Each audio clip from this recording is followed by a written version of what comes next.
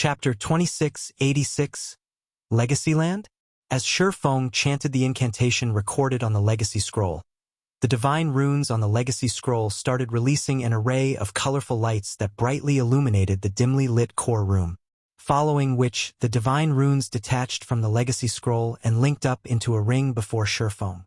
A short moment later, an incomparably dark vortex appeared within this ring of runes. The black vortex was 3 meters tall.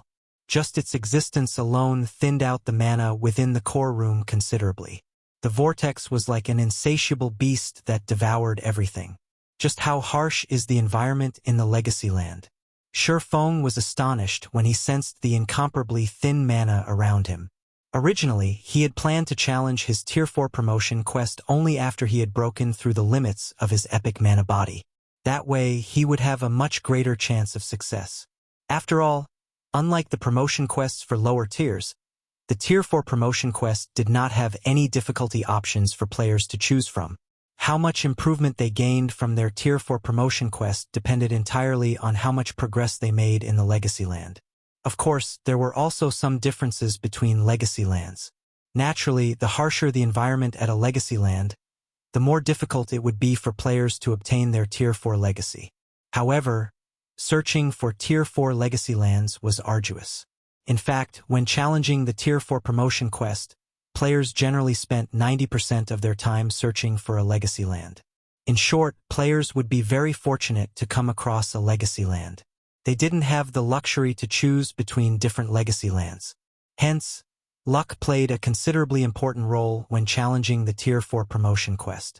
With luck, one would find a good Legacy Land and have an easier time obtaining the Tier 4 legacy.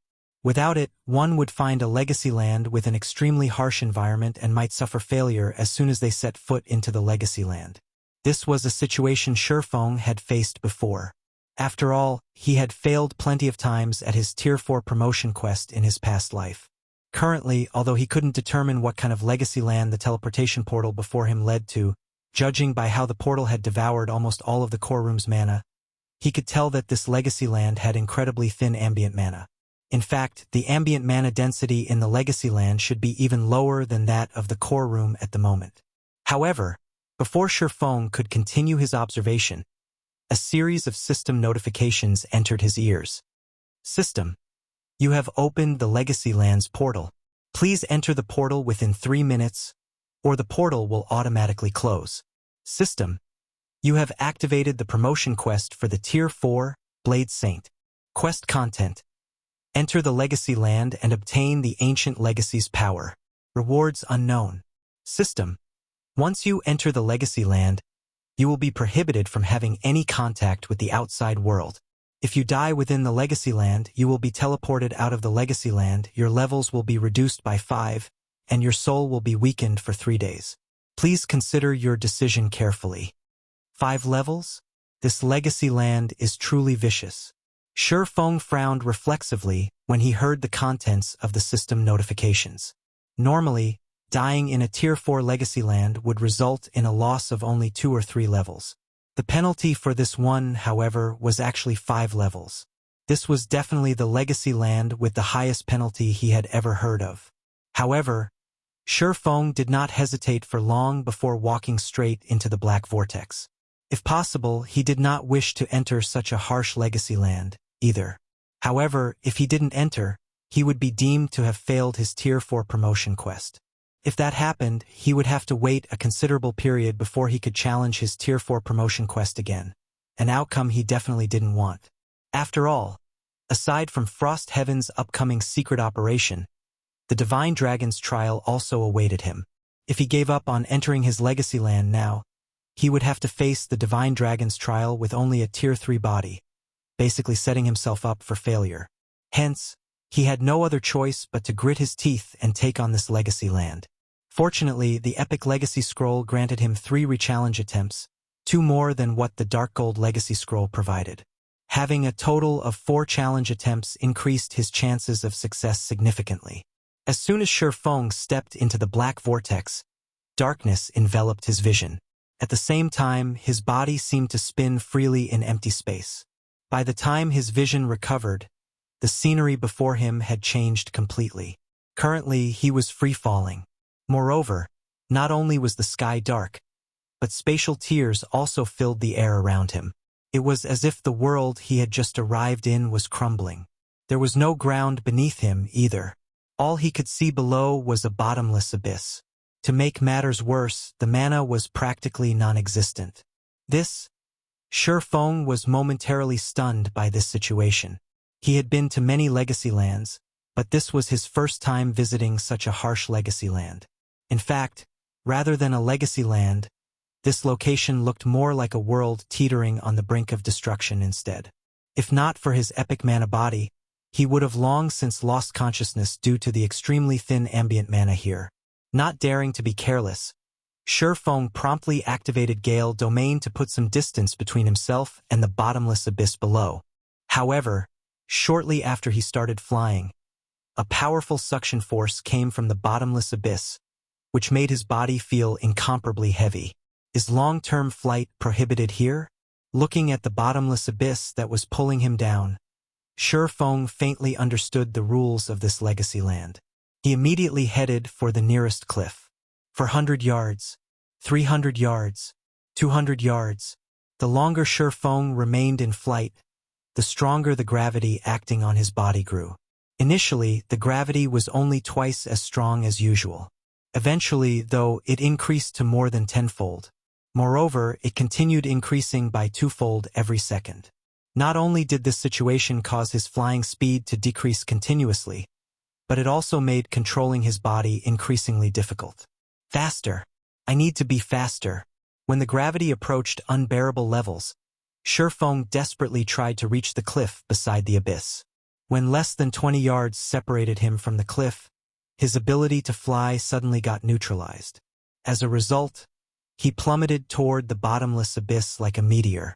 To make matters worse, the gravity acting on his body still kept increasing, which, in turn, accelerated his speed of descent. This won't do. At this rate, I'll die from the wind pressure before I even hit the ground. After free-falling for a dozen seconds, Shurfeng already found the increasing wind pressure pushing against his body unbearable. At this rate, he would most likely die after another few dozen seconds of freefall. He took out a bunch of advanced frost grenades from his bag and detonated them on his back. Boom, boom, boom. Along with the sounds of explosions, a series of ice flowers appeared in midair. Although Shurfeng ended up losing over 20% of his HP and got himself covered in a layer of frost from the frost grenades, the impact of the explosions propelled his body a lot closer to the nearby cliff. However, despite the distance to the cliff narrowing, his complexion remained grim. After all, if he collided with the cliff at his current speed, he was still unlikely to survive. In the next moment, the armor Shurfeng wore also started turning red-hot. Just as he was about to crash into the cliff like a blazing meteor, he activated Heavenly Dragon's power, instantly increasing his basic attributes, defense, and HP by a significant margin. He then unsheathed the abyssal blade and stabbed it into the cliff. Boom! After getting stabbed into the cliff wall, the abyssal blade tore the rocky surface as Shurfeng continued sliding down. At the same time, his HP also started depleting rapidly. 75%, 60%, 30%. Fortunately, his body finally came to a grinding halt with his HP just below 500,000. After pulling himself out of the clutches of death, he breathed out a deep sigh of relief. If not for Heavenly Dragon's power, he really would have died just now. Is this really a legacy land? Confusion filled Shurfeng's heart as he gazed at the bottomless abyss beneath him. Although legacy lands weren't known for their friendly environments, none of them had such a harsh environment, either. Currently, he couldn't see any signs of life in this legacy land, let alone monsters. Aside from the bottomless abyss, the only other thing within sight were the cliffs surrounding it. He couldn't find any traces of an ancient legacy at all. Read latest chapters at Wuxia World. EU, however, as Shurfeng was trying to figure out what he needed to do in this legacy land, several thunderous roars came from the bottomless abyss. A short moment later, gigantic figures emerged from the abyss. And upon seeing these figures, Shurfeng could not help being dumbfounded.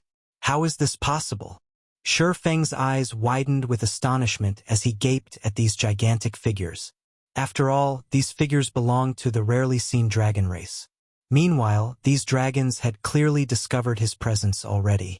Chapter 2687, Infant Black Dragons. Before Feng could snap out of his daze, the 3 black dragons with 60-meter wingspans flapped their wings and transformed into a blur as they flew straight at him. Infant Black Dragon. Dragon, Great Lord, level 122 HP 4, 200, 000, 000/4, 200, 000, 000. Crap! Feng cursed out loud when he saw the 3 infant black dragons zooming toward him. Although his opponents were merely Tier 3 infant dragons, as creatures belonging to the apex race in God's domain, they were still far stronger than ordinary Tier 4 mythic monsters. Not to mention, there were 3 of them. With the power these infant dragons wielded, they could easily destroy the current Silverwing city. They simply weren't existences individual Tier 3 players could hope to go up against. In fact, even Tier 4 players would have to take the long way around if they came across a force of 3 Tier 3 infant dragons. To make matters worse, not only was Feng currently stuck to a cliff, but an incredibly powerful gravitational force was also dragging on his body. Despite having Heavenly Dragon's power activated right now, he couldn't move his body normally. Clashing with these infant black dragons would simply guarantee an early death. He immediately unsheathed Killing Ray and stabbed it into the cliff wall as well. He then started climbing up the cliff with all his might using his 2 swords. However, the gravitational pull from the abyss was simply too powerful, and Feng could not climb quickly, even if he wanted to. In the end, before he could climb 20 yards, one of the infant dragons had already arrived before him and sent its massive claw smashing at him. The speed of the claw was also so fast that his only option was to receive it. Scram! Feng bellowed as he swung the abyssal blade at the claw, the power the magic weapon carried so great that it even tore through space itself. When the abyssal blade came into contact with the infant dragon's claw, not only did the magic weapon repel the gigantic claw, but the force of the blow even pushed the infant dragon backward by more than 10 yards. This result shocked the infant dragon, and its golden eyes gazed at Feng in astonishment. As a member of the apex race that represented destruction, it had actually lost to a lower existence of the same tier in a direct confrontation. Normally, something like this should be impossible, yet this impossible feat had actually occurred just now. However, despite having repelled the infant dragon's attack, Feng did not show any signs of excitement at all. Due to the strength boost provided by the Heavenly Dragon's power and the Dragon's Domination passive skill, his strength indeed surpassed that of a level 122 infant black dragon. However, as he was currently stuck on the side of a cliff, the only thing he could do was passively defend against the infant dragon's attacks. He couldn't launch any counterattacks or run away. Meanwhile, Heavenly Dragon's power had a very limited duration. Once he lost the strength buff from the Berserk skill, he would have a much harder time coping with the infant dragon's attacks. Roar! As the repelled infant dragon roared angrily, another infant dragon appeared beside Feng and attacked him. While Feng had his hands full with the second infant dragon's attack, the first infant dragon, which had gotten repelled, actually opened its mouth and used dragon breath on him. Even with his current basic attributes, Feng did not dare take on the dragon breath of a true dragon. Gritting his teeth, he yanked Killing Ray out of the cliff and let the gravity drag himself down. When produced by a true dragon, a Tier 3 dragon breath carried enough power to rival even ordinary attacks at the peak Tier 4 standard. Moreover, dragon breath was an AoE attack, so defending against it with normal attacks was impossible. Although Feng had the option of using his mana technique, with how thin the ambient mana was in this legacy land, by the time he gathered enough mana to execute Light Shadow, he would have already been burned up by the infant dragon's dragon breath. Boom! In the next moment, a black beam struck at the spot where Feng was originally hanging and bored a hole into the cliff. As for Feng, after dodging the attack, he quickly stabilized himself further down the cliff. As expected of a true dragon breath, I'd probably get pushed back even if I used Light Shadow against it. Feng could not help his astonishment as he gazed at the massive hole that had appeared some distance above him. With just one attack, the infant black dragon had carved a hole with a 30-yard radius into the sturdy cliff. Feng, on the other hand, was just barely able to stab his swords into the cliff, even with the boost from Heavenly Dragon's power. Without the Berserk skill's help, he would be able to stab only half their length into the cliff at best. However, before Feng could fully appreciate the infant black dragon's Tier 3 dragon breath, the two other infant dragons used their dragon breaths on him as well. Roar! Two black beams instantly shot at Feng, the range they covered making it utterly impossible for him to avoid them. Seeing this, Feng instinctively activated absolute defense to block the two dragon breaths. However, because the cliff he was clinging to got vaporized, he lost his foothold and started plummeting toward the bottomless abyss once more. Seems it's over. Feng could not help a bitter smile when he looked at the bottomless abyss beneath him, then the three infant black dragons chasing after him. Not only was there a bottomless abyss that exerted an insane gravitational pull on him, but there were even 3 infant black dragons roaming the area. The difficulty of this legacy land was simply unheard of. He couldn't even keep himself alive for more than a few minutes in this legacy land, much less search for the ancient legacy hidden here. In other words, this legacy land was basically made to toy with players seeking to challenge their Tier 4 promotion quest. However, just as Feng was mentally preparing himself to give up on his Tier 4 promotion quest, several gleaming lights suddenly appeared on the pitch-black cliff. The lights carried a faint hint of divine might that made his soul shudder involuntarily. The ancient legacy fragments? Shock and excitement flashed in Feng's eyes when he looked at the fading lights. Just now, he'd concluded that this legacy land was a prank on players. However, it now looked like that was not the case at all. Although the gleaming lights coming from the cliff had soon vanished from sight due to his rapid descent, he was certain he had sensed divine might coming from those lights.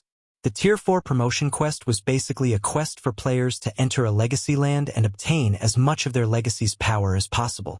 Normal classes generally needed to accumulate 70% of their legacy's power to reach Tier 4, while peak classes needed roughly 85%. He had seen quite a few streaks of light on the cliff, which meant that there should be a considerable number of legacy fragments there. If he could reach that location, he might be able to obtain enough legacy power to complete his promotion quest. After reaching this conclusion, Feng abandoned the idea of giving up on this legacy land. Locating the legacy fragments hidden within a legacy land was generally incredibly difficult and time-consuming. Now that he knew where they were, he naturally couldn't give up without trying. However, despite his change of mind, thinking back to the 3 infant black dragons gave him a huge headache. Read latest chapters at Wuxia World. It might have been fine if his opponents were any other Great Lord ranked monsters. In fact, even if he had to go up against 3 Tier 4 mythic monsters simultaneously, he was confident he could collect the legacy fragments while keeping himself alive. However, going up against 3 Tier 3 dragons simultaneously was simply too much. In fact, 1 infant black dragon would most likely be more than enough to whittle him to death within a short time. After all, the gravitational pull the abyss exerted was simply too powerful. While subjected to this gravitational pull, he couldn't bring out even half of his strength. At the same time, he didn't have any footholds he could shift to, which made dodging and blocking the infant dragon's attacks extraordinarily difficult. No, that's not right.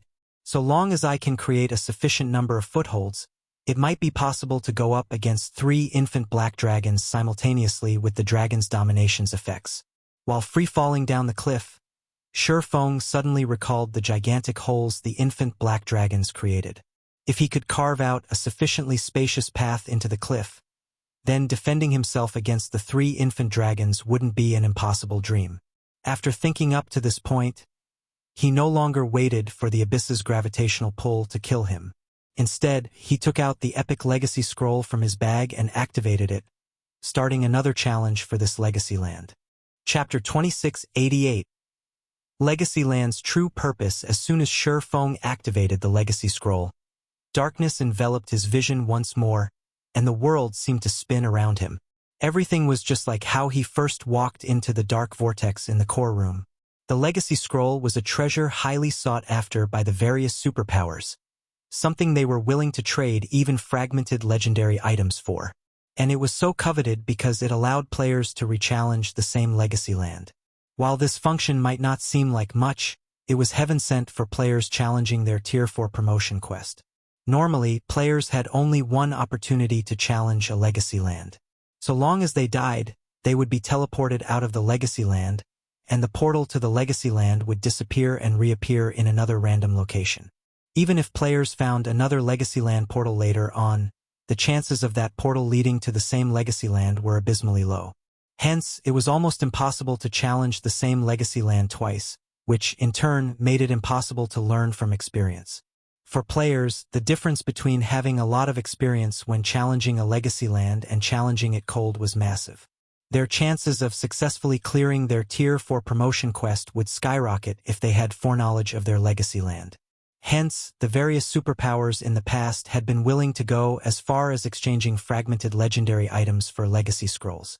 In the eyes of ordinary players, this transaction would seem somewhat stupid. In reality, however, the difference between Tier 3 and Tier 4 was like the difference between life in the mud and in the clouds. Moreover, as players reached higher levels, the disparity in strength would only widen. After all, the opportunities Tier 3 and Tier 4 players could encounter and secure during the later stages of the game were completely different. Moreover, there was the difference in the amount of basic attributes Tier 3 and Tier 4 players gained whenever they leveled up. Meanwhile, after a short moment in the darkness, Surefeng reappeared in the sky above his first Legacy land. And like before, his body started free-falling toward the bottomless abyss below him. Moreover, the cooldown of all of his skills and spells had been refreshed, the current situation making it seem as if he had gone back in time. Good. A quick check found that even the additional skills of his weapons and equipment had been refreshed. He immediately activated Gale Domain and flew straight to the nearest cliff. Previously, he had wasted a lot of time observing the Legacy land. As a result, by the time he activated Gale Domain, the gravitational force acting on his body had already increased considerably, which had, in turn, reduced his speed and maneuverability by a significant margin. This time, though, as he had activated Gale Domain almost as soon as he arrived in the Legacy land, he was able to fly at nearly double the speed he had before. In the end, he managed to reach the nearest cliff in just 15 seconds, with a lot of flight time remaining.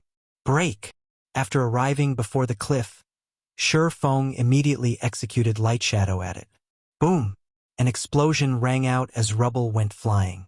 However, to Surefeng's surprise, the Phantom Greatsword had only managed to carve out a single tear the size of a human adult, barely enough for one person to stand in.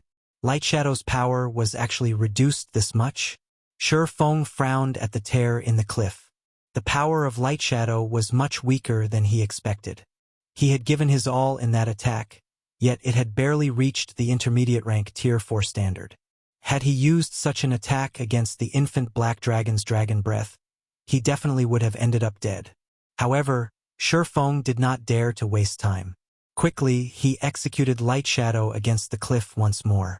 By the 8th time he executed Light Shadow, Gale Domain finally expired. Fortunately, he had managed to carve out an adequate foothold for himself. With this foothold, he should have enough space to dodge and block the infant Black Dragon's attacks. However, when Surefeng gazed down at the bottomless abyss, he could not help massaging his temple. Although his current situation was much better than before, he still had massive problems to deal with. Setting aside the 3 infant dragons, just the fact that he needed to carve a path down the cliff was already a huge problem. Each use of Light Shadow only allowed him to carve out a small hole fit for one person to stand in. The hole was also only 1 meter deep. However, by his estimates, he needed to descend several kilometers to reach the area where he had seen the Legacy fragments. In that case, he wouldn't be able to reach the Legacy fragments even after executing Light Shadow for a month. Although he could increase the destructive power of his attacks by using Berserk skills were meant to save his life. They should not be used unless absolutely necessary, especially in this godforsaken Legacy land. There were simply too many unknown dangers here. If he used up his Berserk skills too quickly, he would definitely die when a truly dangerous situation popped up. It seems I have to find a way to increase the power of my attacks. After giving the matter some thought, Surefeng concluded that this was his only option. Using summoning tools was impossible while inside a legacy land. Players weren't allowed to summon their personal guards here. In such a situation, the only way he could reach the legacy fragments as quickly as possible was to raise the raw power of his attacks. However, such a feat was easier said than done. The mana technique Light Shadow was currently the strongest move in his repertoire. Even bronze combat techniques could not hold a candle to it. However, if he simply relied on Light Shadow to carve a path down, he wouldn't reach the legacy fragments even if he tired himself to death. He needed a qualitative improvement to his raw power. If I wish to increase the power of my attacks, aside from breaking through the limits of my mana body, the only other option is to improve my mana technique. Without any inspirations, trying to break through the mana body's perfect state is utterly impossible. In that case, I have no choice but to try to master the second sword, Holy Devour. As Surefeng sensed the mana surrounding him, an idea struck him. Although the environment here is extremely harsh and the density of the mana here is close to zero, my brain doesn't feel any discomfort. The environment here is roughly similar to that inside the Legacy Gate. Could the environment here be created for the purpose of helping players learn mana techniques? Having thought up to this point, Surefeng felt that there was a high possibility of his guess being correct. Legacy lands were termed as such because they provided guidance to their challengers. They weren't created to extinguish all life. Meanwhile, in low-mana environments, players would have an easier time not only sensing the mana flowing within their mana bodies but also training in mana techniques. This was because the ability to control one's mana played an important role in executing a mana technique. And in a low-mana environment, players wouldn't have to deal with as much interference from the ambient mana as they normally would, which, in turn, allowed them to perceive and control their mana better. Moreover, it was important for players seeking to get promoted to Tier 4 to possess an adequate degree of mana control, aside from fully unlocking their mana bodies. After all, the birth of a mana domain relied heavily on a player's ability to control mana. Surefeng unsheathed the Abyssal Blade and started trying to execute the second sword, Holy Devour. The most important point to take note of when executing Light Shadow was the shaping of mana. The complexity of the technique involved in doing so could inspire despair even in peak experts. Only domain realm experts that had developed their mana control to a certain extent could execute Light Shadow. Holy Devour, on the other hand, required its user to materialize mana. Without sufficient understanding of the operating principle and structure of mana, executing Holy Devour would be utterly impossible. Read latest chapters at Wuxia World. Previously, Surefeng had not held much hope of learning how to execute Holy Devour while he was still at Tier 3. After all, the degree of perception and control of mana required to execute the technique reached inhuman levels.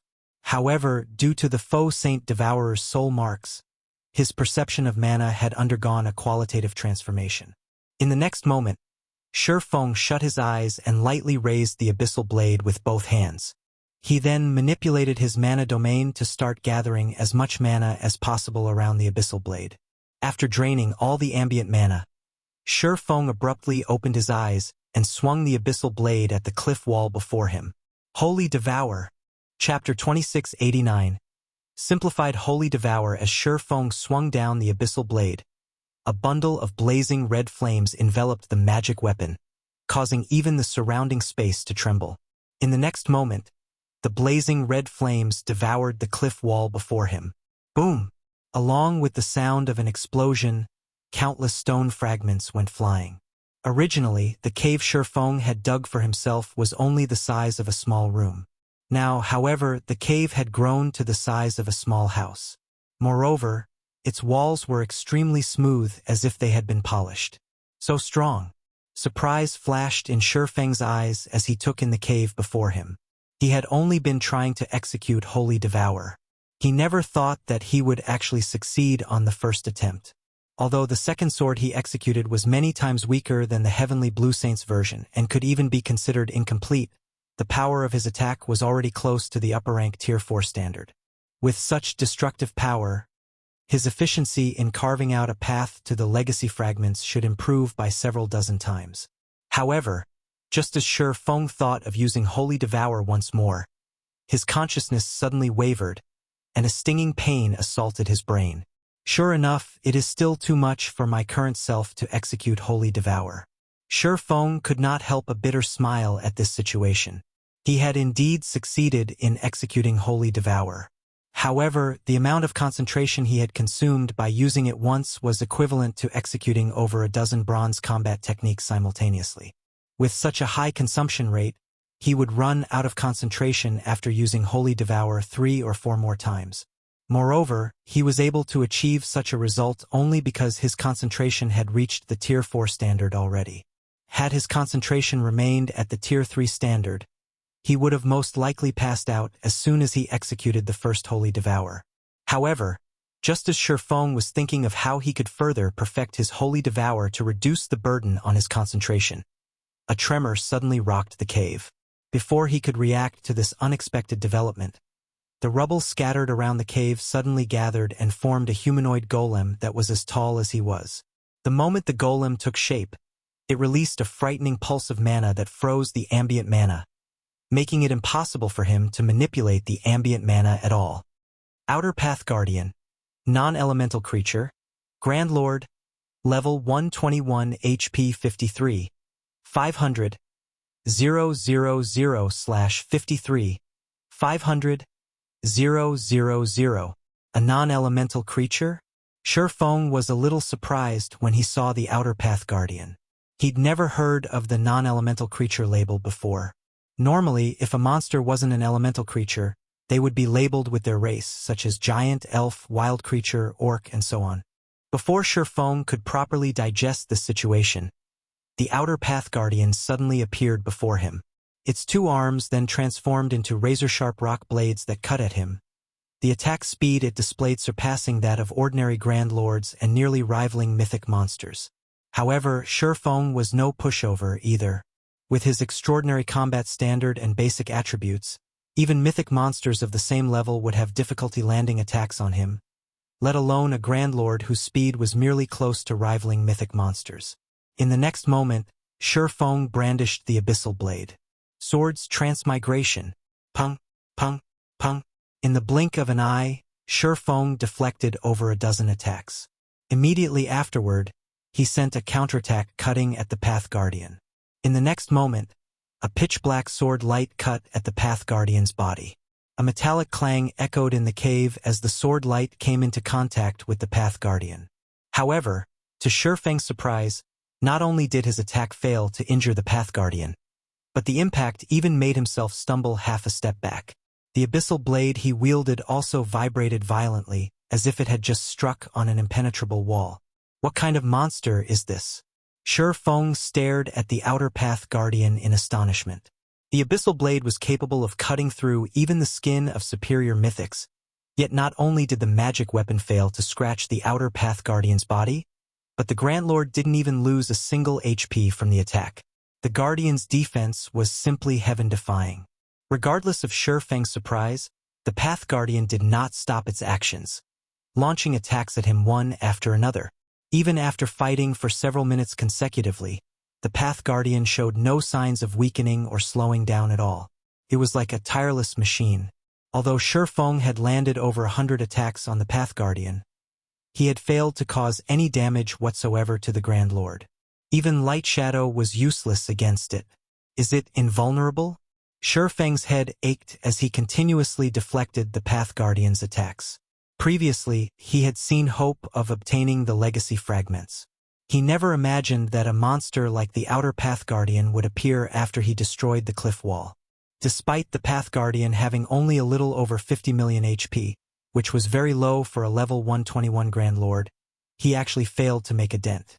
At this rate, he would collapse from exhaustion before he could even secure the legacy fragments. Time passed quickly. Before Shi Feng realized it, over a dozen minutes had elapsed already. However, despite having attacked every possible weak point he could find on the Outer Path Guardian, he still hadn't damaged the Grand Lord. To make matters worse, The frozen ambient mana meant that he experienced none of the recovery effects he would normally experience when surrounded by mana. He would collapse from exhaustion after another hour of fighting at this rate. Screw it. Surefeng gritted his teeth and gripped the abyssal blade with both hands before executing Holy Devour against the Outer Path Guardian. If even this is no good, I'll have no choice but to use Berserk skills. Holy Devour was currently the strongest move he could execute without transforming into a Black Dragon King. If even Holy Devour was incapable of harming the Path Guardian, he would have to use a Berserk skill to boost his strength further, something he wished to avoid doing if possible. Immediately, a scorching inferno engulfed the Outer Path Guardian. Boom! In the next moment, the Path Guardian's body shot out of the blazing inferno like a cannonball and smashed into the back of the cave. Cracks formed on the Path Guardian's originally invulnerable body, and the Grand Lord's HP also fell by over 3.7 million. It was effective? Surefeng was surprised as he looked at the Path Guardian lying on the ground. Previously, even Light Shadow failed to damage the Outer Path Guardian. However, not only did Holy Devour succeed in damaging the Path Guardian, but its effects even far exceeded his initial expectations. Did I break through its defensive limit? Surefeng wondered. However, he quickly shook his head and denied the thought. No, that's not right. Even if my attack exceeded the Guardian's defensive limit, it shouldn't have produced such overwhelming results. He had plenty of experience in surpassing a monster's defensive limit. Hence, he knew that exceeding a monster's defensive limit wouldn't allow him to suddenly go from dealing 0 damage to dealing over 3.7 million damage. Moreover, normally, even if one failed to exceed a monster's defensive limit, the monster should still receive some form of damage after receiving an attack. A non-elemental creature, a mana screen, and Holy Devour? Surefeng continuously racked his mind as he watched the Outer Path Guardian slowly standing back up. Although he had successfully damaged the Path Guardian already, in his current state, he could execute Holy Devour only 1 or 2 more times. Hence, his situation remained dire. It was necessary for him to identify the reason why he had succeeded in damaging the Path Guardian. Otherwise, even if he activated his Berserk skill, he would only end up wasting it. Following which, Surefeng arrived before the Path Guardian and executed Light Shadow against it. However, just like the last time he had used the mana technique, he failed to inflict any damage on the Grand Lord. Since Light Shadow is ineffective against it, I'll have to use another method. Seeing the Path Guardian slashing its 2-blade hands at him once more, Surefeng sidestepped, then slipped behind the Guardian. He concentrated his mana within the Abyssal Blade as if he were executing Holy Devour, but did not let any of the mana escape the magic weapon.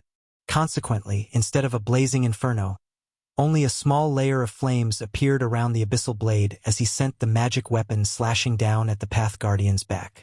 In the next moment, the Abyssal Blade actually cut into the Path Guardian's sturdy body, inflicting over 1.6 million damage on the Grand Lord. Sure enough, Surefeng's eyes glowed with excitement at the success of his attack. After seeing that Holy Devour was highly effective against the Path Guardian while Light Shadow was completely ineffective, it was clear to Surefeng that the Path Guardian's defensive limit had nothing to do with why one could deal damage to it while the other couldn't. Instead, the reason for this situation lay in the difference between the two techniques, the method of utilizing mana. Light Shadow was a technique that gave shape to mana, whereas Holy Devour was a technique that caused mana to go berserk before materializing it to exhibit a frighteningly destructive power that could destroy even the very essence of matter. Currently, although he did not fully execute Holy Devour, he had materialized his mana and concentrated it on the Abyssal Blade. By doing so, he was able to drastically reduce his consumption of mana and concentration while still utilizing the effects of materialized mana. Only, the raw power and scale of his attack were considerably smaller compared to those of the real Holy Devour. Basically, he had executed a simplified version of Holy Devour. Meanwhile, after achieving success once, Surefeng promptly started bombarding the Path Guardian with attacks. In terms of combat power, the Outer Path Guardian was significantly inferior to ordinary mythic monsters. The only thing that made it a challenging foe was the fact that it could be damaged only after certain conditions were met. However, now that Surefeng had met these conditions, the Path Guardian's 53.5 5 million HP was nothing. In less than 2 minutes, Surefeng had depleted all of the Outer Path Guardian's HP. The Guardian's rocky body then crumbled and scattered on the ground. Meanwhile, along with the Outer Path Guardian's death, not only did Surefeng's experience bar fill up by a significant margin, but a stream of black mist also flowed into his heart. In the next moment, fragmented images appeared before him one after another. At the same time, a system notification also entered his ears. Read latest chapters at Wuxia World. System. You have obtained 5 legacy power points. Tier 4 legacy completion rate at 0.5%. When legacy completion rate reaches 85%, you may attempt to activate your Tier 4 legacy. Legacy power? Surefeng was surprised to see the system notification. He never thought that killing the Outer Path Guardian would actually grant him legacy power. Collecting legacy power using this method would be much easier than trying to descend into the abyss and reach the legacy fragments. Meanwhile, shortly after the Outer Path Guardian died, its body exploded into bundles of light that hovered quietly in midair, expelling all the mana in the surrounding space. Chapter 2690, Unknown Metal Fragments. What a powerful phenomenon. Surefeng's heart was filled with surprise when he saw the dozen or so items quietly hovering in midair. He had seen many kinds of monster loot before. He had even seen loot accompanied by a holy chant. However, this was the first time he had seen or heard of the phenomenon the Outer Path Guardian's loot created. Currently, all mana within a 50-yard radius of the dropped items was getting banished from the area. Even the mana within his body was rapidly depleting. Right now, if a player with a silver mana body were standing here, they would most likely have lost consciousness instantly from mana exhaustion. Seeing this situation, Surefeng did not dare hesitate for too long. Immediately, he stepped forward and tried to store the loot in his bag space. However, the instant he touched one of the dropped items, a system notification entered his ears. System. This item should not be stored, as it has an extremely powerful repulsion toward mana. Storing it in your epic spatial bag involves a certain degree of danger. Do you wish to store this item in your epic spatial bag? Should not be stored? Surefeng was quite surprised at the system notification. However, despite his surprise, he still chose to store the loot in his epic spatial bag. After all, he would lose his life if he didn't put the items into his bag space and allowed the mana repulsion field to continue existing. As he stored the items in his bag one after another, the mana environment within the cave gradually recovered. Upon seeing this, he could not help a sigh of relief. How close. These items truly are strange. Had I been a few seconds later in taking action, they probably would have drained all my mana. Sitting down, Surefeng shuddered involuntarily as he checked the 15 new items inside his bag space. Previously, the Outer Path Guardian was already plenty astonishing, as it could actually freeze the mana around it, preventing players from using the ambient mana. For players that relied heavily on skills and spells during combat, this was a fatal ability. However, these dropped items were even more amazing. They had directly banished all the mana within a 50-yard radius. Not even the mana within his body was exempt. This situation was simply unheard of. If players encountered these extraordinary items without any means to store the items, they would definitely meet their deaths. Despite Surefeng's wariness toward these items, he could not hold back his curiosity and started inspecting them. After he used his identification skill on these items, he was stunned. He couldn't appraise any of these 15 metal fragments. Even after he activated Omniscient Eyes, all he got was that these metal fragments were named as Unknown Metal Fragment, and that they were originally part of a weapon. Crap! What kind of weapon was it? Isn't it a little too amazing? Just its fragments alone are so powerful already. Even legendary weapons are not that powerful. Surefeng was astonished when he saw the little information Omniscient Eyes obtained. In God's domain, legendary items usually deteriorated into fragmented legendary items because their core component had suffered damage, which prevented them from exhibiting their true might. However, if a legendary weapon got shattered into numerous fragments, rather than becoming multiple fragmented legendary weapons, the legendary weapon would become garbage. Only if the shards were recast and more material was added was there a chance of them becoming a fragmented legendary weapon. Yet, despite not having undergone any rework, the fragments in his bag still exhibited such a powerful mana repulsion effect. Even the strongest legendary weapons he had heard of were unlikely to be so powerful. However, Surefeng did not dwell on the metal fragments. After getting enough rest, he left them sitting inside his bag space and resumed attacking the cliff wall. Since he now knew that the Outer Path Guardians provided legacy power and that the Guardians spawned from the rubble of the cliff, he naturally wouldn't let this opportunity to kill two birds with one stone get away. However, despite Surefeng repeatedly using Holy Devour on the cliff wall, not every attack of his caused an Outer Path Guardian to spawn. Roughly one Guardian spawned for every 3 or 4 attacks he executed. As a result, his accumulation of legacy power wasn't going as fast as he initially expected. Moreover, because of the legacy land's harsh environment, which severely hampered stamina and concentration recovery, Surefeng's recovery rate wasn't particularly fast despite the high-ranking foods and beverages he consumed. At best, it was like he was resting inside an ordinary town. Fortunately, he was familiar with the harsh environments of Tier 4 legacy lands and had made preparations beforehand. Long before he could challenge his Tier 4 promotion quest, he had already tasked Melancholic Smile with stockpiling a large amount of high-ranking foods and beverages in the guild's warehouse for both himself and the rest of the guild's core upper echelon. Hence, he currently had more than enough high-ranking foods and beverages to last him for 2 whole months. As Surefeng relentlessly attacked the cliff and killed Outer Path Guardians, his experience bar filled up rapidly. His mastery over the simplified Holy Devour also improved.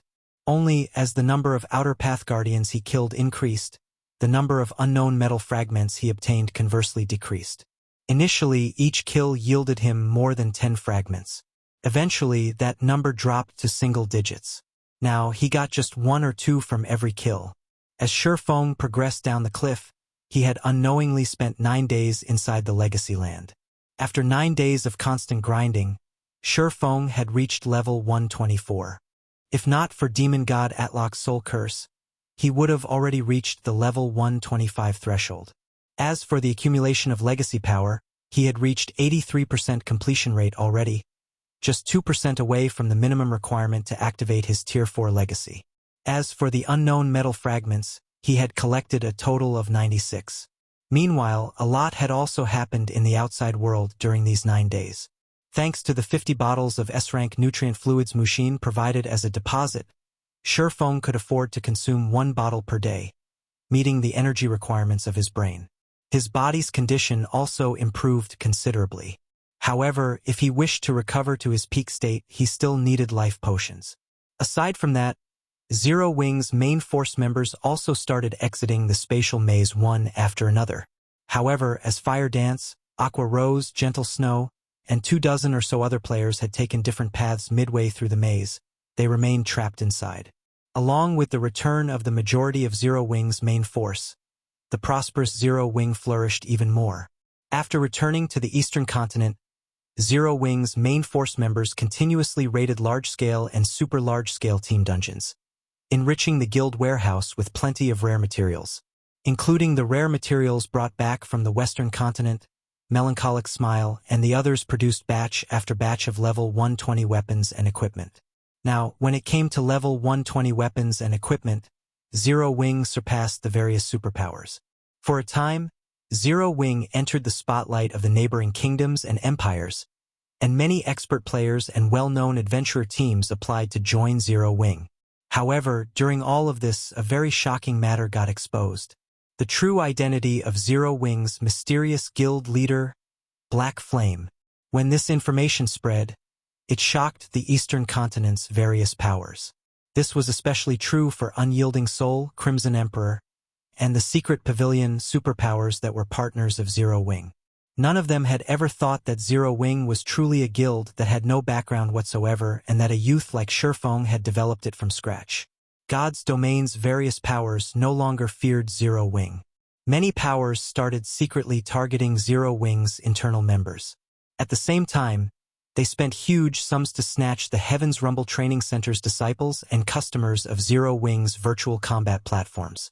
They even offered astronomical prices to poach Zero Wing's core members, resulting in a brain drain of Zero Wing's internal members and core members day after day. Guild leader, another dozen core members have applied for withdrawal today. In addition, quite a few training centers and dojos disciples have come challenging our training center's disciples, and several of our disciples got injured. Even Master Lei Bao himself got challenged by a mysterious half-step grandmaster martial artist on his way home and ended up suffering heavy injuries. That mysterious expert warned Master Lei Bao that if he remained in Zero Wing, there would be more of such incidents. Moreover, several superpowers have sent representatives to our headquarters. They say that so long as we let them become shareholders of Zero Wing, they'll make all these problems go away, Liang Jing reported in frustration. However, these still aren't the most crucial matters. The biggest problem is that the suppliers that previously provided us with S-rank nutrient fluids and state-of-the-art training facilities now refuse to do business with us. Moreover, nobody is commissioning our guild for tasks anymore. At this rate, we can only rely on exchanging coins for credits to maintain our guild's daily operations. Read latest chapters at Wuxia World. I understand. For now, make use of Silverwing City's income to fill in the gaps, Shifeng said, nodding. Also, did you find out which superpower sent that expert that injured Lei Bao? I checked with the secret pavilion. Although the other party hid themselves quite thoroughly, the secret pavilion still managed to find out who sent that expert. It's Dragonheart Island's War Blood Adventurer team, Liang Jing said. War Blood. In an icy tone, Shifeng said, it seems these superpowers really think Zero Wing is some kind of pushover. Do they honestly believe I can't do anything against them? Guild leader, we don't have the home ground advantage on Dragonheart Island. Moreover, Starlink and a few other superpowers have partnered with Warblood. They also have a medium fortress. Right now, our forces are tied up defending Silverwing City and Stone Forest City. If we dispatch a large number of experts to Dragonheart Island, I'm afraid. When Liang Jing heard Shifeng's words, she hurriedly tried to dissuade him from taking any rash actions. I know. I'll handle this matter myself, Shifeng said calmly before hopping back into his virtual gaming cabin and logging into God's domain. Chapter 2691. Breaking through the limit. The gravitational force here is almost the same as what I felt when those infant black dragons appeared. If I continue digging downward, those dragons will most likely notice my presence. After killing another Outer Path Guardian, Shifeng poked his head out of the platform he had carved for himself to look at the bottomless abyss. After 9 days of arduous effort, he had finally reached the altitude where he first came into contact with the infant black dragons. Although the infant black dragons were only Tier 3 Great Lords, they were existences that no individual Tier 3 player could hope to go up against. Not to mention, there were 3 infant black dragons moving together here.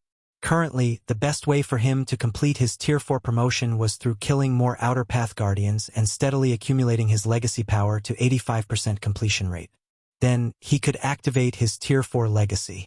However, as he carved his way down the cliff, the frequency of the Outer Path Guardian's appearance decreased. In fact, the Guardian he had just killed took him nearly an hour to spawn. At this rate, he would most likely enter the 3 infant black dragons' perception range by the time he could spawn the next Outer Path Guardian. In that case, he would have to fight the Outer Path Guardian while simultaneously dealing with the 3 dragons' attacks. Sure enough, the main god system won't let players enjoy such an easy promotion. In the end, I still have to obtain one of those legacy fragments. Shifeng could not help a sigh as he looked at his legacy power points. With his current standards, so long as he activated a Berserk skill, swiftly killing an Outer Path Guardian while dealing with the attacks of the 3 infant black dragons should be possible. However, he was still short of 3 Guardian kills to reach the minimum 85% completion rate. Even though he had multiple Berserk skills, the likelihood of him being able to spawn and kill 3 Outer Path Guardians during the limited duration of his Berserk skills was extremely low. After all, the last Outer Path Guardian had taken him nearly an hour to spawn. At best, he would be able to kill 1 Guardian after getting discovered by the infant dragons.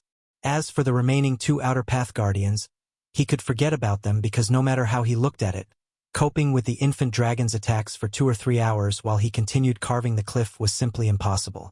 This left him with only one option to complete his promotion quest: obtaining a legacy fragment.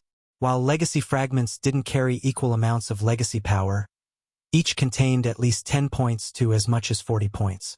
With his current legacy power points, he needed only one legacy fragment to meet the minimum requirement to activate his Tier 4 legacy.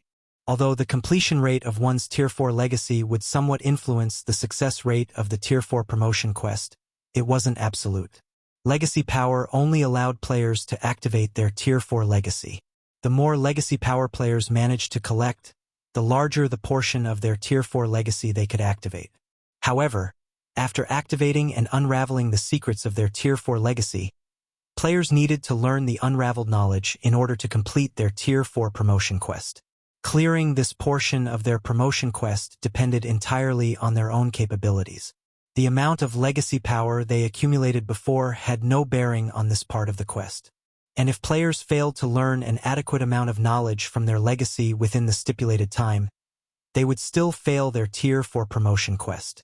In the past, the main reason why most Tier 3 experts failed to reach Tier 4 was precisely this second portion, not the failure to acquire a sufficient amount of legacy power. This was also the reason why the stronger a legacy was, the more difficult the Tier 4 promotion quest would be. The stronger a legacy was, the more complex the information contained within it. For example, legacies belonging to the giant and elven race contained incredibly abstruse information. Hence, those playing as giants and elves faced much greater difficulty when challenging their promotion quests. Even if players geared themselves in powerful weapons and equipment, these items would just allow them to obtain more legacy power and open up more knowledge for them to learn. Players still had to rely on their own learning capabilities to complete their Tier 4 promotion quest. Hence, Surefeng could activate his legacy at 85% completion rate. Reaching 100% wasn't necessary for the completion of his promotion quest. However, trying to reach and obtain the legacy fragments below wouldn't be easy. After all, he had to go up against 3 infant black dragons in the process. There was only so much he could do within the limited duration of his berserk skills. The part where he obtained the legacy fragments would be especially challenging. If a player that did not know how legacy fragments worked were in his shoes right now, they would most likely lose their lives during this process. Players would not automatically obtain the legacy power contained within a legacy fragment. Instead, after securing the fragment, they usually spent between 10 to 20 minutes absorbing the legacy power. And although players did not need direct contact with a legacy fragment to absorb its legacy power, if they went too far away from the fragment, the process would get interrupted, and the fragment would shatter. Due to these reasons, players generally needed to complete the process in a safe environment. With the 3 infant dragons harassing Surefeng, he obviously wouldn't be able to absorb a legacy fragment in safety. He would have to do it while fighting. However, with the berserk skills he had, he simply wouldn't be able to last that long. No, it's not exactly impossible. If I can hold on for some time in my normal state, it might be possible to secure a legacy fragment. After giving the matter some thought, Surefeng decided to take the risk and try to secure a legacy fragment. After all, he was no longer the same as when he first entered the Legacy Land. Not only was he able to execute Holy Devour now, but he had even mastered a simplified version of Holy Devour. Although this simplified Holy Devour was not as powerful as the real deal, the raw power it contained was still superior to that of Light Shadow. With this simplified Holy Devour, he might be able to hold his own against the infant black dragons. After taking a deep breath, he took out the Ring of Gospel from his bag and activated Miniature World and Ring of Brilliance. Now that he had gotten this far in his promotion quest and he had to go up against the 3 infant dragons no matter what, he no longer had any reason to hold back his cards. Upon Ring of Brilliance's activation, the density of the ambient mana gradually increased. As for Surefeng himself, his basic attributes rose by 5%. Although Ring of Brilliance's effects were significantly weakened, every little improvement counted now.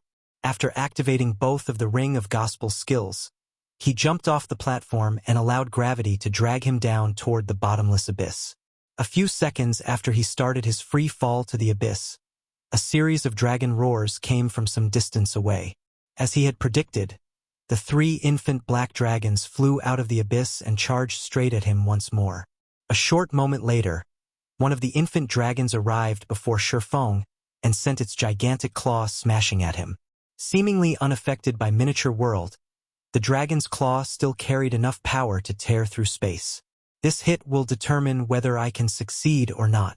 Having prepared for this attack beforehand, Surefeng promptly lashed out against the approaching claw with the abyssal blade. In the next moment, the blazing red abyssal blade cut at the infant dragon's massive claw. Boom! When the two attacks collided, a loud metallic clang echoed throughout the abyss, and dazzling sparks illuminated the space around Surefeng and the infant black dragon. Surprisingly, the dragon's massive claw actually got knocked off course and smashed into the cliff wall nearby, digging out a huge chunk of the cliff. Surefeng, on the other hand, came out of the clash completely unscathed. Moreover, the impact accelerated his descent into the abyss even further. Good. There's a chance. Surefeng grew ecstatic when the abyssal blade deflected the infant dragon's claw. Previously, his greatest worry was that he would not be able to block the infant black dragon's attacks. After all, he did not activate Heavenly Dragon's power, unlike before. Besides, the infant black dragons had the home ground advantage, free of the abyss's suppression. Even with the effects of miniature world, he would most likely have a difficult time deflecting the infant dragon's attacks. Fortunately, the simplified Holy Devour was sufficiently powerful. Now, even without activating a berserk skill, he could hold his ground against the infant black dragons. With this, what he needed to do next became a lot simpler. Following which, Surefeng continued free-falling while frantically deflecting the 3 infant dragons' attacks.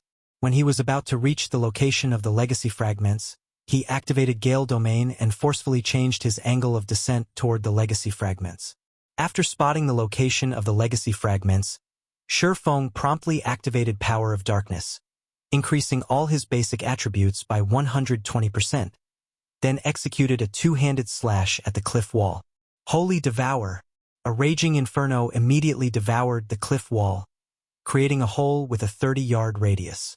At the same time, a fragmented statue the size of a human adult landed inside the hole, radiating a faint glow and a soul-shuddering divine might. System. You have discovered a legacy fragment. Do you wish to absorb the fragment's legacy power? Absorb, Surefeng said without hesitation. As soon as he finished speaking, the fragmented statue released an aurora of lights that pierced his body. Crap, just how much legacy power is in this thing? Surefeng was stunned when he saw the loading bar that appeared before him. According to the loading bar, the absorption process would take 33 minutes. This absorption time far exceeded his expectations. It also far exceeded the total duration of all of his berserk skills. However, under the circumstances, he did not have the leeway to go for a different fragment. If he chose to give up on this fragment, then all of the effort he had put into killing all those Outer Path Guardians would go to waste. At this time, the 3 infant black dragons noticed what Surefeng was doing. Immediately, all 3 of them used dragon breath at him. Damn it!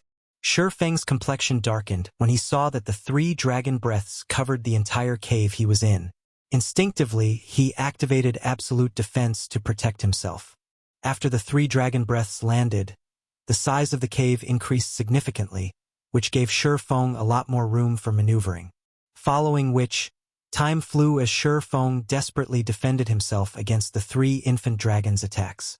10 minutes, 15 minutes, 20 minutes, only 30 minutes had elapsed by the time the duration of Surefeng's final berserk skill, disintegration power, expired. Although he had done his best to fight in his normal state as much as possible and only use his berserk skills when absolutely necessary, he still exhausted all his berserk skills by the 30-minute mark. Without the support of any berserk skills, he had no choice but to rely on the simplified Holy Devour to defend against the 3 infant dragons' attacks. However, although the simplified Holy Devour required less concentration to execute than even Light Shadow, the burden from spamming the technique still took its toll on him. As a result, his complexion grew paler as more time passed. Human, your time is up, You're almost out of stamina and concentration already, while we are still able to continue fighting. Don't even think of leaving alive after you've trespassed into the territory of black dragons. The leading infant black dragon spoke in an ancient language. Despite Shifeng having no knowledge of this language, his mind actually understood the infant dragon's words. No sooner had the infant black dragon finished speaking than the two other infant dragons increased their attack rate, giving Shifeng no room to catch a breather. 1 second, 2 seconds, 3 seconds. As the three infant black dragons' attack rate continuously increased, Shifeng had no choice but to use his trump cards one after another. Darkness Domain, Thunder God's Descent, Divine Steps, Void Shield. However, his complexion paled subsequently with each trump card he expended.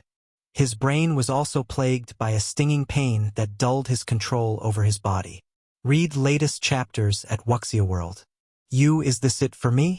At this moment, Shifeng could tell that he had already exceeded the limits of his concentration and that he was losing control over his physical body. Now, he couldn't execute the simplified Holy Devour anymore, completely reliant on dodging the three infant dragons' attacks to keep himself alive. Void Shield's duration was also about to run out, and as soon as it did, the three infant dragons would instantly kill him. Just as Void Shield's duration was about to end, however, a system notification sounded in Shifeng's ears. System, congratulations. Your Tier 4 legacy completion rate has reached 102%. Do you wish to activate your Tier 4 legacy? Chapter 2692, Tier 4 legacy that surpasses 100%, 102%? Despite his waning consciousness, when Shifeng heard the system's mechanical voice, he could not help getting startled. In his previous life, he had never heard of anyone accumulating their Tier 4 legacy's completion rate beyond 100%. At best, one could raise it to 100% and fully unlock all the information their Tier 4 legacy offered. Now, however, his Tier 4 legacy had reached 102% completion rate. Just what did that mean? Shifeng did not dwell on the matter. Now that he had met the requirements to activate his Tier 4 legacy, he activated it without hesitation. Unfortunately, even after he had chosen to activate his Tier 4 legacy, the three infant black dragons showed no signs of letting up. In the next moment, one of the dragon's claws smashed down at Shifeng. Damn it! Even if players managed to activate their Tier 4 legacy, it did not mean that their promotion quest was over. Only after learning an adequate amount of the information contained in their Tier 4 legacy and leaving the legacy land safely would players be considered to have completed their Tier 4 promotion quest. Since there was no room for Shifeng to dodge the approaching claw, and he had no concentration left to execute the simplified Holy Devour, he chose to block the attack with his two swords. Boom! Shifeng's entire body smashed into the ground with a boom. At the same time, cracks formed on his Void Shield. Thank goodness I have the Void Shield to absorb the attack's damage. Otherwise, that move would have taken away at least 1/5 of my HP. Shifeng inwardly celebrated when he saw the cracks on the Void Shield. With the infant black dragons having the home ground advantage, even if he had the heavenly dragon's breath strengthening him and suppressing the dragons, the disparity in strength between the two sides was still massive. Only if he activated a berserk skill would he stand a chance against the dragons. However, as soon as Shifeng pulled himself out of the ground, another claw attack came at him. To make matters worse, before the claw attack even arrived, Void Shield's duration ended, and the barrier protecting him shattered into oblivion. The movement speed bonus he received from Void Shield also disappeared. As a result, he could rely on only his normal speed to dodge the approaching claw. Foolish human. Now that you've lost your final card, even though you managed to activate your legacy, you still won't leave this place alive, the leading infant dragon said as it looked down at Shifeng, a hint of ridicule glinting in its golden pupils. It was in no hurry to attack him at all. Sure enough, it is still too much for me. Shifeng did not try to refute the infant dragon's mockery. Instead, he simply looked at the three infant dragons quietly. According to his original plan, after he had activated his legacy, he would rely on his life-saving measures to put more distance between himself and the abyss to lessen the abyss's suppression effect. He would then try to learn his legacy while escaping. However, he never thought that absorbing the legacy fragment would take up so long that, by the time he finished absorbing the fragment's legacy power, he would have used up all his berserk skills and life-saving skills already. In fact, he had even pushed his concentration to its very limits. It wouldn't be strange if he simply collapsed and lost consciousness right now. Meanwhile, even though he succeeded in activating his Tier 4 legacy, in his current state, trying to learn his Tier 4 legacy while going up against the 3 infant Black Dragon's attacks was simply a fantasy. Although there were differences in complexity between the Tier 4 legacies found in God's domain, normally the more powerful a legacy was, the more difficult it would be to learn it. While he did not know how complex the Blade Saint's Tier 4 legacy was, it shouldn't be easy.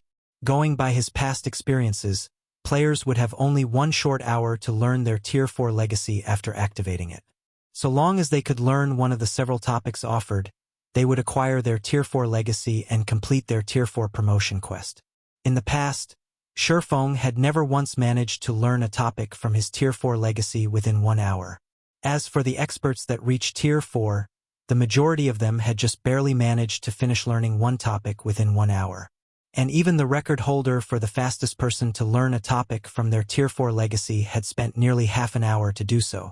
In his current situation, where he had to fight 3 infant Black Dragons in a high-gravity environment, just how was he supposed to learn a topic from his Tier 4 legacy within half an hour? As Surefeng was smiling bitterly, the sound of a notification entered his ears. System. You have activated your Tier 4 legacy. You have unlocked all 4 learning topics of your legacy. You have 1 hour to learn them. So long as you learn just one topic listed below, you will be promoted to Tier 4. Formless Blade, action type, requires Sword Peak Tier 4 legacy skill when activated. Attacks any target within a 300-yard radius 13 times. Every attack carries 180% strength and causes 240% darkness damage. Cooldown, 15 seconds learning condition. Achieve 75% skill completion rate. Magic Light Assault. Action type, requires Sword Peak Tier 4 legacy skill when activated. User will transform into the image of a sword that attacks a target within a 500-yard radius. When transformed, movement speed is increased by 300%, strength by 100%, and agility by 100%. Cooldown, 18 seconds learning condition. Achieve 78% skill completion rate. Blade Guard. Action type. Requires Sword Apex Tier 4 legacy skill draw upon the power of a sword to create a formless wall that absorbs 100% physical damage from one attack. Duration, 3 seconds cooldown, 21 seconds learning condition. Achieve 80% skill completion rate. Blade Domain. Domain type, requires Sword Apex Tier 4 legacy skill inject one's own mana into a sword to create a blade domain that covers a 500-yard radius. While Blade Domain is active, user may control up to 7 magic swords, each carrying 180% strength and causing 300% divine damage. Duration, 5 minutes cooldown, 1 hour learning condition. Achieve 85% skill completion rate, 4 legacy skills at peak rank and above.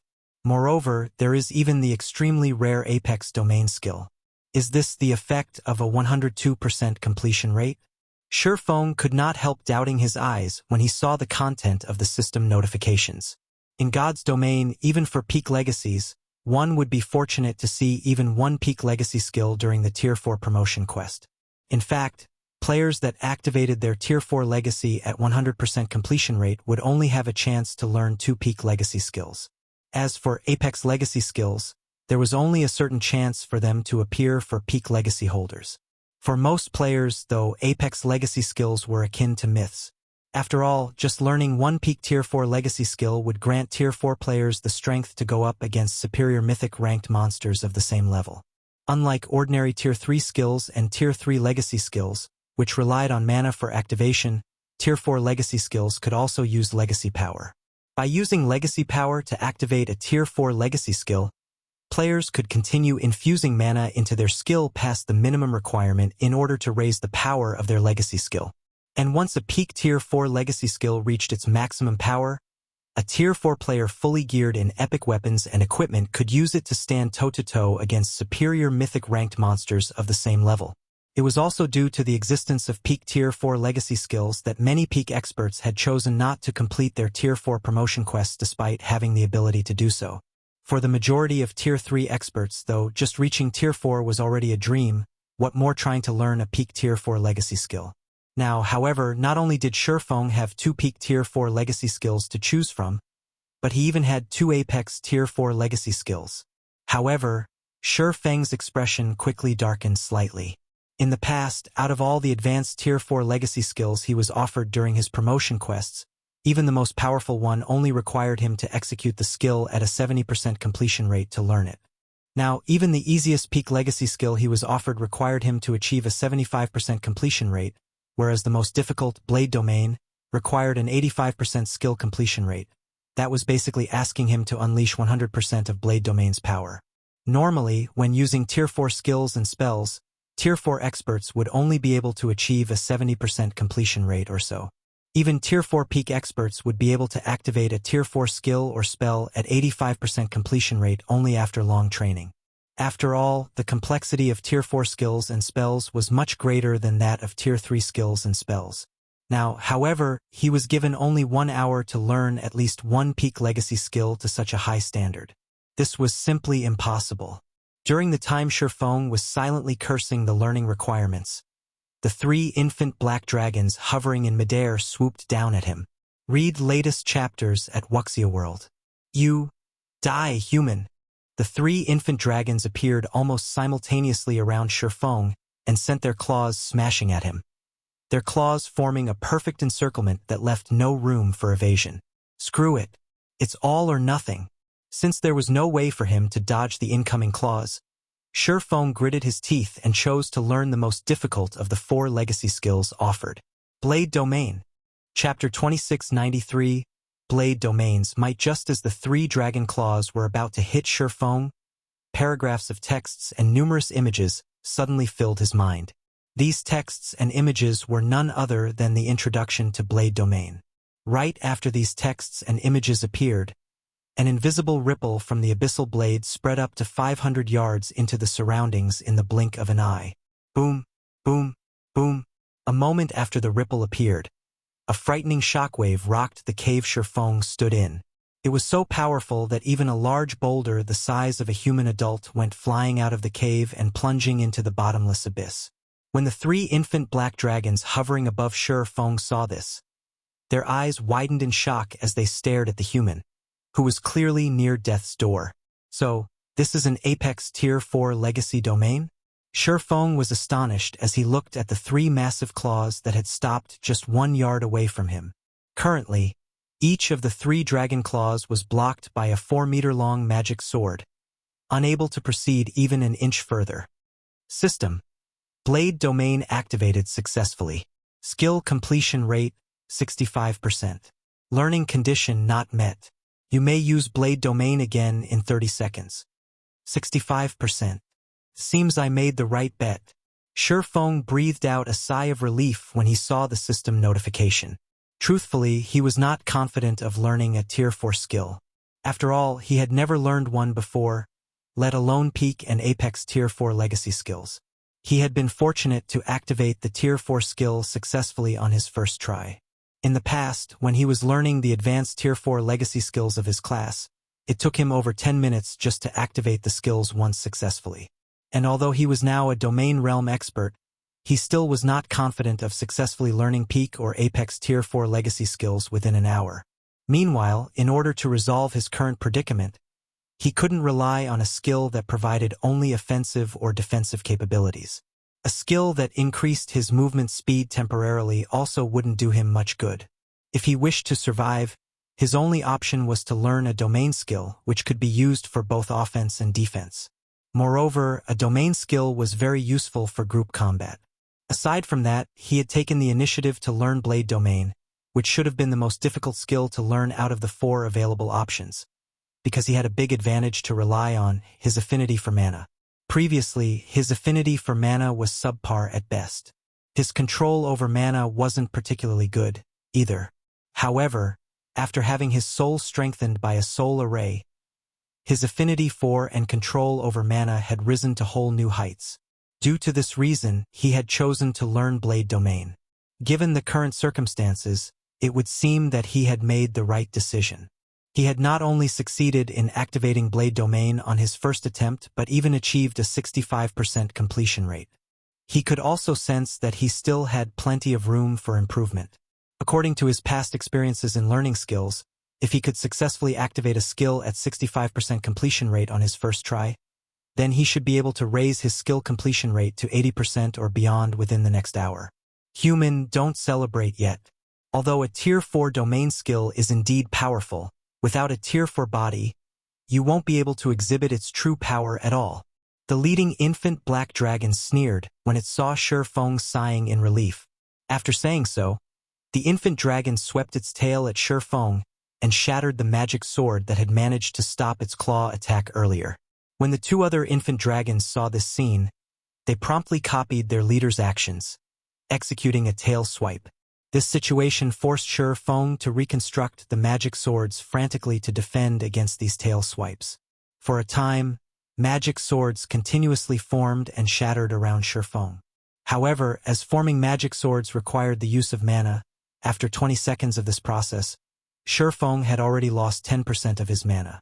At this rate, he would run out of mana in just 3 more minutes and would no longer be able to sustain Blade Domain.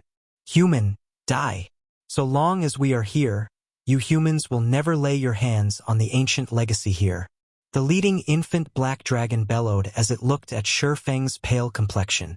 At this time, controlling his mana started to feel somewhat taxing. When trying to mold mana into a specific form, one would have an easier time doing so with abundant mana. In other words, as Shifeng's mana decreased, the difficulty of molding his mana into magic swords would conversely increase. He estimated that if his mana were to fall below the 30% threshold, Blade Domain would most likely be unsustainable. Die! When the infant black dragons saw that Shifeng had already lost 20% of his mana, they simultaneously executed a Tier 3 Draconic skill, Darkness Smash, with their tails.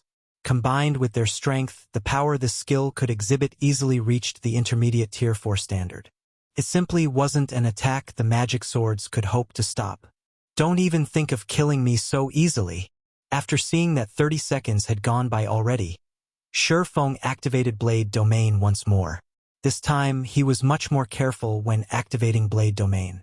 He utilized only the minimum amount of mana to draw the required magic array on the Abyssal Blade. Boom! In the next moment, a crater formed in the ground before Shifeng. At the same time, an astonished look appeared on the infant dragons' faces. Shifeng had blocked their attacks again. How did he improve so quickly?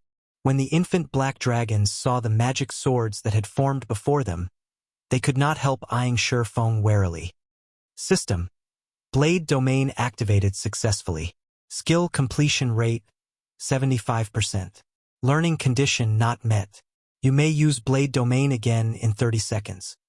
What the infant dragons did not know was that, when they were forcing Shifeng to create more magic swords and deplete his mana, they had also been helping him familiarize himself with the process of creating Blade Domain's magic swords.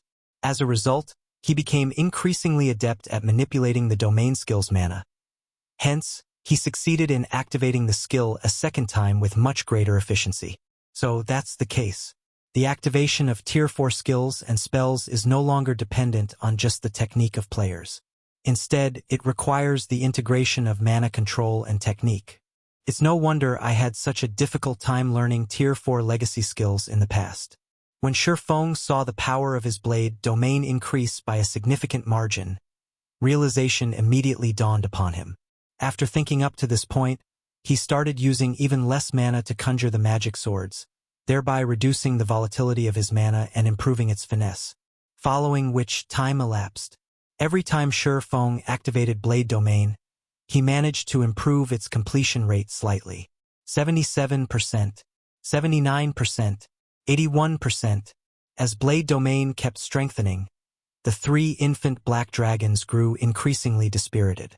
Initially, they were overwhelming Shifeng. Eventually, they ended up fighting on par with him. Now, he actually held the upper hand in battle, relying on 6 magic swords to suppress them and reduce the number of attacks they could execute. Read latest chapters at Wuxia World. After 50 minutes or so had passed. System. Blade domain activated successfully. Skill completion rate, 85%. Learning condition met. Do you wish to be promoted into a Tier 4 Blade Saint and utilize Blade Domain as the core for your mana body? Promote. Chapter 2694 Sword Emperor at last. As soon as Shi Feng chose to proceed with his promotion, he felt as if a hidden door in his mana body had opened, and beyond the door was a mana treasury. Not only did the opening of this door increase the total amount of mana he wielded by a significant margin, but even the excess mana his body radiated had undergone a qualitative transformation. If the mana he radiated before was in a gaseous state, then the mana he radiated now would be in a liquid state. The density and purity of his mana were on a completely different level than before. Moreover, as the dense mana inside this treasury spread throughout his body, Shi Feng's waning consciousness perked up considerably. He could conjure up 6 magic swords with little to no effort, and the mana constituting these magic swords was so dense that the swords looked and felt as if they were solid metal. In the next moment, Shi Feng sent a magic sword stabbing at the leading infant black dragon. The sword crossed the distance of 10 yards instantly and caught the infant dragon completely off guard.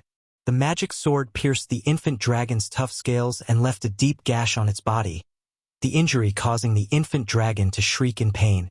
As for the 2 other infant dragons, although Shi Feng had also sent magic swords stabbing at them, as the 2 of them were farther away, they were able to react to his attack in time, defending themselves with their claws. Even so, when their claws clashed with the magic swords, both infant dragons got knocked back by over a dozen yards, the impact causing their claws to tremble.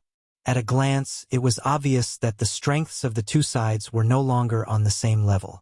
Is this the true strength of a Tier 4 class?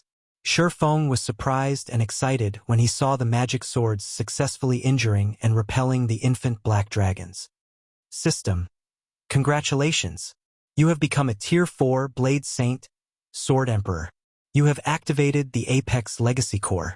All basic attributes plus 2000, all resistances plus 150, mana recovery rate increased by 100%, all basic attributes increased by 100%, and physique increased by 150%. All physical and magical attacks below Tier 4 received will be weakened by 30%. Rewarding 100 legacy skill points. Just in terms of basic attributes, he had already reached a realm that Tier 3 players could only look at in despair, let alone the boost to his physique. If a Tier 3 player did not possess a set of extraordinary weapons and equipment, they would merely be cannon fodder in front of a Tier 4 player. Besides, there was the astonishing transformation in the quality of his mana. He was like an entirely different creature compared to when he was still at Tier 3. In God's domain, mana was the foundation of all life. Without mana, there would basically be no life. From fighting the infant black dragons, Shi Feng understood just how much a player's mana would affect the potency of their skills and spells. Now that his mana was practically liquid, even if he had the same basic attributes, combat standards, and physique as a Tier 3 player, the said Tier 3 player still wouldn't last more than a few moves against him. After all, the power of the skills the 2 of them wielded would be on completely different levels. However, even though Shi Feng had successfully repelled the 3 infant black dragons, he did not dare to idle around. He immediately manipulated his mana and formed his mana domain, then flew up and away from the bottomless abyss.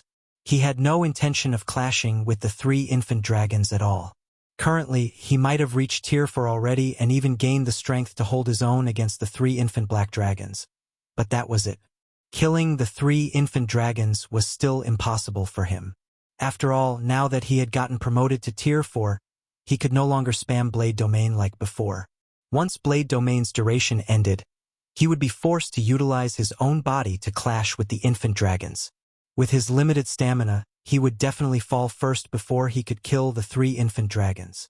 Now that he had already achieved his goal, he naturally had no reason to continue fighting the 3 infant black dragons. The sooner he left this dangerous place, the better. Fortunately, so long as players reached Tier 4 in God's domain and managed to form the passive-type mana domain, They could fly using their own mana, no longer reliant on external items to do so. Despicable human. Don't even think of leaving. The three infant black dragons saw through Shurfeng's thoughts. They widened their mouths and blew dragon breath at him without hesitation. In the next moment, the three dark beams the three infant dragons released merged into one and rapidly extended toward Shurfeng, the resultant beam turning everything in its path into an empty void.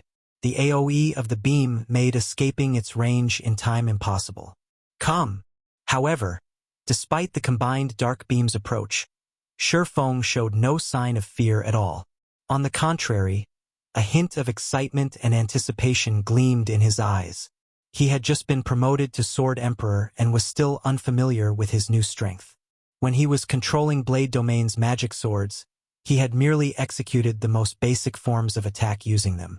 He was extremely eager to see just how strong he was, now that he had risen to Tier 4.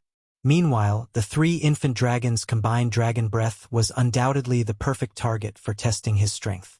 In the next moment, Shurfeng started executing his defensive combat technique, Sword's Orbit, using the 6 magic swords he had conjured, creating a defensive sphere that covered a 30-yard radius around him. Boom! When the massive beam of light came into contact with the beautiful galaxy of stars around Shurfeng, space around them suddenly transformed into an empty void, as if Armageddon had just arrived. If other players were to see this scene, they would definitely be dumbfounded. While looking at the empty void that had formed above them, the three infant black dragons revealed a smirk on their faces. The combination attack they had just executed was far stronger than a single dragon breath. It was also the strongest move the three of them possessed. Although Shurfeng had already been promoted to Tier 4, if he received the attack without using an invulnerability skill, he would still sustain heavy injuries.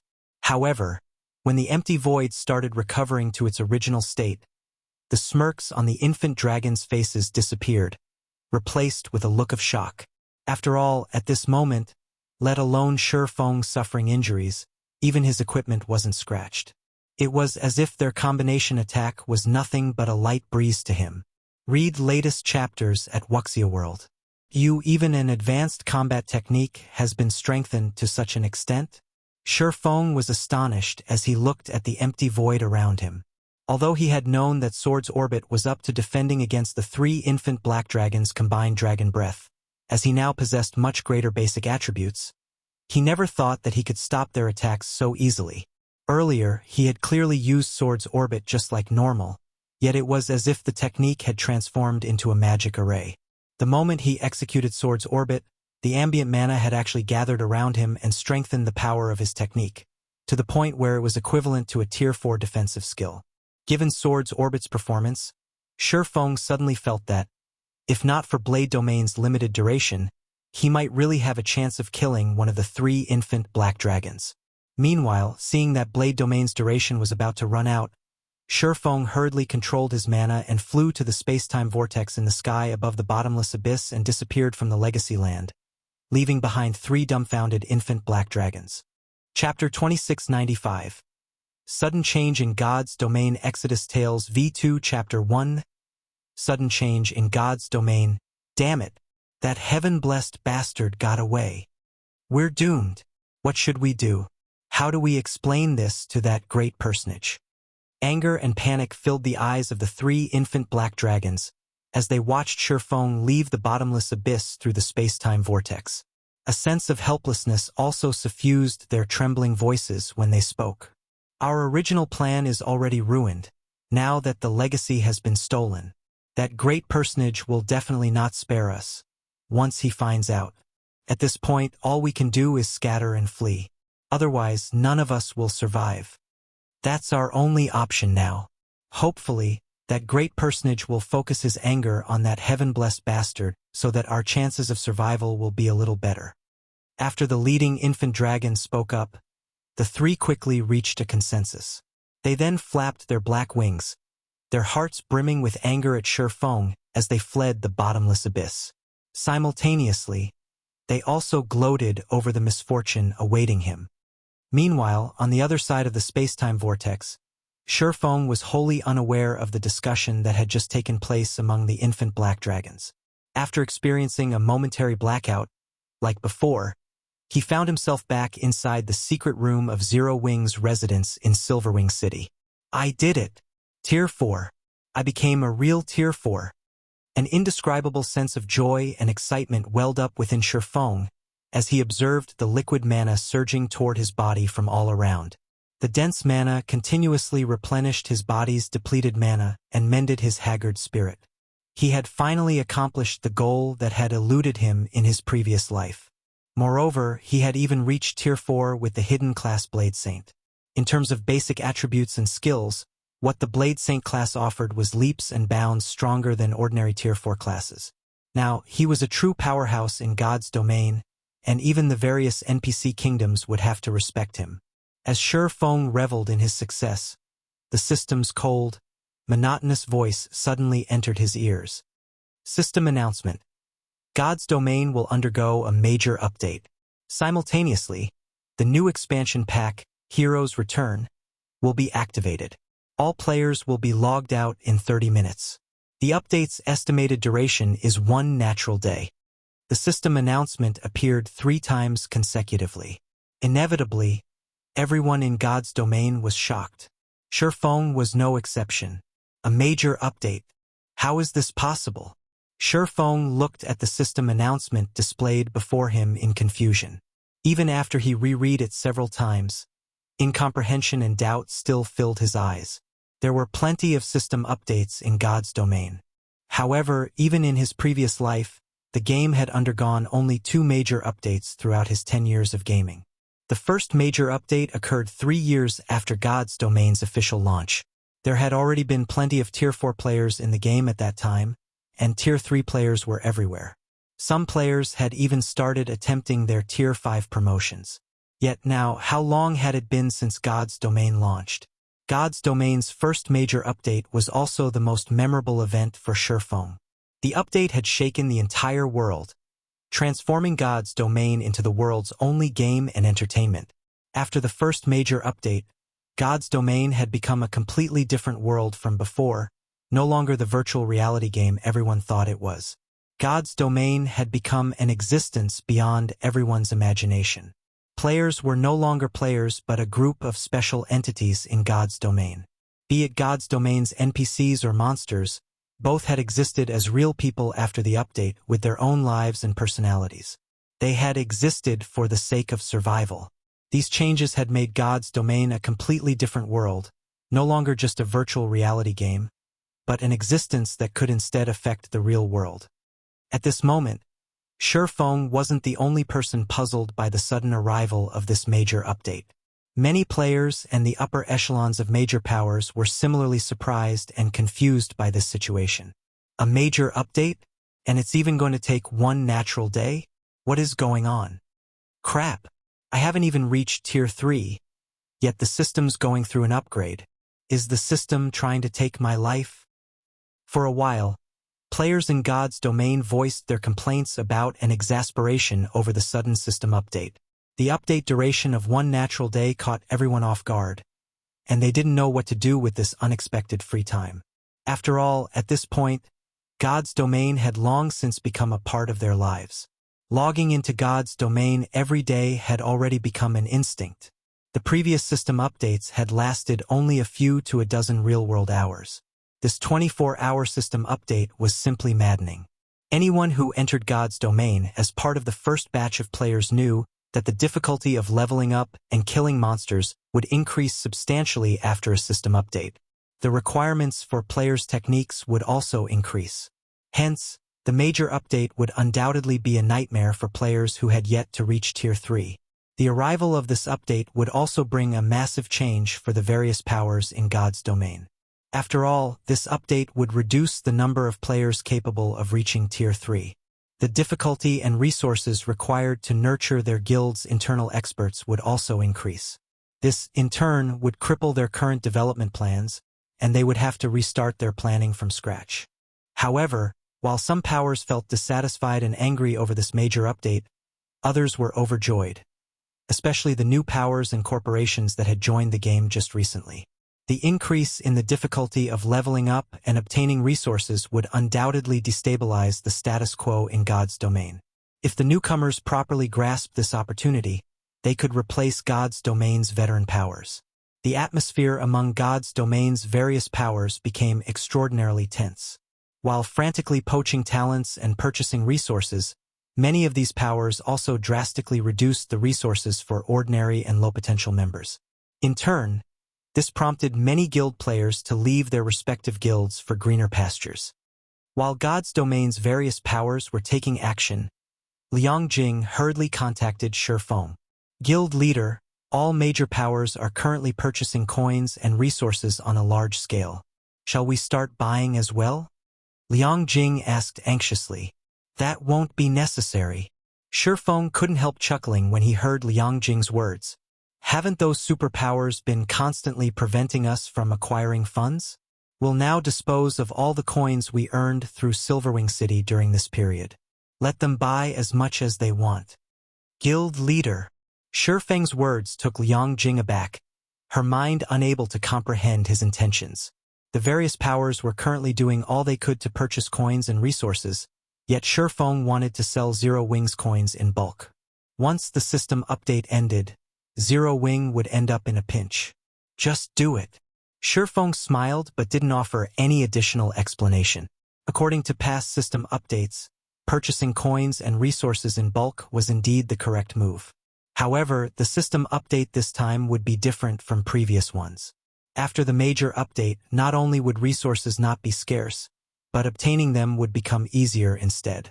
Even leveling up would become less taxing. However, the major update wasn't all sunshine and rainbows, either. After the major update, whether external or internal, the requirements for players' promotion would become more stringent. Notably, the changes made toward mana would require a greater understanding and control of mana to manipulate it properly. Hence, all peak experts in his previous life had also been master magicians. Right? Once everyone goes offline, have Melancholic and the others meet me in the conference room. I have something to discuss with them, Shi Feng said.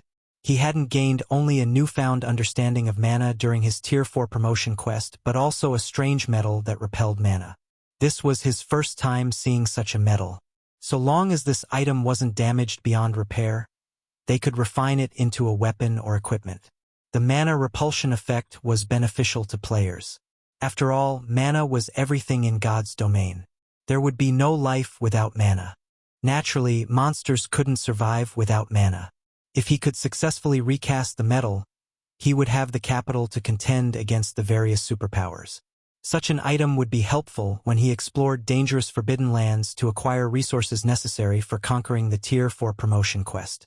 In God's domain, high-level forbidden lands contained most of the resources capable of helping players reach Tier 4. Although Shi Feng had already reached Tier 4, if he visited these places by himself, the best he could do was survive. He wouldn't be able to conduct a proper exploration of these locations. During his previous life, the various superpowers typically sent teams of Tier 4 players to explore these places. Going alone would be suicide. Okay, I'll contact them now. Liang Jing then disconnected the call. Frozen World, Frost Heaven City, Frost Heaven's headquarters. Due to God's domain's sudden system update, Frost Heaven had also hurriedly convened a meeting to discuss the changes that would occur to the game. Currently, over a dozen people sat in the magnificent conference room. Every one of these people was an existence capable of shaking the real world with their every step. At this moment, however, these people had nervous expressions as they looked at the middle-aged man seated at the front of the room. This middle-aged man looked very amiable. Although he had an unyielding appearance, the aura he gave off felt like a spring breeze. However, none of the people present could relax in his presence. That's it for the meeting, the middle-aged man said, adjourning the meeting. He then shifted his gaze to Mushin and the petite girl beside her, saying, Mushin, Kurue, both of you stay behind. Yes, sir. As if they had received an amnesty, everyone unrelated promptly rushed off, leaving the middle-aged man, Mushin, and the petite Kurue sitting quietly inside the large conference room. Uncle Hong, do you have good news to share? Mushin asked fawningly as she looked at the stern, middle-aged man. Little girl, you're still pretending? Do you honestly think you can hide the fact that you've invited Zero Wing from everyone? Nonchalantly, the middle-aged man added, You should know how rare this opportunity is. This will be a gathering of titans. Even those so-called superpowers can only dream of joining. This is also an opportunity for Frost Heaven to become a true titan, yet you invited some unknown outsiders to participate. Upon hearing this, Mushin automatically turned to Kurue beside her. In response, Kurue stuck out her tongue playfully and smiled, expressing, So what if I told on you? Mushin sighed and shook her head in helplessness toward this little sister of hers. Uncle Hong, while they are indeed outsiders, you shouldn't underestimate their strength either. This goes especially for Black Flame, Mushin said unhurriedly. How strong can he be? He's merely a peerless expert in the eyes of ordinary people. The middle-aged man referred to as Uncle Hong shook his head. You should know what kind of people we are dealing with. Those people are the truly talented, possessing frightening potential and special bloodlines. They even have the full support of those major corporations. The peak experts on the secret pavilion's experts list and the various superpowers peerless experts are but the tip of the iceberg. Uncle Hong is right. Being just stronger than average is nothing to those people, Kurue said as she nodded with a smile. However, Black Flame is really strong. He can single-handedly contend against Tier 4 faux Saint Devourers. Although he can't be a part of the main force this time, he can still provide support from the sidelines, Mushin explained. He can hold his ground against a devourer? Uncle Hong was slightly surprised by this information. It seems this person is indeed strong. Humph. What's so amazing about contending against a devourer using brute force? Plenty of my subordinates can too, Kurue said disapprovingly. Upon hearing Kurue's words, Mushin had to resist the urge to pinch the girl's cheeks. She just explained, Uncle Hong, that person has a mana domain as well. He will be of significant help with our plans. He has a mana domain? This revelation piqued Uncle Hong's interest. This will indeed be of help to us. However, I'm afraid these things still aren't enough. You should know, as well, that an individual's strength is very limited in this upcoming operation. Moreover, the location we're visiting this time is extraordinary. So, I will have to personally inspect whether Zero Wings members can join this operation. You'll inspect in person? Mushin exclaimed in surprise. Uncle Hong's identity was preeminent. The guild leaders of super guilds and even those at the helm of major corporations had to treat him with respect. If he visited Zero Wings headquarters and news of it got out, it would cause a sensation among the various major corporations. Of course. In a severe tone, Uncle Hong said, The operation this time is of utmost importance. We cannot afford carelessness. But the time is almost up. This system update is also going to take one whole day. We'll be tight for time if we proceed with the inspection, Mushin objected. Don't worry. We'll just pay Zero Wings headquarters a short visit. It won't take much time, Uncle Hong said, smiling. Since you've made up your mind, leave Zero Wings inspection to me, Uncle Hong, Kurue suddenly suggested. Zero Wing is a local tyrant. If they join in the operation this time, they will behave arrogantly. Also, seeing how much Big Sis admires that person's strength, I'm thinking of bringing Tiancheng of Frost Heaven's 10 Swords along. 1. We can test whether Black Flame is as strong as Big Sis says. 2. We can show Zero Wing that not just anybody can join Frost Heaven's secret operation. Even if Zero Wing passes the inspection, they'll know how to behave during the operation. Mushin fell speechless upon hearing her little sister's words. The 10 Swords were geniuses the Boulder Corporation had nurtured using all their technology and resources. Every one of them was a monster among monsters. They were also among the core combatants for the upcoming operation. It would be overkill to test Zero Wing using one of the 10 Swords. Mushin, what do you think? Uncle Hong asked. I don't have any objections. Mushin agreed after giving the matter some thought. In her opinion, Shifeng shouldn't have any problems going up against Tiancheng with his strength. Good. Then if Zero Wing's strength is no good, You'll have to modify your agreement with them, Uncle Hong said, nodding. I understand. Mushin nodded obediently. Although she was the Boulder Corporation's heir, she couldn't go against her Uncle Hong's decisions. Big sis, I have great expectations for you. Kurue revealed a cute smile before logging off. Read latest chapters at Wuxia World. Hopefully, his performance won't disappoint Uncle Hong too much. Mushin prayed inwardly after seeing Kurue leave. She had incurred a considerable expenditure to invite Zero Wing this time. If she annulled their contract, she would have to provide a lot of compensation. Meanwhile, in the top-floor conference room of Zero Wing's headquarters, Shi Feng, who had just logged off, was sorting through the unknown metals information when he heard a knock on the door. Subsequently, the door to the conference room opened slowly, and a clear and pleasant voice came from outside. Guild leader, they're here?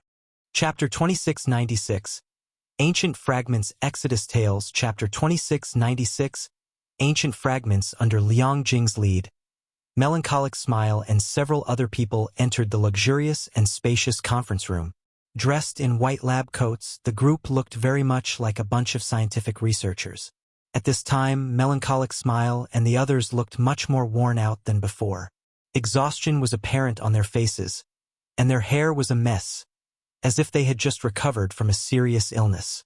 Shi Feng couldn't help his surprise at this situation. What's the matter with you? Why do you all look so haggard? Shi Feng asked curiously. Since Zero Wing was now a large organization, it had plenty of management and production talents. There was no need for Melancholic Smile and the others to handle everything personally. Guild leader, I want to file a complaint, protested Cream Cocoa, who had a shy personality. A complaint? Shi Feng was taken aback. Cream Cocoa was a master forger of Zero Wing. She also ranked among the top 3 in forging standards. It was only a matter of time before she became a Grandmaster Forger. Countless people in Zero Wing were hoping to get her to make them a weapon. If these people were to form a line, it would stretch from one end of Fenglin City to the other. After all, although Cream Cocoa and other Master Forgers had a meager chance of producing epic weapons and equipment, their chances of making dark gold weapons and equipment were considerable. In God's domain, epic weapons and equipment were exceedingly rare. Even the core members of first-rate guilds wouldn't necessarily own one. Hence, level 100+ dark gold weapons and equipment could already draw envy from passers-by. What more custom-made dark gold weapons and equipment? To put it simply, nobody in God's domain would dare bully Cream Cocoa. Anyone who did would be fortunate if Cream Cocoa just outright ignored them. Yes, I want to complain, guild leader, Cream Cocoa said resolutely. What do you want to complain about? Shi Feng asked curiously. Aqua Rose and Gentle Snow, Cream Cocoa said with her cheeks puffed out. They're too much. Guild leader, you need to give me justice. They're bullying you? That can't be, right? Shi Feng couldn't help being surprised once more. Aqua Rose and Gentle Snow were the vice guild leaders of Zero Wing. They managed the guild properly, and everyone in the guild also respected them. He found it hard to imagine the two bullying a cute girl like Cream Cocoa. The two vice guild leaders asked us to complete 500 customized dark gold weapons in 5 days. They even threatened to cut our research funding if we don't meet the quota, Cream Cocoa complained. Guild leader, you're a master forger too, so you know how difficult it is to make level 100+ dark gold weapons. Let alone 5 days, we'll barely be able to make 500 in 10 days. The whole forging department has been working overtime, but we are still short 300 weapons after 3 days. No matter how you look at it, we can't complete them within the next 2 days. Melancholic Smile and the others nodded in agreement with Cream Cocoa's words. Customized level 100+ dark gold weapons were not cabbages. They were delicate works that required all of a forger's attention. The slightest mistake would lead to failure. That many? The number Cream Cocoa reported shocked Shi Feng. 500 customized dark gold weapons was a significant number. Moreover, these weapons were level 100+ weapons. So many of such weapons could elevate a first-rate guild's core team's overall combat power to a whole new level. What weapon did those two ask you to make? Shi Feng asked. It's this one. Cream Cocoa pulled out a tablet from her coat and swiped her finger across the screen, transferring the information on her tablet to the conference table's holographic projector. The projection of a black spear appeared above the table. The spear was as tall as an adult human, and engraved on it were intricate magic patterns. The spear looked extraordinary at a glance. What a powerful spear! Surprise filled Shifeng's eyes as he read the spear's detailed information. Thunder Spear, Dark Gold Consumable, Level 110 Equipment Requirement. Strength 2000 Ignore levels plus 30 Ignore defense throwing distance increases according to the wielder's strength with a maximum of 3000 yards. Causes 1000% lightning damage to a 20-yard radius upon impact. How is this even a weapon? It's a long-range missile. Unfortunately, the spear was only for one-time use. If it had no limit, raiding field bosses would be child's play. Even Tier 2 players could easily challenge Tier 4 mythic bosses with such a spear. If they could mass-produce this spear, siege warfare would become a joke. However, Shifeng also had to admit that the Thunder Spear's production was truly challenging. The required materials were secondary, costing only 20 gold or so in all. The crucial problem was the drawing of the magic patterns. If one weren't at the Master Magician standard, the production success rate would drop dramatically. Guild Leader, please talk to the Vice Guild Leaders. 5 days is too short. We need 10 days at least. Cream Cocoa pleaded pitifully. I can talk to them about it.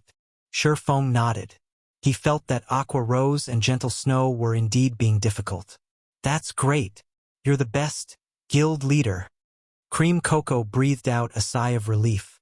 However, no sooner had Cream Cocoa finished speaking than Shifeng did a U-turn, saying, however, I hope you all can do your best to make 3,000 Thunder Spears during this period. Guild Leader. Cream Cocoa couldn't believe her ears. I'm not trying to trouble you.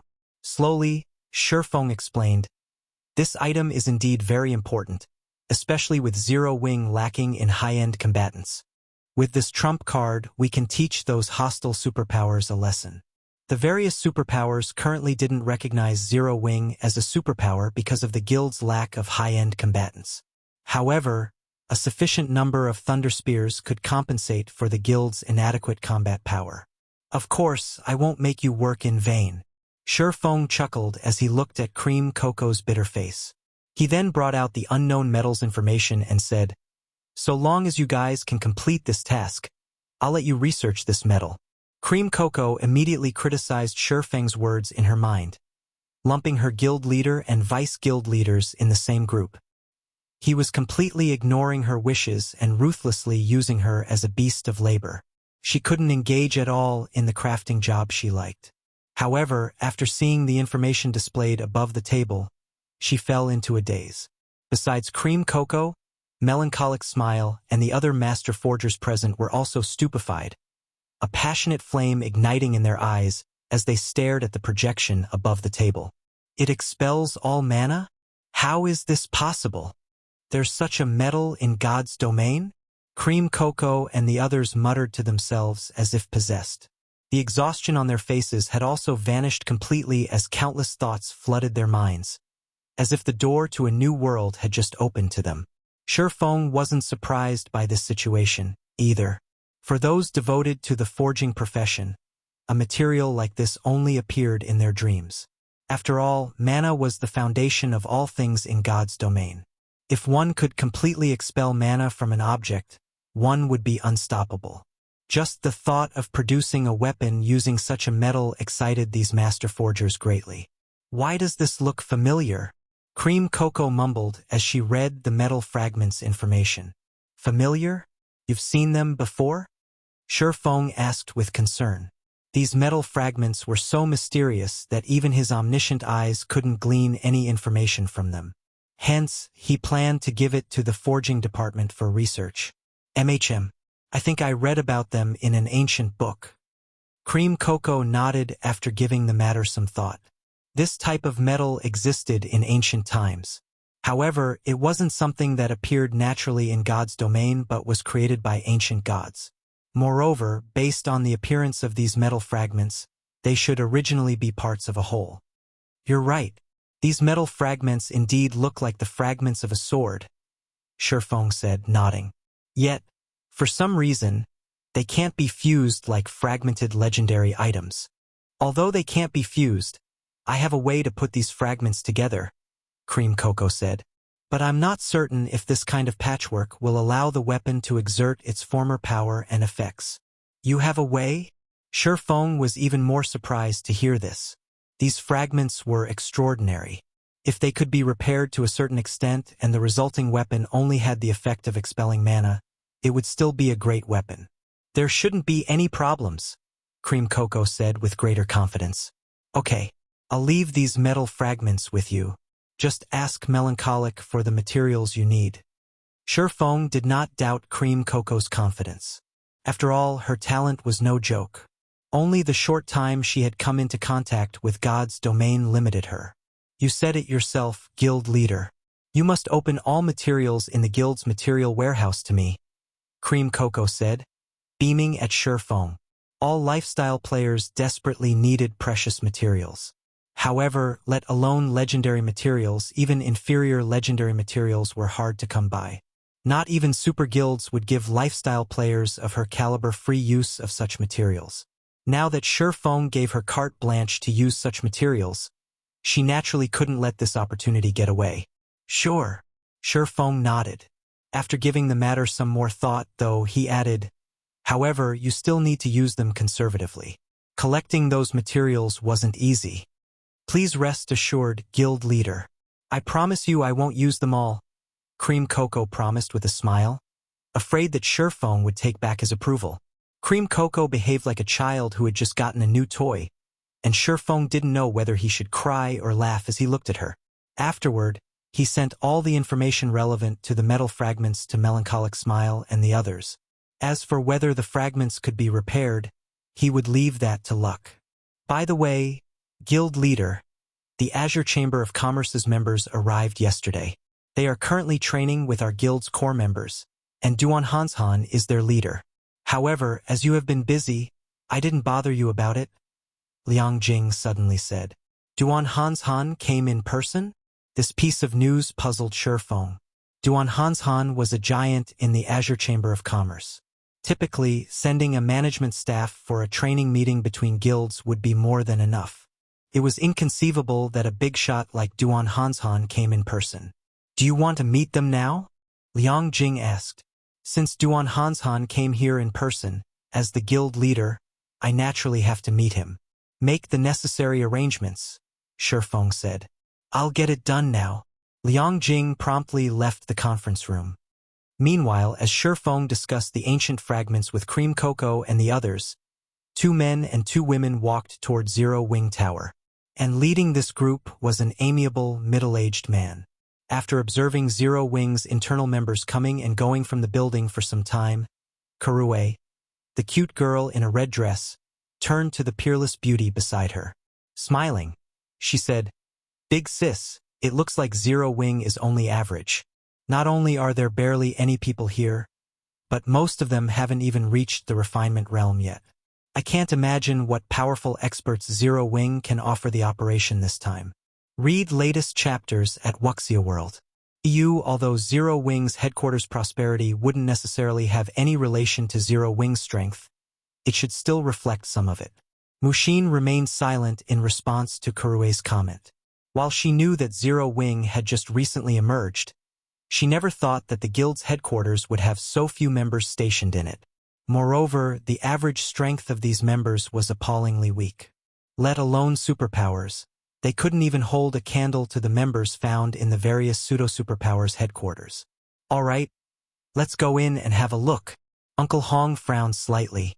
However, he didn't dwell on the matter, entering the lobby of Zero Wing's headquarters together with Mushin and the others. Chapter 2697, Inspecting Zero Wing Tower's lobby. With a ceiling soaring 9 meters high, the lobby looked very much like a small stadium. Aside from the reception for visitors, it also had a cafe and a lounge area, as well as a virtual combat platform for the guild's internal members to entertain themselves and visitors. Due to these reasons, quite a lot of people had gathered in the lobby. When Mushin and her companions entered the lobby, They quickly noticed several hundred people thronged the virtual combat platform. These people were spectating a duel between Zero Wing's internal members, and the scene was very lively. After seeing Mushin's group entering the lobby, one of the front desk receptionists approached them and asked, "Hello, are you here to look around Zero Wing's headquarters? Or do you have other business to attend to here? My 2 nieces are interested in Zero Wing, so I brought them here for a visit today," Uncle Hong explained with a smile. "Certainly." The receptionist smiled and took out 4 visitor cards. "You may visit up to the 9th floor with this visitor card. The floors beyond are only for internal members. If you have any questions after your tour, feel free to consult with the front desk." "Thank you." Uncle Hong nodded and accepted the visitor cards. Afterward, the receptionist returned to her position at the front desk and allowed Mushin's group to roam about the building freely. Zero Wing sure is generous. They're actually allowing outsiders to tour their headquarters. "This will save us a lot of trouble," Kurue commented in surprise as she received a visitor card from Uncle Hong. Usually, the various large guilds would place tight restrictions on their headquarters. Aside from the lobby, they generally wouldn't allow outsiders to visit other locations. "They might be trying to lure more people to join Zero Wing," Mushin said. She more or less understood Zero Wing's circumstances. Although Zero Wing was prospering in God's domain, it remained an unknown entity in the real world. Despite having gone to great lengths to secure a guild headquarters, Zero Wing still lacked talents. Letting visitors tour its headquarters would undoubtedly give players unaware of Zero Wing's existence a better understanding of the guild. "There are quite a few people here, but it's a pity that there are hardly any experts. Even the 2 people dueling are only at the half-step refinement realm," Kurue commented as she looked at the battle taking place at the virtual combat platform. She could tell the 2 duelists' combat standards at a glance. "I think we should be more cautious when partnering with such a guild. Our plan involves a lot of things. If outsiders see that we can't even find capable helpers, they'll start looking down on Frost Heaven." However, even after Kurue finished speaking, Uncle Hong, Mushin, and Tiancheng surprisingly remained silent as they stared at a group of young men and women standing among the crowd. How unexpected. Zero Wing really cannot be underestimated. They've actually kept such talents hidden, Uncle Hong praised as he looked at the several youths. "Talents?" Kurue stared at those ordinary-looking youths in confusion. "Young miss, you shouldn't underestimate those people. Although their auras aren't apparent, they are bona fide experts. That blue-haired guy in particular has completely restrained his aura. If I hadn't scrutinized him, I'm afraid I wouldn't even be aware of his existence." Tiancheng, the seemingly vulnerable and honest youth standing beside Kurue, explained quietly. "Honestly, I'm not confident I can win against him." "How is that possible?" Tiancheng's words stunned Kurue. She suspected that the latter was joking with her. Tiancheng was one of the peerless geniuses Frost Heaven cultivated. Not only had he reached the domain realm at a young age, but he also had a naturally gifted brain. His processing speed was much faster than ordinary people's. Even the older generation domain realm experts wouldn't necessarily be his match. How could Zero Wing possibly cultivate an expert rivaling Tiancheng? "They shouldn't be Zero Wing members," Mushin suddenly said. "They're not." Uncle Hong was slightly surprised. For such youthful experts to appear in Zero Wing's headquarters, how could they not be Zero Wing members? "I've seen their information before. Although they look somewhat different in God's domain, their appearances are roughly the same. That blue-haired youth should be Solitary Frost, the strongest of Azure's younger generation. I heard even Violet Sword values him greatly," Mushin explained. Unlike Uncle Hong, who managed the guild from behind the scenes, Mushin was responsible for the guild's intelligence network. Hence, she had a much better understanding of God's domain's various powers than Uncle Hong, especially when it came to the various superpowers' younger generation. She placed great importance on collecting such information. Why would Azure's peerless genius run all the way here? Kurue grew even more puzzled at this revelation. The various superpowers treasured their peerless geniuses. They would shower these geniuses with all sorts of precious resources and require them to undergo strict training regimens every day. They wouldn't let these people leave their headquarters at will. Tiancheng was a similar case. If not to inspect Zero Wing's strength this time, he wouldn't have received permission to leave Frost Heaven's headquarters. Zero Wing really is interesting. Not only did Azure's peerless genius come running over, but so did an old fellow from Azure, Uncle Hong said as he gazed at a cool-headed, middle-aged man resting and drinking tea in a corner of the lobby. Old fellow? When Kurue checked the focus of Uncle Hong's attention, her mouth dropped wide open subconsciously. The man Uncle Hong was looking at was none other than Duan Hanshan, the strongest person of the Duan family's second generation. Duan Hanshan's reputation in the virtual gaming industry was in no way inferior to Uncle Hong's. Or, to put it in another way, she had grown up listening to the stories of these men. For such a big shot to visit Zero Wing's headquarters personally was definitely big news. At the same time Hong Xinyuan noticed Duan Hanshan, Duan Hanshan also noticed Hong Xinyuan's presence. The two of them then smiled at each other. "Come, let's head over," Hong Xinyuan said, smiling. After saying so, Hong Xinyuan made his way to Duan Hanshan. As for Mushin and the others, they obediently followed him while bating their breaths. "Old Hong, what brings you here?" Duan Hanshan greeted Hong Xinyuan with a smile. "My two nieces are interested in Zero Wing, so I came to look around," Hong Xinyuan replied perfunctorily.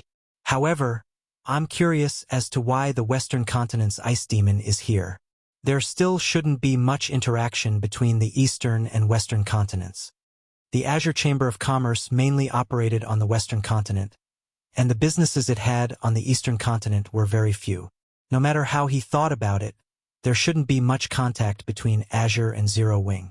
Narrowing his eyes, Duan Hanshan refused to believe a single word from Hong Xinyuan's mouth. He then stroked his beard and said flatly, "It's nothing. I just brought some of Azure's newcomers for a training meeting with Zero Wing." "You guys are here for training?"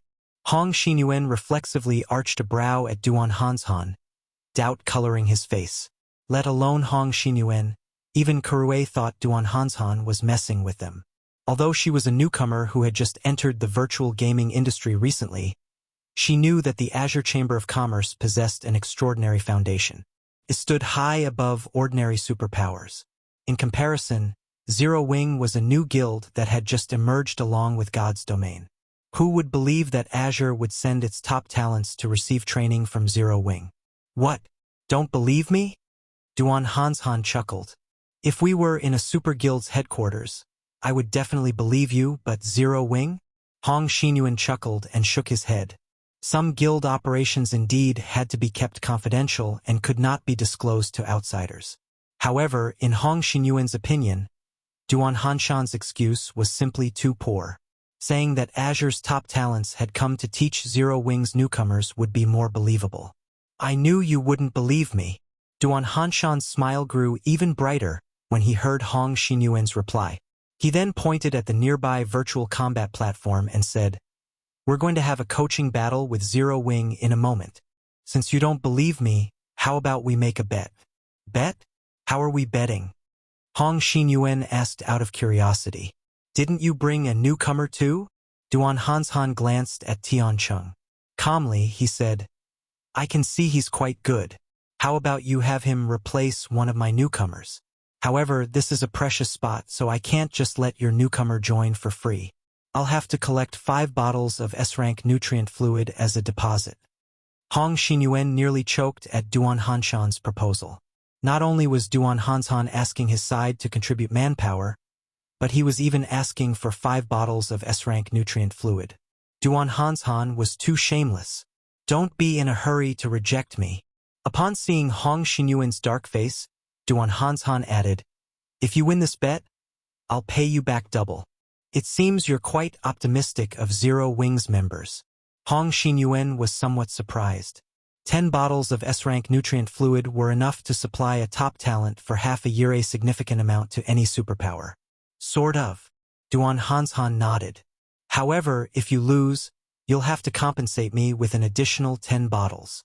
Hong Xinyuan was momentarily at a loss for words. Why did Duan Hanshan make it sound as if they would lose no matter what? Read latest chapters at Wuxia World. When had Frost Heaven's reputation fallen to such a degree? How about it? Wanna bet? Duan Hanshan asked hastily when Hong Xinyuan remained silent for some time. However, Hong Xinyuan wasn't a young and arrogant rookie. He didn't pay any attention to Duan Hanshan's goading at all. Instead, he turned to look at the honest-looking Tiancheng. Tiancheng, what do you think? Hong Xinyuan asked. Chapter 2698 Zero Wings Hidden Strength? Upon hearing Hong Xinyuan's question, Kurue hurriedly signaled Tiancheng to agree. After all, this was an excellent opportunity to disrupt Mushin's plan. Tiancheng was the fifth strongest person among Frost Heaven's 10 swords. Out of everyone in Zero Wing, only Black Flame could possibly contend against him. However, Tiancheng surprisingly did not answer right away. Uncle Hong, may I use my full strength in the match? Tiancheng asked. The 10 swords were different from Frost Heaven's ordinary members. It was imperative that they conceal their strength from outsiders. Unless they received explicit orders from the upper echelon, they couldn't show their full power even if it meant suffering defeat. Tiancheng's question didn't surprise Duan Hanshan. After all, this was also the case with the Azure Chamber of Commerce. Only during the annual competition before did Solitary Frost and the others have their restrictions lifted. You can use your full strength when necessary, Hong Xinyuan said after giving the matter some thought. Zero Wing's Black Flame possessed the strength to contend against the mythic-ranked foe Saint Devourers. If Black Flame stepped forward as Zero Wing's representative, Tiancheng would undoubtedly lose if he held back his strength. Such an outcome wasn't what Hong Xinyuan wished to see.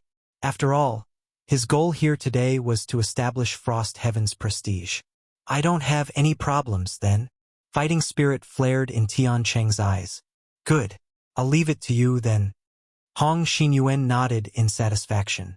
He then turned to Duan Hanshan and said, Old Ice Demon, we have a deal.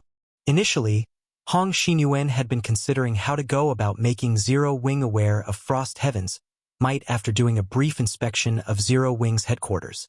Now, it would seem he could save his efforts. That's settled. Duan Hanshan chuckled. He then turned to the blue-haired youth nearby and said, Guhan 1, step down for now. Let this kid take your place. Him. After scanning the honest-looking youth standing beside Duan Hanshan, Guhan asked reluctantly, Are you sure? Immediately, both Tiancheng and Hong Xinyuan had the urge to puke blood. Just how much were others underestimating Frost Heaven nowadays? However, Hong Xinyuan did not explode in anger. He merely signaled Tiancheng with his eyes, conveying, You know what to do. They would let the Azure Chamber of Commerce know just how powerful Frost Heaven was through this duel. After a while, the coaching battle between Zero Wing and the Azure Chamber of Commerce officially began. At this time, more people thronged the virtual combat platform. Whether it was Zero Wing's members or Azure's members, both were ecstatic. I heard that a newcomer from Frost Heaven is taking Guhan's place. I wonder how many seconds that newcomer can last. I heard the best record so far is only 16 seconds. 16? In that case, Frost Heaven's newcomer should last 10 seconds. 10? Bullshit. I bet he won't last more than 6 or 7 seconds. The sudden substitution for the coaching battle sparked a heated discussion among the audience. In particular, Azure's members placed all their focus on guessing how many seconds Tiancheng could last in the duel. This situation had Kurue gnashing her teeth and dumbfounded Mushin. Is it because Frost Heaven hasn't made any major movements recently? Is everyone treating us as pushovers already? Mushin felt that something was amiss as she eavesdropped on the discussions. The behavior of Azure's members was too strange. Every one of them spoke as if being able to last only several seconds against Zero Wing's representative was something to be proud of. None of them possessed the consciousness of an expert at all. After Tiancheng sat within the virtual combat cabin, the door on the other side of the cabin slowly opened. A young and beautiful girl then walked in, sat on the battle seat directly opposite Tiancheng, and gently donned the Link helmet. However, Contrary to Tian Cheng's expectations, his opponent did not exude an expert's temperament and sharpness at all. The girl next door type. Are you kidding me? Anger immediately stirred in Tian Cheng's heart when he saw this girl. Initially, he thought that Zero Wing would send a great expert to fight him. He had even sought permission from Hong Xinyuan to use his full strength. However, not only did Zero Wing not send Black Flame to face him, but even the guild's 2 vice-guild leaders did not show up. Instead, it fielded a little girl. Zero Wing was thoroughly underestimating Frost Heaven. Old Ice Demon. This is the guild you have high hopes for? Hong Xinyuan chuckled involuntarily as he inspected Violet Cloud. After seeing Duan Hanshan's confidence, Hong Xinyuan had very nearly believed that there was more to Zero Wing than met the eye. However, given the current circumstances, it would seem he had been worried for nothing. Although Violet Cloud was indeed talented for reaching the Void Realm at such a young age, she was still way behind when compared to Tiancheng. In fact, Tiancheng should end the fight within seconds. Of course. Upon seeing the smile on Hong Xinyuan's face, Duan Hanshan similarly smiled and suggested, "Why don't we add to the wager? Then? What? Are you regretting your decision?" Hong Xinyuan smiled. "No. In addition to the previous wager, how about we bet 100,000 magic crystals?" Duan Hanshan suggested happily. "What if I don't accept?" Hong Xinyuan asked. In Hong Xinyuan's opinion, Duan Hanshan was simply trying to scare him into canceling their bet. With the major update God's domain was undergoing, the prices of magic crystals and various materials were bound to increase. Hence, the various superpowers were currently doing their best to collect as much of these resources as possible. No one was willing to sell. Moreover, 100,000 magic crystals was a considerable sum, one even Hong Xinyuan wouldn't wager casually. "It doesn't matter if you refuse. It's up to you," Duan Hanshan said indifferently. "Okay, I'll bet with you." Hong Xinyuan agreed after seeing Duan Hanshan give up so readily. "Good. I knew you were a good person," Duan Hanshan chortled.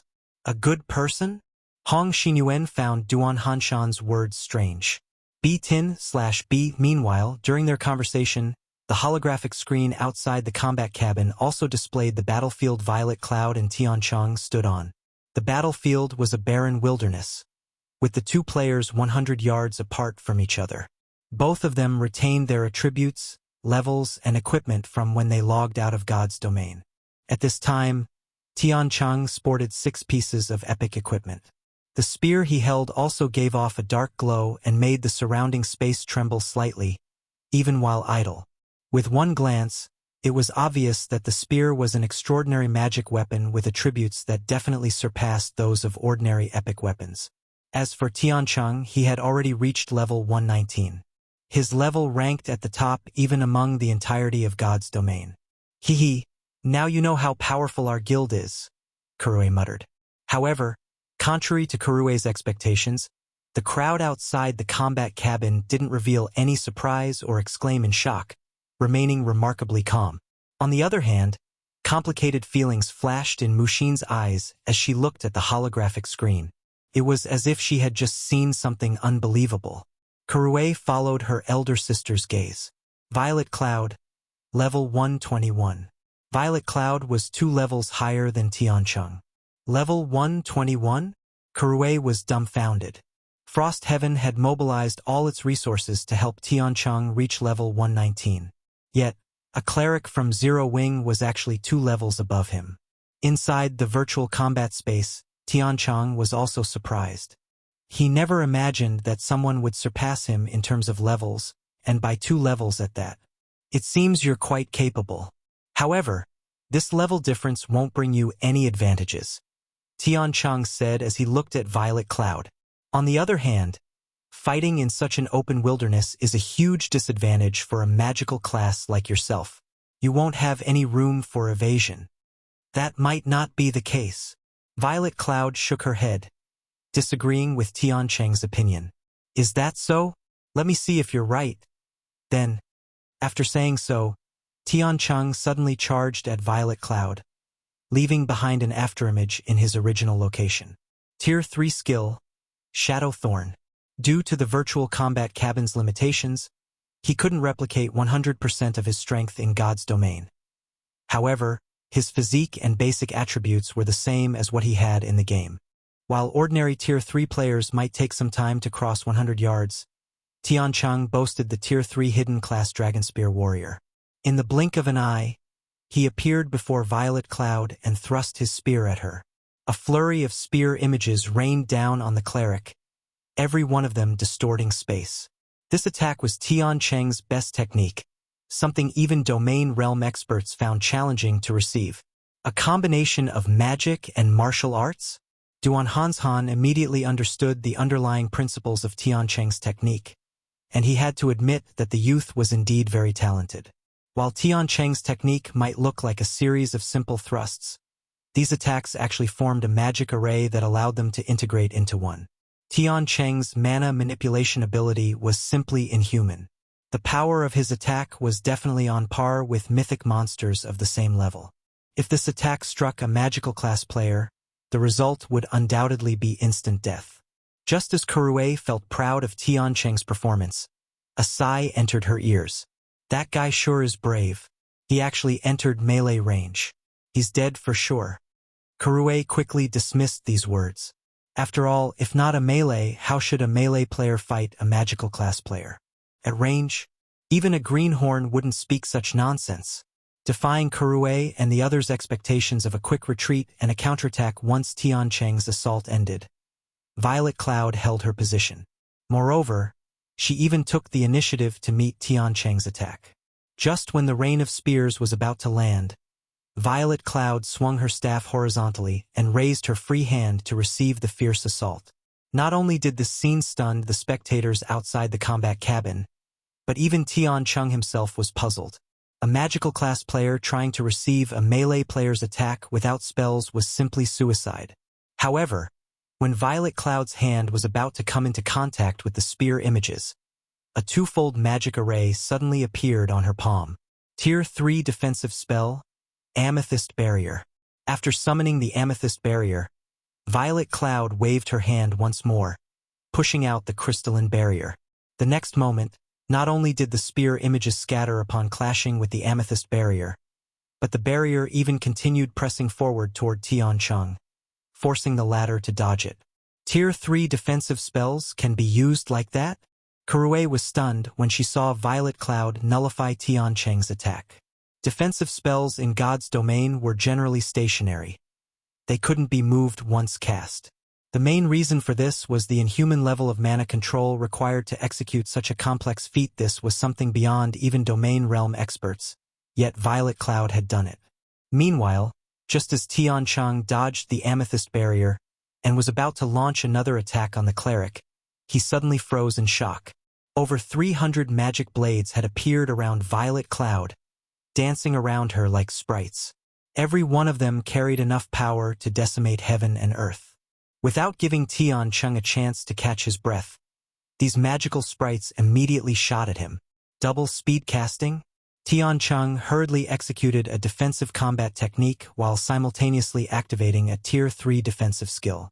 The next moment, a pitch-black phantom emerged from Tiancheng's body and spread toward the oncoming magic blades. Boom, boom, boom. A series of explosions occurred in midair, the sound reverberating throughout the battlefield. The spatial fluctuations occurring were even visible on the virtual combat platform's holographic screen. Tiancheng's defense could be said to be perfect. He had already reached consummate mastery over his domain. Every one of his actions had been simplified to the extreme, and they created an iron wall before him. 3 seconds later, a person's silhouette flew out of the dust veiling the battlefield and smashed into the ground. Read latest chapters at Wuxia World. How is this possible? Kurue was stupefied when she identified this silhouette. After all, this person was none other than Tiancheng. Chapter 2699, A Foregone Conclusion. I actually lost? Tiancheng wore a dazed expression when he woke up back inside the combat cabin. For a time, his thoughts lingered on the final moment of the fight. What exactly happened to Tiancheng? How did he get defeated so suddenly? Questions flooded Kurue's mind as she stared at the holographic screen. Tian Chang was clearly holding his own against the magic blades a second ago. Yet, in the next second, he got devoured by them. This situation was like a nightmare. Tian Chang had combined a bronze defensive combat technique with a Tier 3 defensive skill. Even Tier 4 mythic monsters couldn't have harmed him. How could a Tier 3 cleric like Violet Cloud possibly land an attack on him? However, unlike Kurue, none of the spectators around the Frost Heaven contingent were surprised by this situation. Azure's members, in particular, even felt that this was a reasonable outcome. She seized his mana. Mushin gasped deeply as she looked at Violet Cloud's figure displayed on the screen. Her control over mana is already at the Tier 4 standard. She has full control over the mana within her sphere of control, and players below Tier 3 cannot use mana to fight her. In God's domain, players would start learning how to manipulate mana after reaching Tier 2. And to advance to Tier 3, they had to construct a mana body, which allowed them to manipulate the ambient mana to power and enhance their skills and spells. However, if players couldn't utilize the ambient mana, then their skills and spells would be drastically weakened. In contrast, once a player's control over mana reached the Tier 4 standard, they could control all the mana within a 50-yard radius or more. And within this range, the skills and spells they used would far surpass that of ordinary Tier 3 players. With the combination of these two effects, even though Tian Chang had vastly superior combat standards, he was still no match for Violet Cloud in terms of overall combat power. Realization dawned upon Kurue when she heard Mushin's explanation, and complicated emotions filled her heart as she looked at Violet Cloud. She's not much older than me, right? Kurue mumbled to herself. Could she be the incarnation of a Tier 4 NPC? Not only did Violet Cloud reach the Void Realm standard at such a young age, but her control over mana had also reached the Tier 4 standard. This was a feat that veteran domain realm experts had yet to accomplish. Hong Xinyuan, sitting beside Kurue, reacted surprisingly calmly to the duel's outcome. In fact, a hint of appreciation even appeared in his eyes as he looked at Violet Cloud. Old Hong, you didn't lose unjustly, right? Duan Hanshan asked as he stroked his beard. It seems you figured me out long ago. Hong Xinyuan didn't get angry over losing 15 bottles of S-rank nutrient fluid and 100,000 magic crystals. On the contrary, a smile even appeared on his face. Of course, any well-informed superpower could find out about that matter. Duan Hanshan nodded. You didn't lose for nothing this time. You should know that Elder Sinful Flame lost to this young lady in our internal competition. You should be laughing at your harvest. However, what Duan Hanshan didn't know was that the current Violet Cloud was much stronger than when she fought against Sinful Flame. This time, she didn't rely on her staff to raise her concentration to the Tier 4 standard. Instead, she had reached Tier 4 by relying on herself. In other words, her mana control had improved by a significant margin.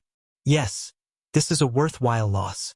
Hong Xinyuan also couldn't help smiling at Duan Hanshan's words. This trip wasn't in vain, after all. Uncle Hong. Hong Xinyuan's happy reaction confused Kurue. That was 15 bottles of S-rank nutrient fluid and 100,000 magic crystals they were talking about.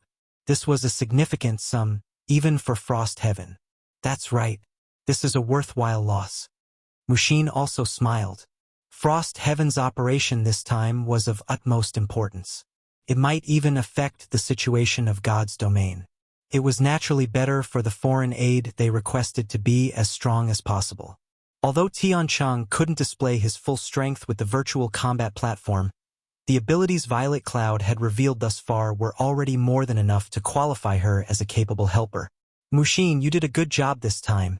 Hong Xinyuan praised Mushin. I am only trying to help the guild. Mushin smiled in delight. It wasn't easy to earn Hong Xinyuan's praise. Afterward, notify Black Flame that I will give Zero Wing 20 slots for our secret operation. Also, aside from the 100 bottles of S-rank nutrient fluid, the Boulder Corporation will also give Zero Wing 3 slots to enter the upper zone if the operation succeeds, Hong Xinyuan said, smiling. Uncle Hong. Mushin was shocked. For a moment, she even thought her ears were playing tricks on her. Uncle Hong, aren't you giving too much? Kurue's eyes were also wide with shock. She wondered whether Hong Xinyuan had lost his mind. Zero Wing was an outsider. Giving the guild some items and credits should already be more than enough. Yet, Hong Xinyuan was actually offering those precious slots as remuneration. If the corporation's grand elders were to learn of this, they would definitely jump in shock. After all, many of these grand elders' children and grandchildren didn't even get those slots. How generous of you, old Hong. If I remember correctly, you shouldn't have that many reserved slots in hand, right? Duan Hanshan was also astonished by Hong Xinyuan's decision. To ordinary people, entering the upper zone was but a dream. To the wealthy, this name was something they all desired. The upper zone was a special region the Green God Company had constructed, and only select megacities had it. In total, there were fewer than 60 upper zones worldwide. Meanwhile, the main reason why countless wealthy people sought to enter the upper zone was longevity and youth. According to statistics gathered 50 years ago, the average life expectancy of people living in the upper zones had already reached 130 years. In addition, residents could remain in their prime up to 80 years old. In other words, an 80-year-old person living in an upper zone could be as physically fit as a 50-year-old person living in the outside world. And this was only the statistics from 50 years ago. The upper zones offered many other benefits. However, only residents would know what these benefits were. Meanwhile, the number of people allowed to enter the upper zones every year was limited. Moreover, one wouldn't necessarily be able to enter an upper zone just by having money. One also needed to meet certain conditions. Of course, the Green God Company would also reserve a number of slots for the international corporations that were its partners. However, this number was so incredibly small that these corporations couldn't bear giving any of their slots to outsiders. Only those who had made great contributions could receive a slot. For Hong Xinyuan to offer 3 slots to Zero Wing was an unreasonably generous move. I can still afford to give away 3 slots, Hong Xinyuan said, clicking his tongue. However, while he pretended not to care very much, the distress in his eyes couldn't escape any of the experts present. It seems you have it tough as well, Duan Hanshan said as he gave Hong Xinyuan a complicated look. Of those present, only he knew of some of the reasons behind Hong Xinyuan's decision. However, Duan Hanshan's words bewildered Mushin and Kurue. All right, our goal has been achieved. We should go now. Hong Xinyuan chuckled without giving an explanation. He then turned around and walked out of the lobby, showing no intention of staying even a moment longer. After Hong Xinyuan's group left, Gu Han, who was standing some distance away, approached Duan Hanshan. Elder Duan, why did Frost Heaven pay Zero Wing a visit this time? Gu Han asked out of curiosity. It's nothing important. Duan Hanshan took a deep breath, complex emotions darkening his eyes as he watched Hong Xinyuan's group exit the building. It's just that a big change is imminent, and the time you youngsters have is dwindling. Read latest chapters at Wuxia World. A big change. Gu Han grew even more confused at Duan Hanshan's words. Just as Gu Han was about to ask more questions, Liang Jing walked out of an elevator and approached them. Elder Duan, our guild leader would like to see you, Liang Jing said respectfully. It seems your guild leader finally decided to come out. He really kept this old man waiting. Nodding, Duan Hanshan continued. It just so happens I want to talk to him about the Dragon Phoenix Pavilion. Lead the way. This way, please, Elder Duan. Liang Jing led Duan Hanshan to the express elevator to the building's top floor. Chapter 2700, Dragon Phoenix Pavilion's Disappearance. Zero Wing Tower. Top floor reception room. Sure Feng. Meeting you truly isn't easy. This old man has waited 2 whole days, Duan Hanshan said facetiously as he took a sip of tea on the sofa. Despite Duan Hanshan's jocular words, a hint of surprise flashed in his eyes as he looked at Sure Feng. He could feel something different about Sure Feng, yet he couldn't put his finger on it at the moment. In God's domain, Sure Feng felt like a vast ocean. Now, although he still gave off a calm and vast feeling, Duan Hanshan could also feel hints of wind and rain coming from the youth. It was as if this calm could explode at any moment. In fact, Duan Hanshan could even feel a faint trace of danger from Sure Feng right now. However, this feeling was intermittent, leaving Duan Hanshan uncertain. Feng himself didn't notice this change. After completing his Tier 4 promotion and exiting his virtual gaming cabin, he only felt that his thoughts had become sharper and nothing more. This situation also puzzled Feng somewhat.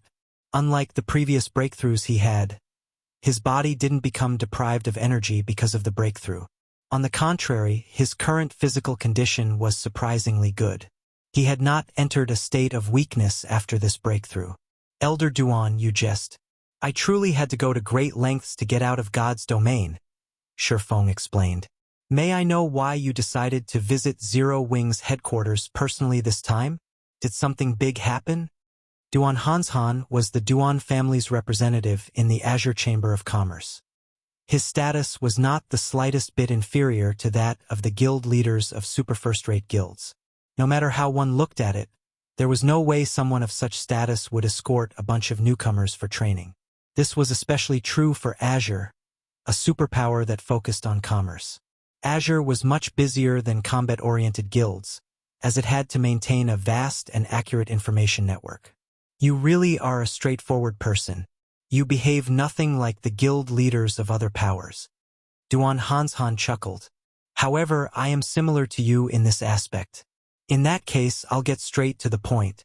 Indeed, I didn't come here for the training meeting but another major event. This matter might even have something to do with Zero Wing. A major event that concerns Zero Wing? Feng couldn't help growing curious. May I know what this event is, Elder Duan?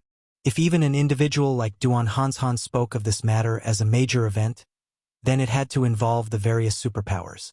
However, based on what he heard from Liang Jing, aside from the system update, there shouldn't be any other major events in God's domain recently. You should be aware of what happened to the Dragon Phoenix Pavilion, right? Duan Hanshan asked. Yes. The Dragon Phoenix Pavilion's 3 pavilion masters disappeared together with their close aides, and there has been no news of them even now, Feng replied, nodding.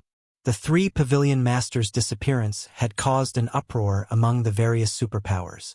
He had also asked Mu Lingsha to inquire into the situation, but she still hadn't discovered anything thus far. The matter I spoke of is somewhat related to the Dragon Phoenix Pavilion, Duan Hanshan said, his expression growing serious. 2 days ago, the guild leader and vice-guild leaders of the 9-star family all disappeared. The 9-star family's leadership disappeared? How is this possible? Feng was stunned by the news. Not only was the 9-star family a super first-rate guild, but its background was even stronger than the Dragon Phoenix Pavilions. According to rumors, the guild had suddenly gained the support of a powerful corporation. It currently occupied a portion of several empires and was close to catching up with Silenc. Moreover, the 9-star family had 6 vice-guild leaders, who independently managed the guild branches in different empires. The fact that all of them had disappeared overnight was even more unbelievable than the simultaneous disappearance of the Dragon Phoenix Pavilion's 3 pavilion masters. As for the possibility of someone attacking the 9-star family's headquarters, that was even more impossible. After all, powers of such caliber possessed comprehensive security systems. Even several Grandmaster martial artists shouldn't be able to kidnap these people in secret. News of this matter has been blocked. Not many superpowers know of it, Duan Hanshan said in a quiet tone. What does this have to do with Zero Wing? Feng grew even more curious after hearing Duan Hanshan's words. Could the Dragon Phoenix Pavilion have a hand in this matter? No. Duan Hanshan shook his head. According to Azure's investigations, both the Dragon Phoenix Pavilions and 9-star family's leaders disappeared after secretly meeting with Saint's Hand. And according to inside information from the 9-star family, after the guild's leaders disappeared from the game, a group of mysterious people took their gaming cabins away. A group of mysterious people took their gaming cabins? Is this Saint's Hand's doing? After hearing Duan Hanshan's explanation, Feng suspected that the Dragon Phoenix Pavilion had faced a similar situation. Also, did you find out where their cabins were transported to? While we still don't know if this incident is related to that mysterious bunch in God's domain, we did find out where the cabins were transported to, Duan Hanshan replied, chuckling. Where?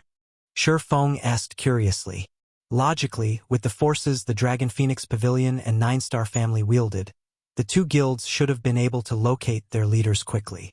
However, even now, there was no news from the Dragon Phoenix Pavilion. This was truly a bizarre situation.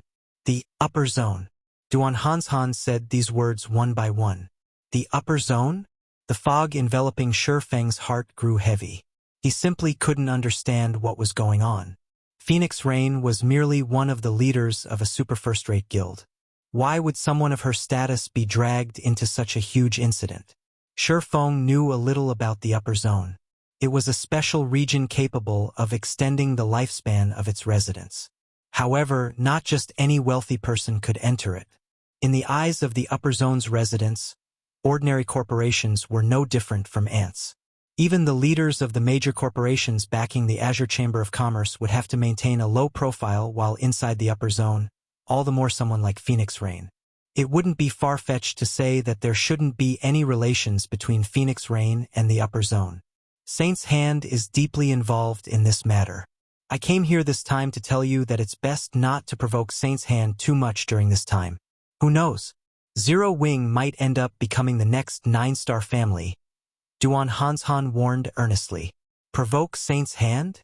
Revealing a bitter smile, Shifeng said, I've never taken the initiative to provoke them. To occupy the Orc Empire, Saint's Hand had already set its sights on Silverwing Town. It wasn't that he wanted to provoke Saint's Hand. Rather, the other party had already resolved to take his life. However, you don't have to worry too much about this, either, Duan Hanshan said, chuckling. Don't need to worry? Shifeng asked, puzzled. Although he had adequate strength now, he was certain the security of Zero Wing's headquarters was far from comparable to that of the Nine-Star families and Dragon Phoenix Pavilion's headquarters. Frost Heaven's Hong Xinyuan has promised that so long as Zero Wing helps Frost Heaven complete the task you two agreed on, he will give Zero Wing 3 reserved slots to enter the upper zone, Duan Hanshan said, smiling. This is the opportunity of a lifetime. Any superpower would laugh to death if they received such a wonderful opportunity. You should know how extraordinary the upper zones are. Those places are possibly the safest locations in the world. Although both the Nine-Star family and Dragon Phoenix Pavilion were super first-rate guilds, the corporations backing them lacked the power to secure slots to enter the upper zone for the guild's leadership. Otherwise, the two guilds wouldn't have faced such a predicament. This piece of news rendered Shifeng speechless. Just what is Frost Heaven trying to do for it to be so generous? These were reserved slots for the upper zone they were talking about. All else aside, just the upper zone's security aspect was already more than enough to make the various superpowers guild leaders go crazy. During his previous life, even when the guild leaders of first-rate guilds offered billions of credits, they still couldn't secure a slot in the upper zone. Only the guild leaders of super first-rate guilds could barely manage to do so. Yet now, Frost Heaven was actually offering 3 slots to Zero Wing. At this moment, Shifeng wouldn't be surprised if Frost Heaven wanted Zero Wing to mount a full-on assault on the 5 great super guilds. You're quite lucky, honestly. If it were any other time, Frost Heaven most likely wouldn't offer such a price for Zero Wing's help, Duan Hanshan said, sighing. As for what exactly Frost Heaven wants Zero Wing to do, I can't reveal it to you now. Someone from Frost Heaven will notify you when the time comes. In any case, it isn't a simple task. Zero Wing has to be careful. Otherwise, it wouldn't be surprising if Zero Wing were to perish. Thank you for your reminder, Elder Duan. Shifeng sincerely thanked Duan Hanshan. Duan Hanshan's willingness to reveal the Dragon Phoenix Pavilions and Saint's Hands matters to him already demonstrated Azure's sincerity in its partnership with Zero Wing. Shifeng naturally had to show his appreciation. Azure hasn't done anything noteworthy. How you'll proceed in the future is still up to you to decide, Duan Hanshan said, chuckling. Seeing as Shifeng was willing to accept the Azure Chamber of Commerce's kindness, his task here was done.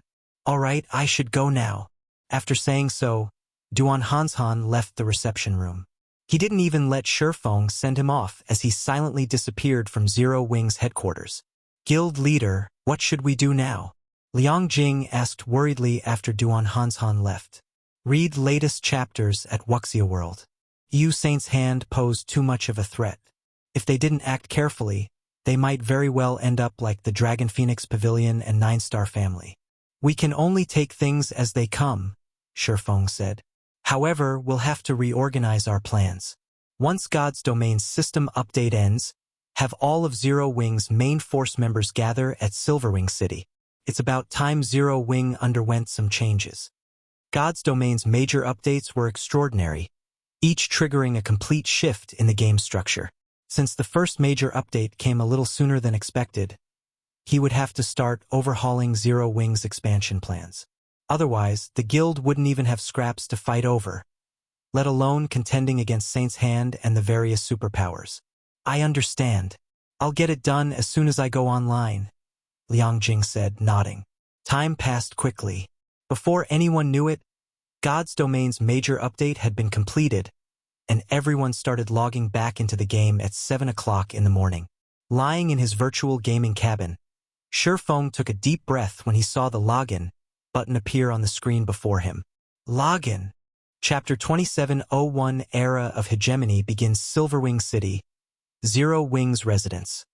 Along with a flash of brilliance in the underground secret room, Surefeng's figure gradually appeared. Unlike the previous times he had logged into God's Domain, Surefeng now felt a little dizzy, the dizziness lasting for several seconds. And when he recovered, he found that everything in front of him seemed completely different. If the previous God's Domain looked like an extremely high-definition image in Surefeng's eyes, then the current God's Domain looked like the real thing. In other words, the sense of reality he got from the game was on a completely different level. This kind of realism is so nostalgic. A smile appeared on Surefeng's face when he perceived his current situation.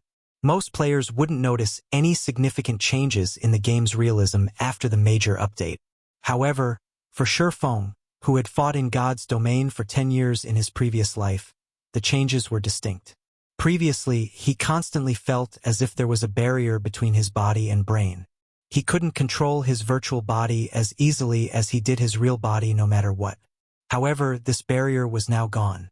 It was like the difference between 99% and 100%. This kind of change might not mean anything to ordinary players, but the difference was massive for expert players. Take humans and gorillas, for example. Despite there being only a 1% genetic difference, the two were worlds apart. Combat in God's Domain was different from combat in the real world. Due to physical limitations, there were many techniques the human body could not exhibit in the real world. Take a child trying to lift a 1-ton sword, for example. With how tiny the child's physique was, such a feat would be impossible. However, what if the child's physique allowed him to swing the sword easily? One could easily imagine how terrifying the child's destructive power would be. After adjusting to the changes, Surefeng left the secret room, heading to his office to sort out the information on the major update. When Surefeng walked out of the secret room, the Tier 3 NPC guard stationed at its entrance panicked. Like a frightened rabbit, the guard hurriedly straightened his back and put on a respectful look. "Good morning, my lord." The Tier 3 NPC respectfully saluted Surefeng. "Good morning." Surefeng nodded and smiled at the NPC named Flet. "It's finally here. I wonder how chaotic God's Domain's major forces will become?" In reality, the biggest change brought about by God's Domain's first major update wasn't in the realism but the NPCs and monsters. Both NPCs and monsters gained their own thoughts after the major update. Yes, thoughts, not intelligence. The so-called AI that powered the NPCs and monsters before was merely a well-designed program that could react to players' words and actions to a reasonable extent. Most of the NPCs and monsters in the game couldn't actually think for themselves. Generally, only NPCs at Tier 5 and above had such an ability. But now, no matter how weak the monster or NPC was, they would all have their own thoughts. This would bring about a great change to God's Domain. After all, from a certain perspective, NPCs and monsters were no longer different from real humans. With this change, fights with monsters and NPCs would feel no different from PvP fights. No, to be precise, fights against monsters and NPCs would become even more troublesome than PvP fights. Unlike players, monsters and NPCs were accustomed to fighting in God's Domain. Some monsters and individual NPCs had started fighting at birth and accumulated 10, 20, 30 years or more of experience. Their combat experience far exceeded that of ordinary players that had been in God's domain for only 1 or 2 years. However, this still wasn't the greatest impact on God's domain's players. What would really affect players were the changes in the behavior of NPCs and monsters. From now on, NPCs would not only actively hunt monsters, but also compete with players for various quests and resources at the Adventurers Association. They would even contest for the precious resources and opportunities needed for class promotions. When the first major update hit God's domain in the past, this change had given the various powers a huge headache. After all, not only had they lost their monopoly on resources, but NPCs and monsters had even stolen a significant portion of these resources. Of course, this change came with its benefits as well. For example, players unaffiliated with any powers could choose to join NPC teams to do quests. This option instantly increased the survivability of independent players. It also allowed independent players to get their hands on resources and equipment that were previously unattainable. Meanwhile, after Surefeng left the underground hall, the NPC named Fret breathed out a deep sigh of relief. The Lord seems strange today. He normally doesn't talk to us guards, yet he actually said good morning to me today. Fret, who was clad in silver mail armor, thought in confusion as he looked at Surefeng's departing back. Did the Lord notice me slacking, so he greeted me as a warning? Thinking up to this point, Fret shivered involuntarily. This won't do. I mustn't slack off anymore. Such a good job is hard to find in the entire Star Moon Kingdom. If I lose it, those former colleagues of mine will definitely treat me as a joke. Fret raised his vigilance and straightened his posture even further. Meanwhile, when the other NPC guards in the underground hall saw Surefeng, they also started secretly discussing Surefeng's peculiar behavior today. Surefeng was someone standing in a lofty position. In the past, he normally wouldn't even say a word to them. He was basically the representation of coldness and ruthlessness. Yet, Surefeng gave off the feeling of a spring breeze today. This sudden transformation made the guards in the underground hall uneasy for some time. At this time, these NPCs weren't the only ones feeling doubtful and insecure. The players throughout God's domain also felt surprised and confused by the changes to the game. The forums of God's domain were also burning with discussions. Why do those NPCs feel like living people? They're even discussing us players in private. What is going on here? You think that's strange? My personal guard actually asked for a day off to take care of his injured wife. You guys probably haven't been to the Adventurers Association yet, right? Right now, NPCs are taking on the quests posted there. One NPC even seduced the beauty in my party to go questing with him. For a while, the players of God's domain were bewildered by these changes to the NPCs. Some found the changes novel, while others found them flabbergasting. However, most players rejoiced at these changes. Such sentient NPCs were simply unheard of. The players felt as if they had actually come to another world. This was especially true when they heard these NPCs discussing them. The NPCs would even rave about the experts among players. Some well-known expert players even had fans among the NPCs, a situation ordinary players couldn't help envying. However, unlike ordinary players, God's domain's various major powers were far less delighted at these changes. In fact, these sudden changes were practically fatal to some of the smaller guilds. This was because the major update didn't just grant NPCs their own thoughts. The monsters out in the fields had also become much more troublesome to handle. This was especially true for monsters at the Lord rank or above. The wealth of combat experience they possessed made them even stronger than experts in terms of combat standards. A Lord-ranked monster could easily pummel a Tier 2 expert of the same level. Some great lords could even contend against Tier 3 experts. However, this still wasn't the worst part. The truly terrible change the major update brought was the removal of fixed dungeons. Dungeons were a stable source of equipment and materials for the various major powers in God's domain. Quite a number of guilds would grind low-level dungeons for all sorts of materials rather than raid high-level dungeons. In fact, small guilds weren't the only ones to use this approach to secure materials. Even the various superpowers did so. After all, with the difficulty of high-level dungeons, raiding them would definitely result in casualties, which would, in turn, cause the players in the team to regress.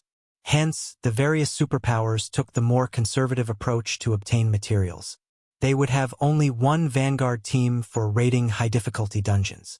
That way, they could ensure that they possessed the latest and best equipment and materials available while simultaneously having a large amount of basic materials to supply the vanguard team. However, that all changed with the game's major update. After the update, all the fixed dungeons had disappeared. Now, only dungeons that appeared at random were available. Meanwhile, some of these dungeons were challenging, while some were a walk in the park. Moreover, every one of these dungeons could be raided only once before they disappeared. If one didn't raid the dungeon upon discovering it, there was a high chance someone else would raid it first. This change dumbfounded not only the various small guilds but even the superpowers. With this situation, how were they supposed to develop their guilds from now on? Similarly, the various adventurer teams in God's domain also started growing uneasy. Not only did resources grow scarcer, but NPCs had even emerged as competitors. One could easily imagine how intense the fight for resources would become in the future. The various superpowers might even remove their disguises and start fighting and competing for real. Silverwing City, Zero Wing's residence, Guild Leader's office. Guild Leader, everyone's arrived, Liang Jing reported as she looked at Shifeng, who was arranging the latest information on God's domain. Read latest chapters at Wuxia World. Are Aqua Rose and Gentle Snow also here? Shifeng asked. Although Aqua Rose and Gentle Snow had already exited the space-time maze, as they were transported to a special location, they couldn't contact others through the game at all. They could only contact others through the real world. They're here, but... Hesitation appeared on Liang Jing's face. Puzzled, Shifeng asked, "But what?" Tentatively, Liang Jing whispered, "I might be mistaken, but when I saw them just now, they felt alien." Chapter 2702, Silence Alien. Shifeng failed to comprehend Liang Jing's words for a moment. As his assistant, Liang Jing didn't just take care of affairs in Zero Wing's headquarters. Normally, she would also help Gentle Snow and Aqua Rose with tasks in God's domain. Hence, she had frequent contact with the two vice guild leaders. In fact, Liang Jing should be even more familiar with them than he was. Gentle Snow and Aqua Rose had been absent from the guild for only some weeks. No matter how he looked at it, Liang Jing shouldn't have a reason to describe them as alien. "Are you saying that their temperament has changed?" Shifeng asked after giving the matter some thought. A person's temperament would change along with the improvement of their knowledge and mental state, especially after a breakthrough in the limit of their brain activity. Shifeng was a perfect example of this. "No." Shaking her head, Liang Jing whispered in a somewhat uncomfortable voice. "That kind of feeling, it's like looking at complete strangers wearing their faces." Wearing their faces. Liang Jing's words surprised Shifeng. "Are you sure?" I'm very sure," Liang Jing said earnestly. "Okay." Shifeng nodded solemnly. "This matter ends here. Just treat them like you normally do." "Guild leader, are the vice guild leaders all right?" Liang Jing asked worriedly. No matter how she looked at it, this change simply wasn't normal. If Gentle Snow and Aqua Rose really had a problem, Zero Wing would be in great danger. After all, the two vice guild leaders were responsible for most of the guild's daily activities, whereas Shifeng was mainly a figurehead. "I'm not sure yet." Shifeng shook his head. "I'm afraid I'll know what's going on only after I meet with them in person." Space-time mazes were very special existences in God's domain. Only an extremely small number of players would encounter a space-time maze when traveling through space-time passages. An even smaller number of players would encounter a mysterious space after leaving the space-time maze. This mysterious space was unresolvable. Many people attributed its appearance to a bug in the game. Every player that entered this mysterious space would end up in a very special world. Nobody knew what kind of world it was, and only one thing existed in this world: slaughter. One would either be hunted down endlessly, or hunt others endlessly, or fight on an endless battlefield. It was as if the fragments of countless memories in God's domain were collected in this special world. Even when players were killed in this world, they wouldn't truly die. They would only go from one dream to another after their deaths, and this cycle would loop endlessly. Moreover, the pain players felt in this world wasn't mitigated in the slightest. The concept of time in this world was supposedly blurred. The time players experienced inside this world was something only their minds perceived, with no effect on their real bodies. Hence, even when a player spent 1 or 5 years inside the special world, only hours or days might have passed in the real world. However, time was the scariest thing in existence. After all, time could wear down everything, let alone humans. If Gentle Snow and Aqua Rose really came out from this mysterious space, a lot of time must have passed for them already. So much so that even their memories had blurred. Hence, it was only normal for them to change. The only thing Surefeng didn't know was how many years Gentle Snow and Aqua Rose had spent in that mysterious space. Meanwhile, according to the statistics from his previous life, the longer the time one spent in that special world, the greater the influence on one's mentality. Zero Wing Residence's top-floor conference room. Zero Wing's upper echelon and core team leaders were currently seated inside this magnificent conference room. Of these people, even the weakest was a level 116 Tier 3 player, while the strongest were Violet Cloud and Fire Dance, who had both reached level 121 already. However, there was still a significant gap between them and Surefeng, who was level 125.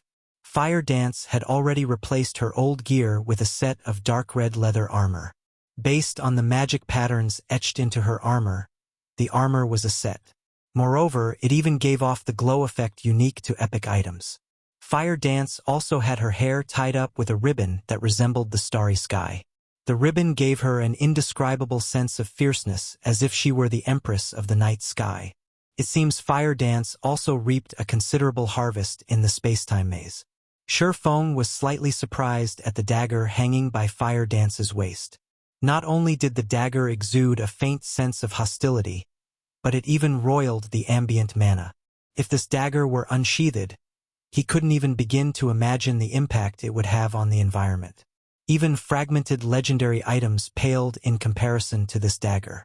However, when Surefeng swept his gaze across Gentle Snow and Aqua Rose, who sat on both sides of the conference table, he was taken aback. How can this be? Surefeng was rendered speechless. After what Liang Jing had said, he had already mentally prepared himself for the worst. However, now that he saw them in person, he realized that the two situation exceeded his worst expectations. Gentle Snow's and Aqua Rose's weapons and equipment remained the same as when they left the Western continent. Even their levels were still at level 117.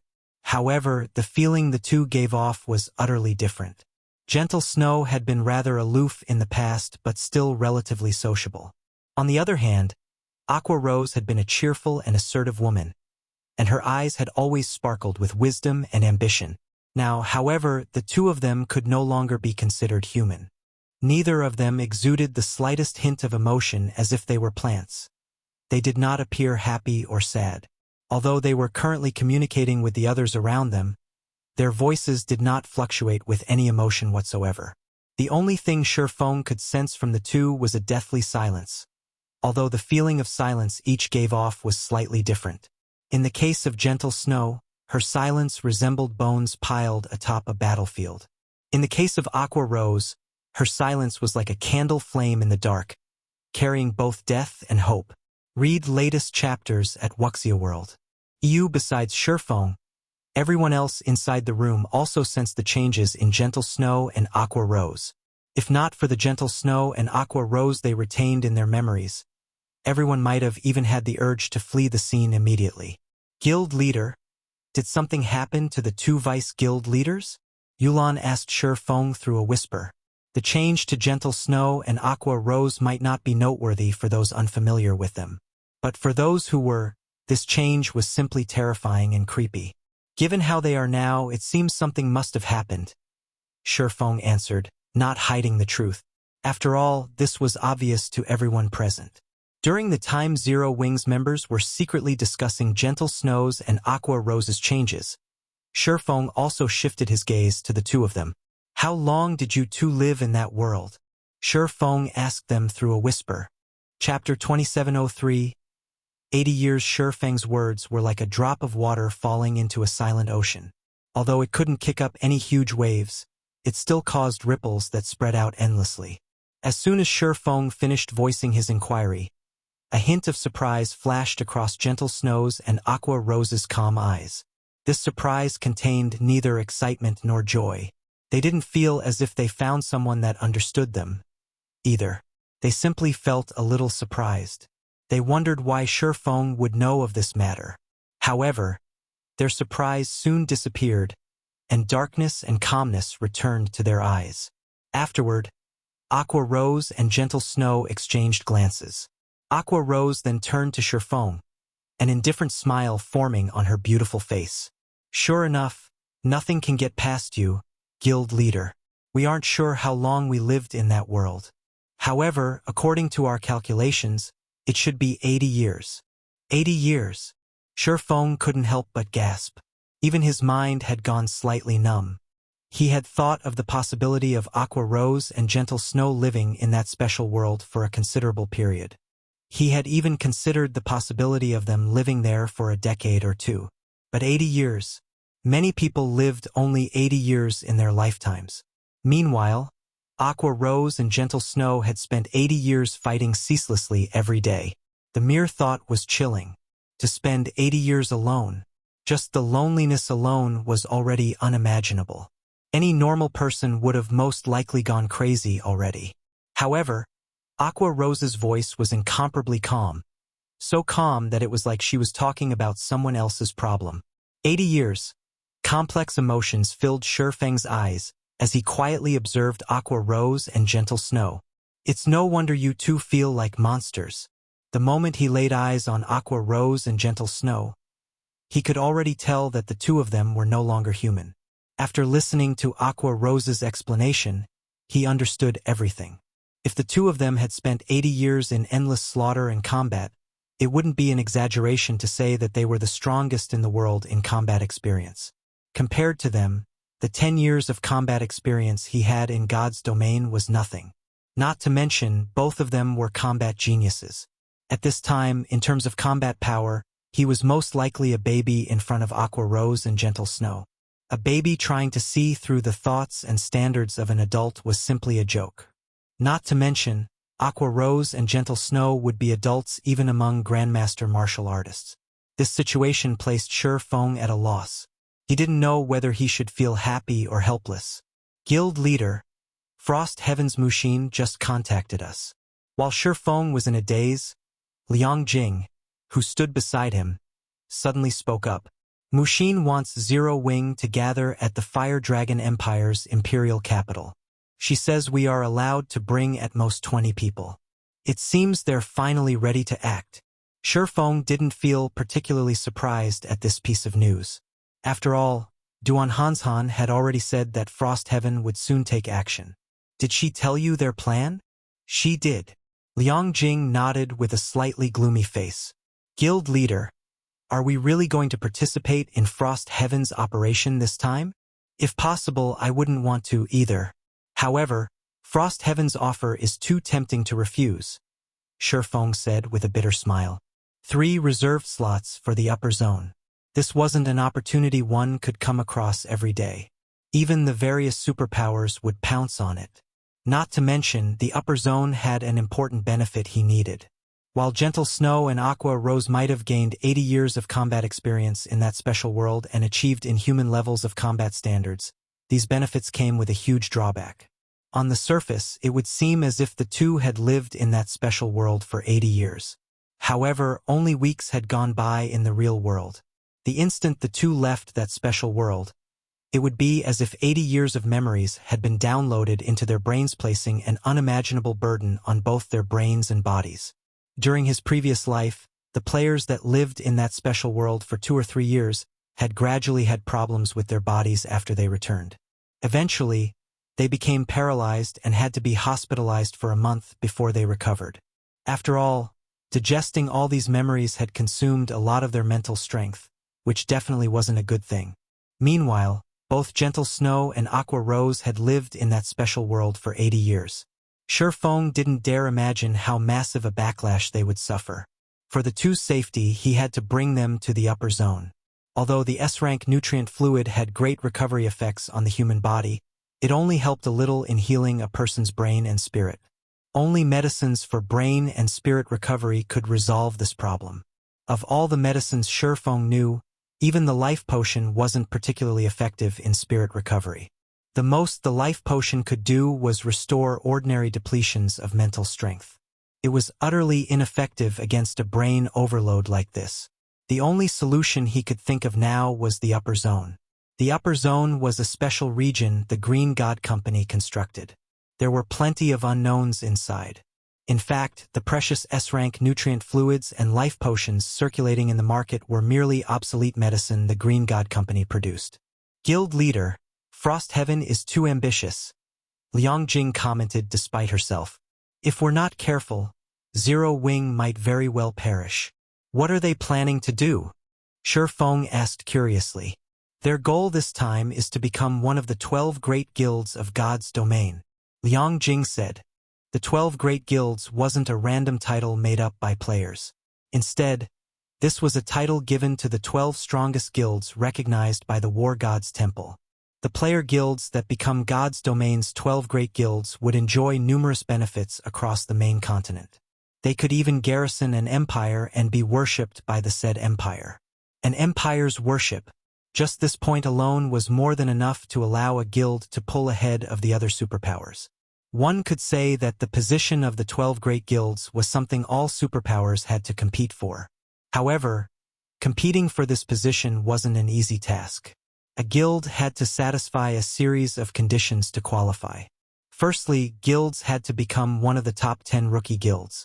After that, they had to compete for the 12 reserve seats of the 12 Great Guilds. However, this was going to be God's domain's first competition for the reserve seats. The War God's Temple had announced that 6 were empty this year. Hence, for this year only, player guilds could compete for the 6 empty reserve seats so long as they met the conditions for participation in the competition. Due to Zero Wing's poor foundation, Feng never even considered participating in the competition. There were 4 conditions for participation. 1. Submit 2,000 units of 7 Luminaries crystal to the War God's Temple. 2. Have a guild residence in the capital cities of 50 kingdoms and 12 empires. Simultaneously, the registering guild must also have the status of a 4-star guild. 3. Have over 1,000 Tier 3 players in the guild. 4. Have 30 guild cities under the guild's name. These 4 basic conditions were extremely harsh. Ordinary guilds shouldn't even dream of participating in the competition. In fact, even ordinary superpowers wouldn't qualify. Only the exceptionally strong superpowers could just barely meet the conditions. According to the information Zero Wing obtained from the secret pavilion, close to 20 super first-rate guilds and super guilds would participate in the competition for the reserve seats. Every one of them a titan in the virtual gaming industry. One could easily imagine how intense the competition would be. No wonder Frostheaven made such a lucrative offer. Realization also dawned upon Feng. In his previous life, Frostheaven had first entered the ranks of top 10 rookie guilds and eventually became one of the 12 reserve guilds before slowly climbing up to join the 12 great guilds. However, Frostheaven was not fully developed at this time. Trying to compete for one of the reserve seats so soon would most likely result in failure. Frostheaven had to know this as well but was still grasping at a strand of hope. Guild leader, if we become Frostheaven's foreign aid, any guild Frostheaven confronts will probably treat us as a mortal enemy, Liang Jing explained. The position of the 12 reserve seats was a throne built atop countless bones. At present, Zero Wing was in a very terrible situation already. On one side, there was Silenc. On the other side, there were the newly developed superpowers. There was even the extremely dangerous Saint's Hand in the Orc Empire. Read latest chapters at Wuxia World. If they offended a few more superpowers now, Zero Wing would no longer have a future in God's domain. Although it is very dangerous, this is also a chance for Zero Wing. It would be a shame to let it go, Feng said, shaking his head. Fire Dance and the others should get ready. will set out immediately. While contesting for the 12 reserve seats was indeed dangerous, if they succeeded, even as foreign aid, Zero Wing would receive the War God's Temple's recognition as well as some basic privileges. For example, city garrison rights and worship rights. While getting an entire country to worship Zero Wing was impossible, getting one city to do so was still possible. This was also why many guilds had fought to become foreign aid for the participating guilds in the past. Chapter 2704 Maddening Start Fire Dragon Empire. Flame Dragon City groups of players in black cloaks walked through the crowded commercial district of the imperial capital. What's going on? Why are there so many cloaked players on the streets today? Moreover, every one of them is so strong. A level 56, Tier 1 player, who came to the commercial district to upgrade his equipment, exclaimed in surprise when he saw the procession of cloaked players. Although Flame Dragon City was normally crowded with players, today's foot traffic was much more exaggerated than usual. Moreover, not only was the foot traffic triple the regular volume, but many of these new arrivals also gave off a strange vibe. In fact, players weren't the only ones wearing black cloaks. There were plenty of cloaked NPCs walking through the city as well, and every one of them radiated a terrifying aura. Although the city's resident NPCs were holding private discussions over this change, now that NPCs could think for themselves, they were deliberately avoiding players while discussing. This is normal. You've just started playing 5 Domain recently, so you might not know this, but today is the competition for the reserve seats of God's Domain's 12 great guilds. A level 109 Tier 3 man explained to the newcomer of his guild. God's Domain's 12 great guilds? The rookie shield warrior was surprised at his senior's words. Isn't that something determined by the Virtual Gaming Association? In the real world, the Virtual Gaming Association determined the publicly recognized super guilds annually. These positions were mostly fixed. Very few changes would occur every year. No, this event is hosted by the War God's Temple to determine God's Domain's 12 strongest guilds. It isn't a competition hosted in the real world, the Tier 3 man explained, chuckling. Does our guild have a chance to participate too? The rookie shield warrior asked, a hint of fighting spirit surfacing in his eyes. He had never heard of such a huge event happening in God's Domain before. Moreover, with God's Domain's current popularity, it wouldn't be an exaggeration to call it the world's biggest competition. If he could stand out in this competition, he would definitely rise to prominence. Currently, the various major corporations were offering unprecedented prices to recruit experts in God's Domain. In fact, the top 50 experts on the God's Domain's experts list made even more money than A-list celebrities. We want to join, but the entry threshold is just too high. Even first-rate guilds aren't qualified. The Tier 3 man smiled bitterly. Nowadays, the various powers of God's Domain were all talking about the reserve seat competition. Even NPCs were discussing it. The competition's influence was unprecedented. In such a major competition, let alone securing one of the reserve seats, just being able to participate would already serve as proof of a guild's strength. In that case, is everyone here to participate in the competition today? The rookie shield warrior asked. The cloaked people are most likely participants. As for everyone else, they should be here to spectate. The Tier 3 man explained. Spectate? Can we go watch as well? The rookie asked eagerly. I'm afraid that's not possible. The Tier 3 man replied with some embarrassment. The entry fee alone is 300 gold, while the VIP rooms cost 5,000 gold and 20 units of 7 luminaries crystal. Moreover, there are only 1,000 VIP rooms available. 300 gold was a huge sum, even for current Tier 3 players. In fact, most Tier 3 players didn't have 300 gold in their pockets. After all, with how high a Tier 3 player's daily expenses were, saving a lot of money was simply impossible. As for the VIP rooms, they were for the exclusive use of large guilds. Individuals simply couldn't afford them. The 5,000 gold aside, just the 20 units of 7 luminaries crystal was already more than enough to distress first-rate guilds. What more second- and third-rate guilds? At this moment, the Tier 3 man wasn't the only person feeling embarrassed over this situation. Most of the other Tier 3 experts on the street also sighed. Spectating such a major competition would most likely yield a lot of benefits. I know, right? I heard that nearly 30 superpowers would participate in the competition, nearly one-third of them super guilds. Moreover, these superpowers are all sending their best. This is going to be the battle of a lifetime. I heard that too. Right now, everyone's going crazy over the VIP rooms. Some second- and third-rate guilds are even offering to pay double the price to get a room. Upon overhearing the discussions of other players on the street, the players who couldn't afford an entrance ticket yearned for one. God's domain's various superpowers rarely waged war. They generally only fought in small skirmishes. However, the superpowers were now going all out. One could easily imagine how intense the competition would be. Meanwhile, such a major competition was held only once a year. Flame Dragon City, War God's Temple. At this time, the various superpowers members had already thronged the majestic headquarters of the Fire Dragon Empire's War God's Temple, numbering in the tens of thousands.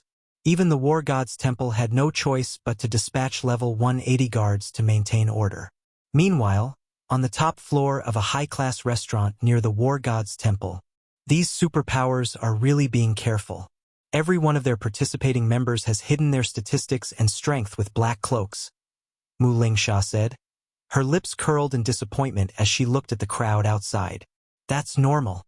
This competition is going to determine which superpower will hold hegemonic rights over God's domain. It is only natural for them to try to hide as much information as possible. Anyone who exposes their cards now will only make easy targets of themselves. Unyielding Heart, who sat beside Mu Lingsha, said, chuckling.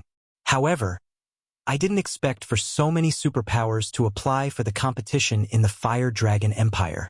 Although there are many empires in God's domain, only 4 of them are ancient nations. Any confident superpower wouldn't let go of these 4 nations. While guilds can register for the competition at any empire's capital, the guild that wins a reserved seat in their registered empire will receive additional benefits from the empire. Sighing, Mu Lingsha continued, "It's a pity Unyielding Soul lacks accumulations. Otherwise, we could have come here to try our luck too. I wonder who will secure the 6 reserve seats?" When Unyielding Heart spoke of the reserve seats, a hint of yearning appeared in his eyes. We can probably already determine who will get 5 out of the 6 seats. The last is the important one. I'm afraid those guilds are going to have a bloody battle, Mu Lingsha said gloatingly. The competition for the reserve seats was most likely going to be extremely intense. After all, if nothing unexpected happened, 5 of the 6 available seats would go to the 5 great super guilds.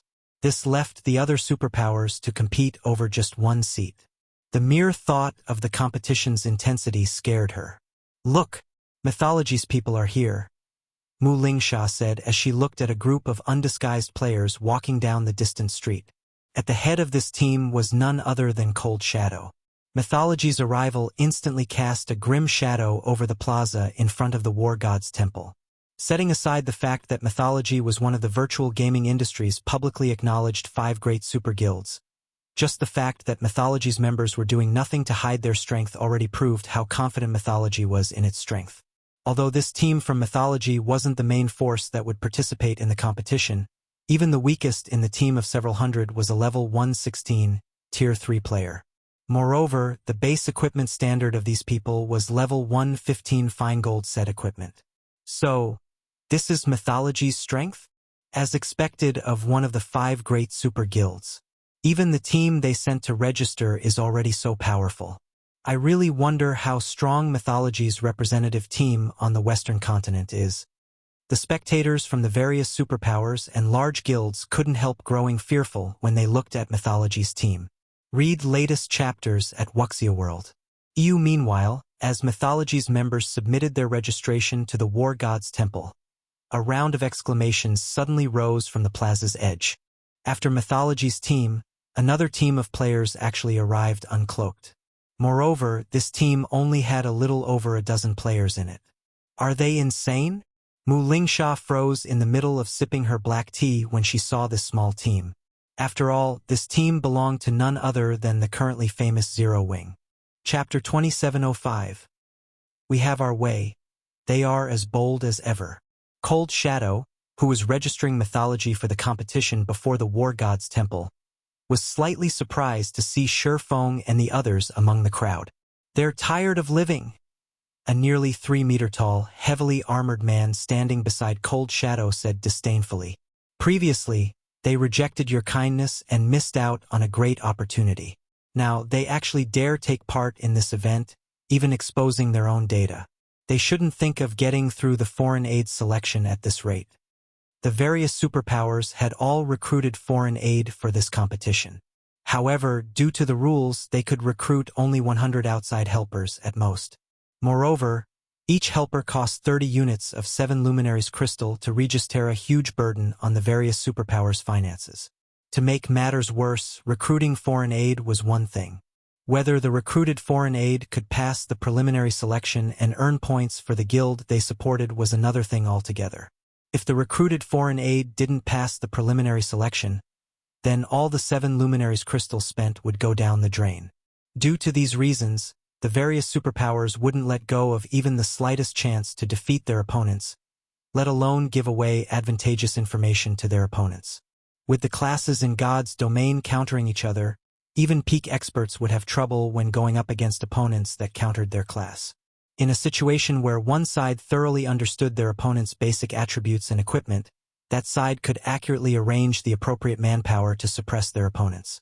Now that Zero Wing had leaked all this information, its members would be hard-pressed not to get targeted. What is that black flame thinking?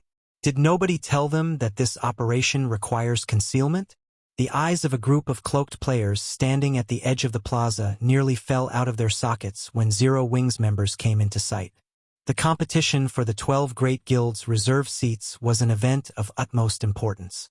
The various superpowers had spent a lot of effort just to hide their strength.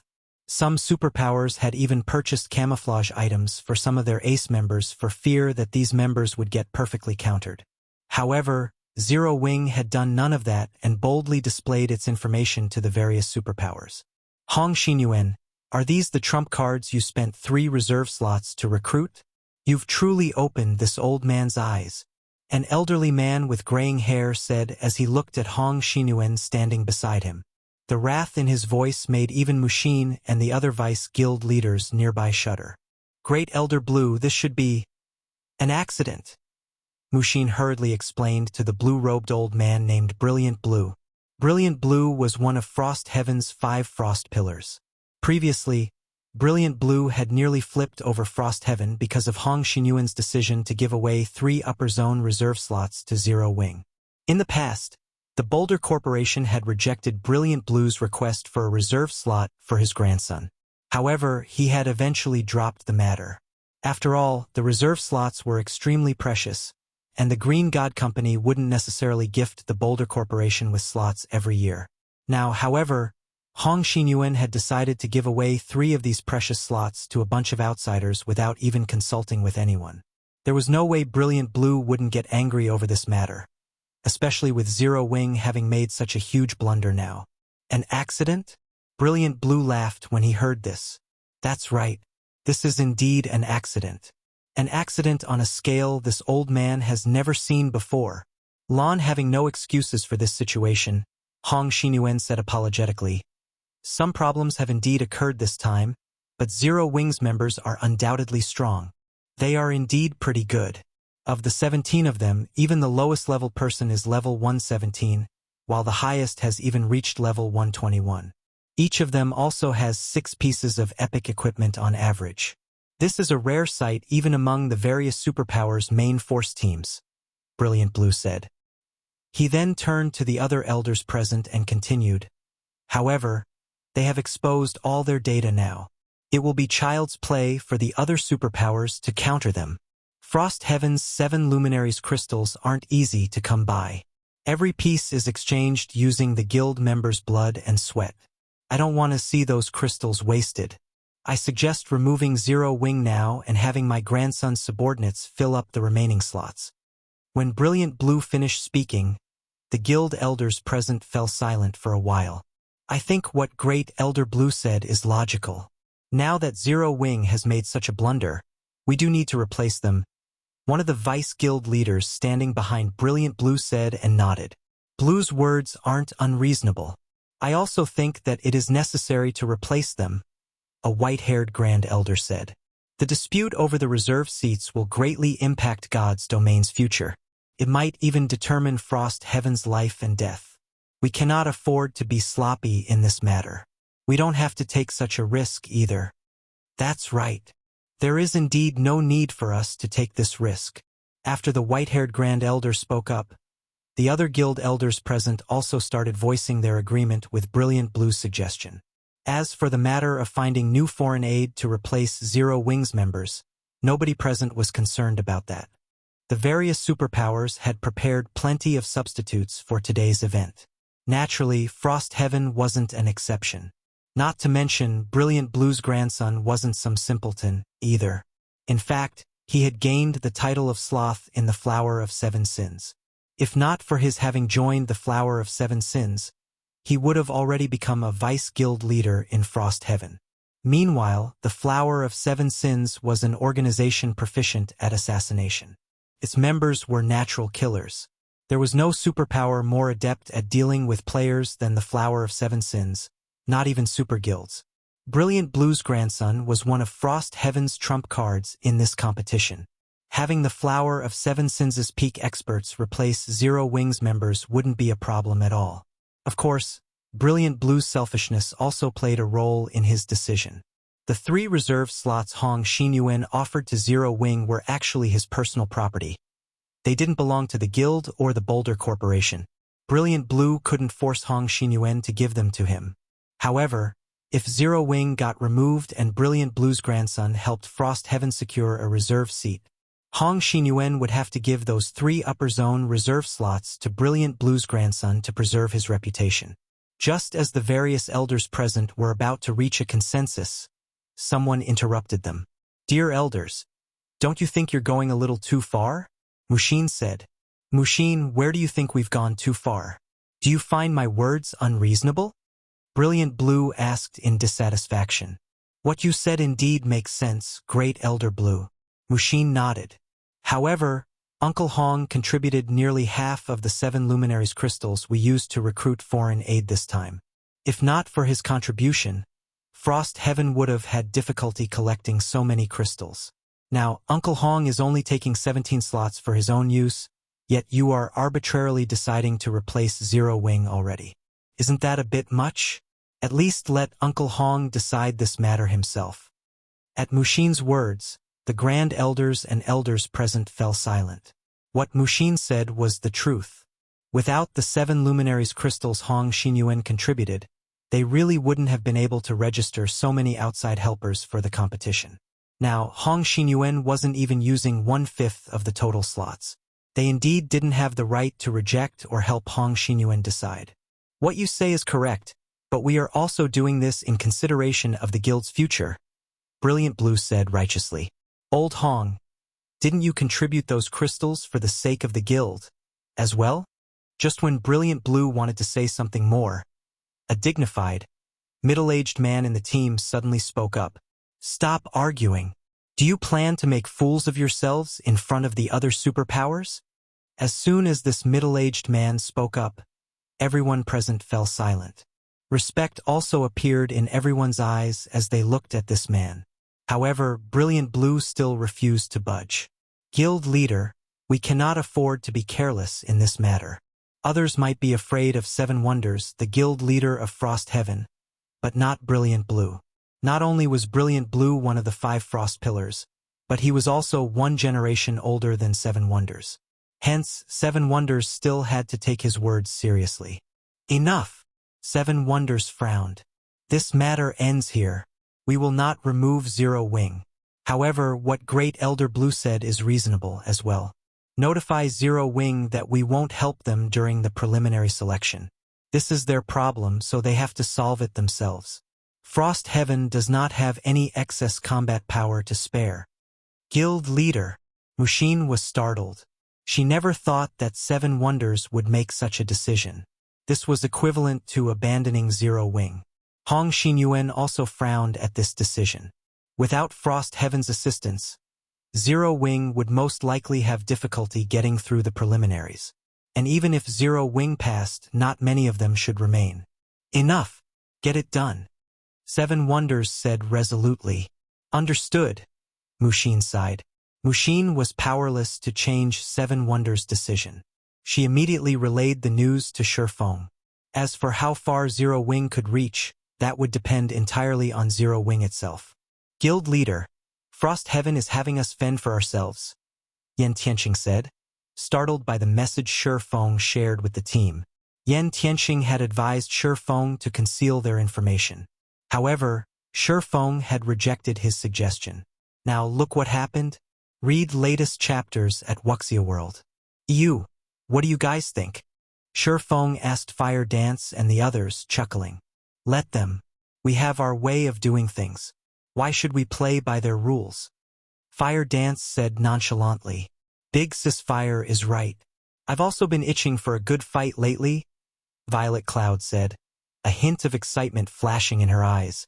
Similarly, Cola and the others also expressed their eagerness for a good fight. Since that's the case, let's go get registered. Chapter 2706, Selection Battle inside a high-class bar near the War God's Temple's plaza. A feminine man in a light gray cloak appeared silently beside a handsome young man drinking red wine inside the bar. As if the feminine man did not exist, none of the bar's other occupants noticed his arrival. Young master, it'll be difficult to get those reserve slots. Seven Wonders did not remove Zero Wing. He only decided to let Zero Wing fend for itself. The feminine man whispered. Zero Wing's members have registered already. Now all they have to do is wait 3 hours for the preliminary selection to begin. Zero Wing sure is lucky not to get removed even after making such a blunder.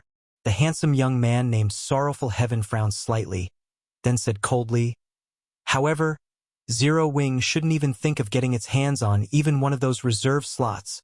Sorrow, how about I attack them directly afterward?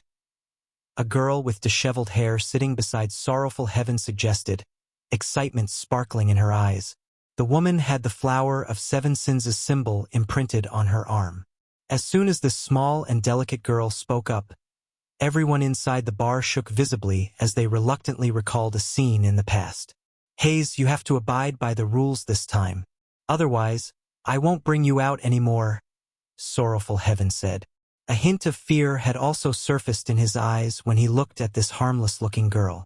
Even after becoming one of the 7 sins, Sorrowful Heaven still dared not act carelessly around this girl. After all, death was the best relief when one went against this harmless girl. Even the flower of 7 sins' mysterious leader got a headache when dealing with her. If they did not manage her properly, she would easily trigger a catastrophe. Don't worry, I'll definitely listen to you during this mission. I won't recklessly do anything to those people. The girl named Imperial Hayes nodded obediently and giggled. That's good. Sorrowful Heaven breathed out a sigh of relief. He then said slowly, We don't have to worry about Zero Wing this time. Now that Zero Wing has exposed all its data, the other superpowers' foreign aid will target them first. We won't have to do anything to Zero Wing. On the contrary, while everyone else is focused on Zero Wing, we can search for the War God orders. The selection match for foreign aid was straightforward.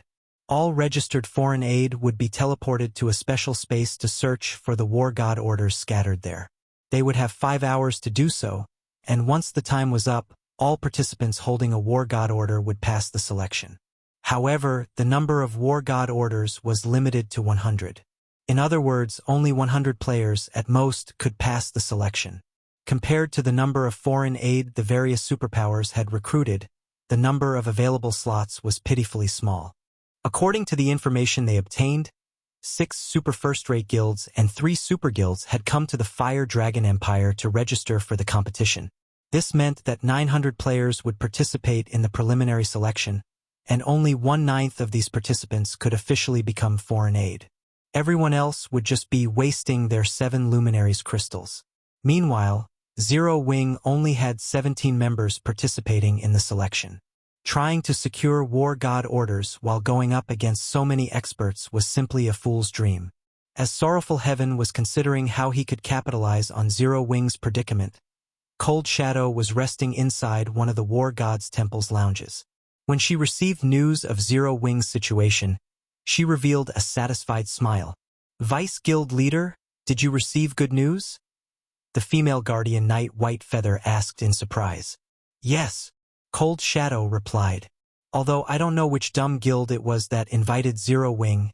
Zero Wing is dead for sure this time. None of Zero Wing's members should even dream of passing the selection. Vice Guild Leader, Zero Wing's 17 members possess extraordinary strength. While not all of them can pass, there is still a chance that 2 or 3 of them will succeed, White Feather said, shaking her head in disagreement. It might have been possible before, but I'm afraid it's not anymore, Cold Shadow said in a playful tone. According to our spies, the Sky Dragon House and Pride Empire have come forward to work with Demon Palace and Miracle to annihilate Zero Wing. How is this possible? This revelation stunned White Feather. The competition for the 6 reserve seats was incredibly intense, and every participating power was treating the others as mortal enemies. 2 superpowers working together was already unbelievable. Now, 4 superpowers had actually banded together to target Zero Wing. What exactly had Zero Wing done to anger all these guilds? Nothing's impossible. Chuckling, Cold Shadow said, Did you forget whom Zero Wing offended before? Is this Saint's Hand's doing?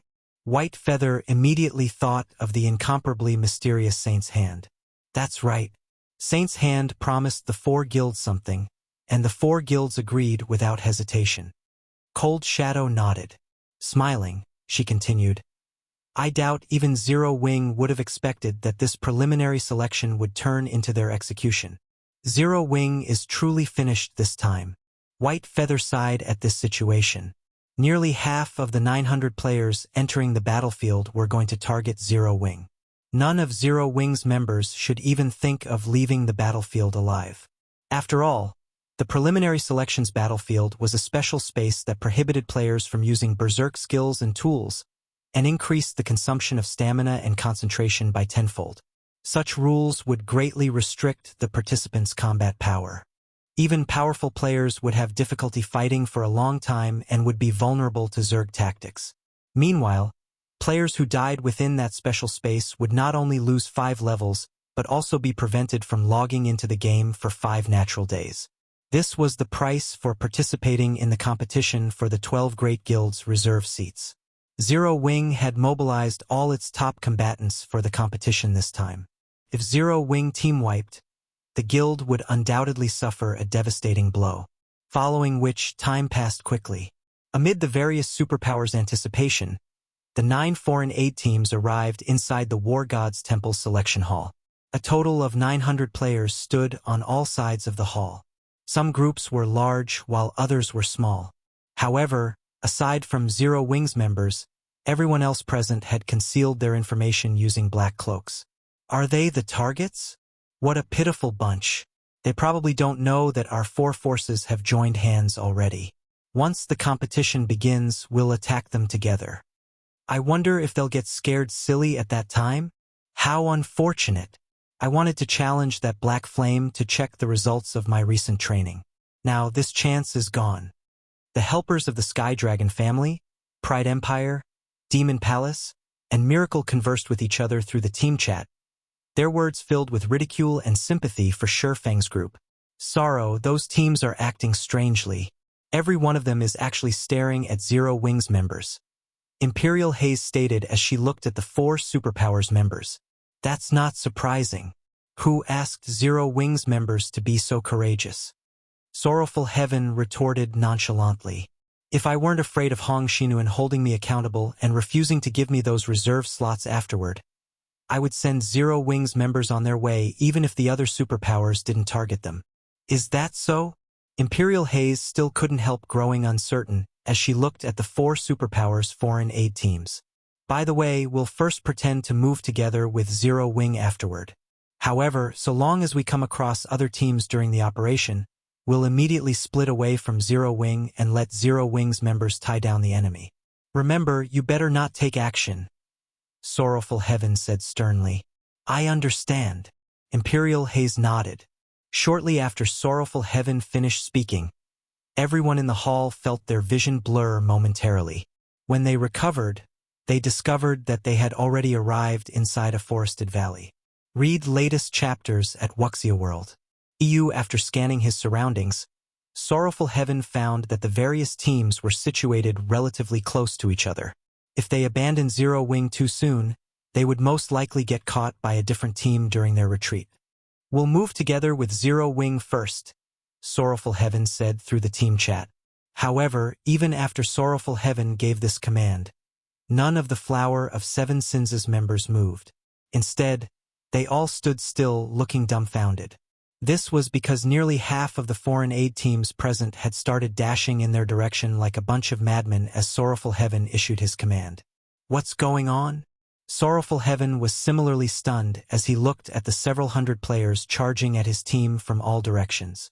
Chapter 2707 Fire Dragon's 6 Absolutes. Upon seeing 400 people acting in unison, let alone Sorrowful Heaven, even the other foreign aid teams in the distance were dumbfounded by this situation. Are these people crazy? Zero Wing has only exposed some weaknesses that can be exploited.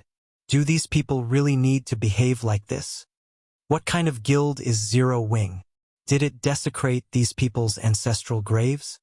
In the preliminary selection, it wasn't far-fetched to say that aside from the members of one's team, everyone else was an enemy. There did not exist any possibility for cooperation. Yet, 4 teams were now working together to annihilate Zero Wing's members. Moreover, these teams had perfect coordination with each other. Nobody would believe it if someone said there was no hatred between Zero Wing and these teams. Boss Sorrow, these people should be aiming at Zero Wing. A level 117, Tier 3 Ranger from the Flower of Seven Sins reported to Sorrowful Heaven. When he observed the movements and goal of these 4 teams, he gulped nervously despite himself. What exactly did Zero Wing do to make 4 superpowers take such drastic action? At this moment, Sorrowful Heaven couldn't help staring at Shifeng's group in shock. Based on the 4 teams' coordinated movements, it was clear they had discussed things beforehand. Otherwise, they wouldn't have gone all out to annihilate Zero Wing's members as soon as the selection began. Zero Wing was merely an up-and-coming pseudo-superpower, yet it had actually provoked 4 superpowers into working together to deal with it.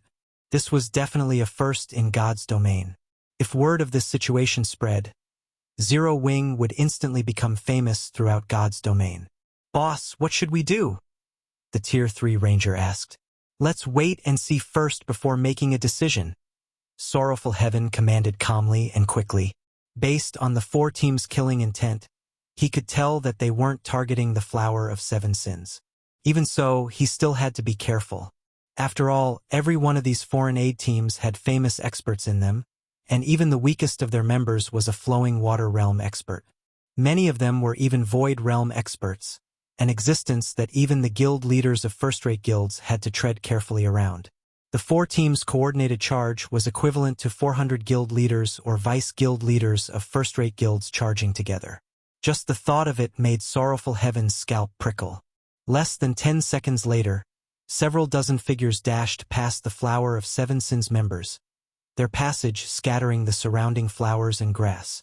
Meanwhile, the moment these people passed by, everyone from the Flower of Seven Sins, with the exception of Imperial Haze, felt a sense of relief. The pressure they gave off is too frightening. I think over 80% of these people are Void Realm experts. A level 117, Tier 3 assassin exclaimed as he wiped the sweat off his forehead. The other Flower of Seven Sins members also nodded in agreement with this Tier 3 assassin's assessment. Although it was indeed true that even their weakest members were at the Flowing Water Realm, there were only 5 Void Realm experts on their team. While Sorrowful Heaven was a Domain Realm expert in this special space, he would have difficulty going up against 3 Void Realm experts simultaneously. He might even get killed. In other words, if they excluded the monstrous Imperial Haze, the overall strength of the several dozen players that had just passed by was still above them. Meanwhile, this was only a small portion of the strength 4 foreign aid teams commanded. You think the strongest among these people are only at the Void Realm? After calming himself, Sorrowful Heaven couldn't help rolling his eyes at his subordinates. Boss Sorrow, are you saying there are peerless experts hidden among these people? Everyone gasped reflexively when they heard Sorrowful Heaven's words. Peerless experts. They were existences even super guilds had to be wary of, the important mainstays of the various superpowers. Otherwise, do you think those superpowers would spend so many 7 luminaries crystals to recruit foreign aid? Glancing at the afterimage left behind by a muscular old man, Sorrowful Heaven took a deep breath and said, I suspect that old man who rushed past us just now is 3 Autumns, one of the Grand Elders that founded the Fire Dragon Adventurer Alliance. 3 Autumns? The person known as Skyshaker? The Flower of 7 Sins members shuddered at this name. According to the rumors, 3 Autumns was a phenomenal existence. Relying on his incredible ghost hammer technique, he had not only defeated several Apex experts from the Sky Dragon family, but also fought one of the Super Guild's dragon heads to a standstill. After that feat, 3 Autumns had gained the title of Skyshaker in the Fire Dragon Empire. This, in turn, allowed the newly emerged and loosely organized Fire Dragon Adventurer Alliance to get a foothold in the Fire Dragon Empire. 3 Autumns should be the trump card of one of the foreign aid teams. The other teams should have their own peerless experts as well. As Sorrowful Heaven watched the 4 teams close in on Shifeng's group, an indescribable sense of shock filled him. These 4 superpowers really think highly of Zero Wing.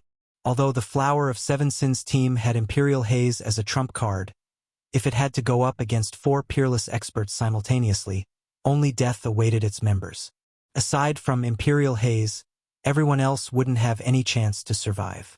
Just what kind of ability did Zero Wing possess to warrant such a frightening lineup? While Sorrowful Heaven was feeling stunned, the 4 foreign aid teams had arrived before Zero Wing's members. A total of 400 powerful experts were directing their killing intent at Shifeng and his companions. The killing intent radiated by any one of these experts was more than enough to turn ordinary players pale. Now that all 400 of these people were releasing their killing intent simultaneously, the space around Shifeng's group even started to darken. In fact, even from over 1,000 yards away, the Flower of 7 Sins' members still felt a chill crawl down their backs, and they felt an urge to flee. Young man, don't blame us for bullying you with numbers. If you have to blame someone, blame yourself for behaving too arrogantly and offending people you shouldn't offend. 3 Autumns said, sighing as he looked at Shifeng. What's the point of talking to them? The sooner we get rid of them, the sooner we can get down to business. The one-eyed, young male guardian knight standing beside 3 Autumns said, Red Rain, don't say that. At least let them die knowingly. That way, they can have a smoother path ahead of them. A beautiful woman with long elven ears and a graceful figure chided with a smile. Black Flame, I originally wanted to have a fair fight with you, but work comes first for me. Don't blame me for prioritizing victory over fairness. A white-haired youth wielding a great sword declared as he walked out of the crowd. When these 4 people appeared, the crowd spectating in the distance couldn't help gaping and gasping in shock. Skyshaker, Red Rain, Elven Enchantress, and Mad Sword. Why are all these people here? At this moment, let alone the Flowing Water Realm experts, even a Domain Realm expert like Sorrowful Heaven spontaneously broke out in a cold sweat. He never thought that his guess was actually on the mark. 4 of the Fire Dragon Empire's 6 absolutes had actually gathered here. If these 4 people worked together, they could move unhindered in the Fire Dragon Empire. Even the Empire's super guilds wouldn't dare to offend them casually. Guild leader, these 4 people aren't ordinary opponents. It'll be risky for us to clash with them, Yen Tianqing warned as he looked at the 4 smiling people. The fame of the Fire Dragon Empire's 6 absolutes resounded even in the distant Star Moon Kingdom. This was because every one of these 6 absolutes had gained their fame through their astonishing battle records. They were different from experts whose reputations were due to the bragging of guilds. It seems even the heavens want Zero Wing dead this time. Sorrowful Heaven couldn't help but lament over this situation. However, despite his feelings over the matter, he still eagerly hoped for Zero Wing's demise. Otherwise, the upper zone would forever be beyond his reach. Black Flame, now that you're aware of the situation, if you want to hate someone, hate yourself for being too arrogant. As soon as the level 119 Elven Enchantress said this, she retrieved the bow slung on her back and shot an arrow at Shifeng. Tier 3 skill, Sky Piercer. The next moment, a blue flash punctured a hole through space and crossed the 60-yard distance in the blink of an eye. The arrow's speed was so fast that even Sorrowful Heaven and the other spectators failed to react to it immediately. Moreover, the arrow carried so much power that the punctured space continued cracking even after the arrow had passed. I just didn't see you for a while, and your arrow's speed has actually become faster? I could barely perceive it at this close distance, Red Rain said as he looked at Elven Enchantress. Isn't it better to let him die without pain? Elven Enchantress smiled faintly as she put her longbow away. Elven Enchantress's gentle smile awoke a sense of dread in the other three absolutes present. None of them objected to her words, though. Read latest chapters at Wuxia World.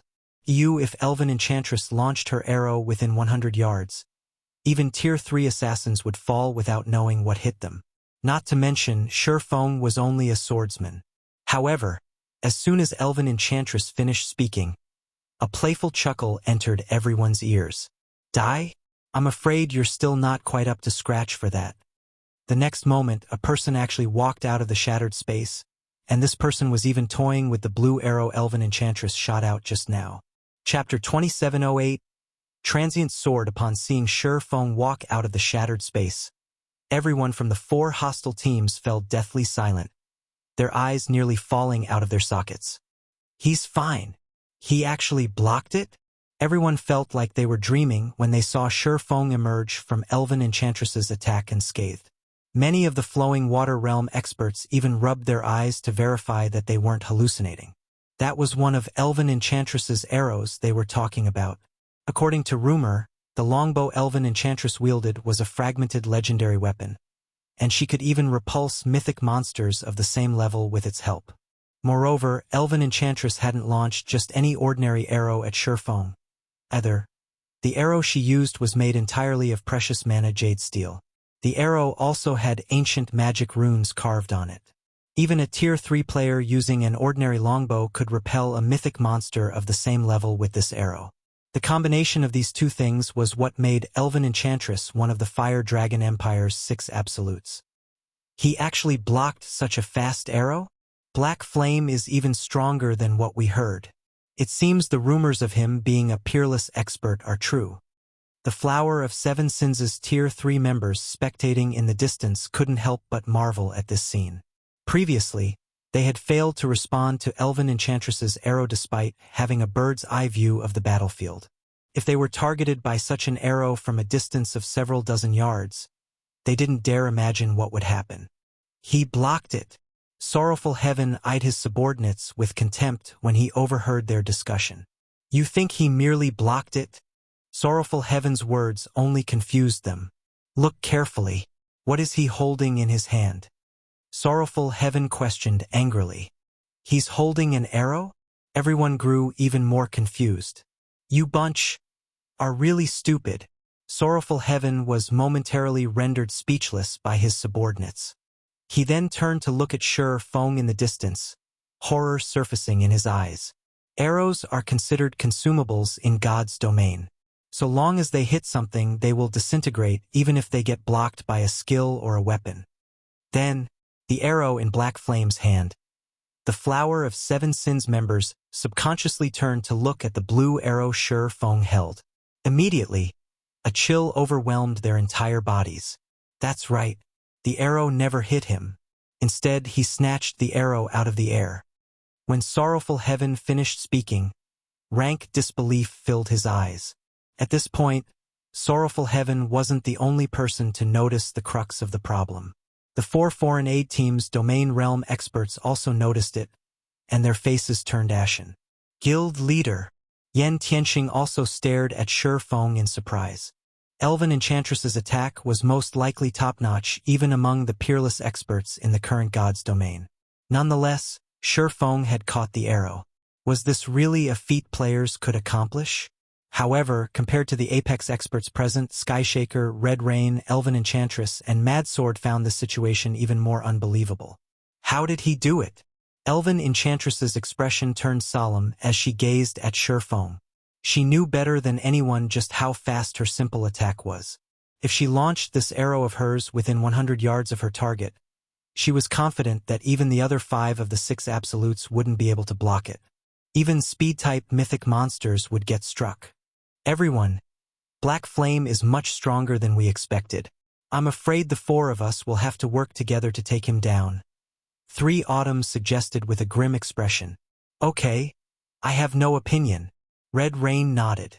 It seems we can only do that, Mad Sword answered through gritted teeth. They had their pride as peerless experts, and they disdained ganging up on people. However, as experts, they could see the gap between themselves and Surefeng after just a single exchange. To complete the task the 4 superpowers entrusted them, they had no choice but to work together. Moreover, there was another important point: the death penalty in the selection battle. Even peerless experts like themselves would suffer a tremendous setback if they died here. Good.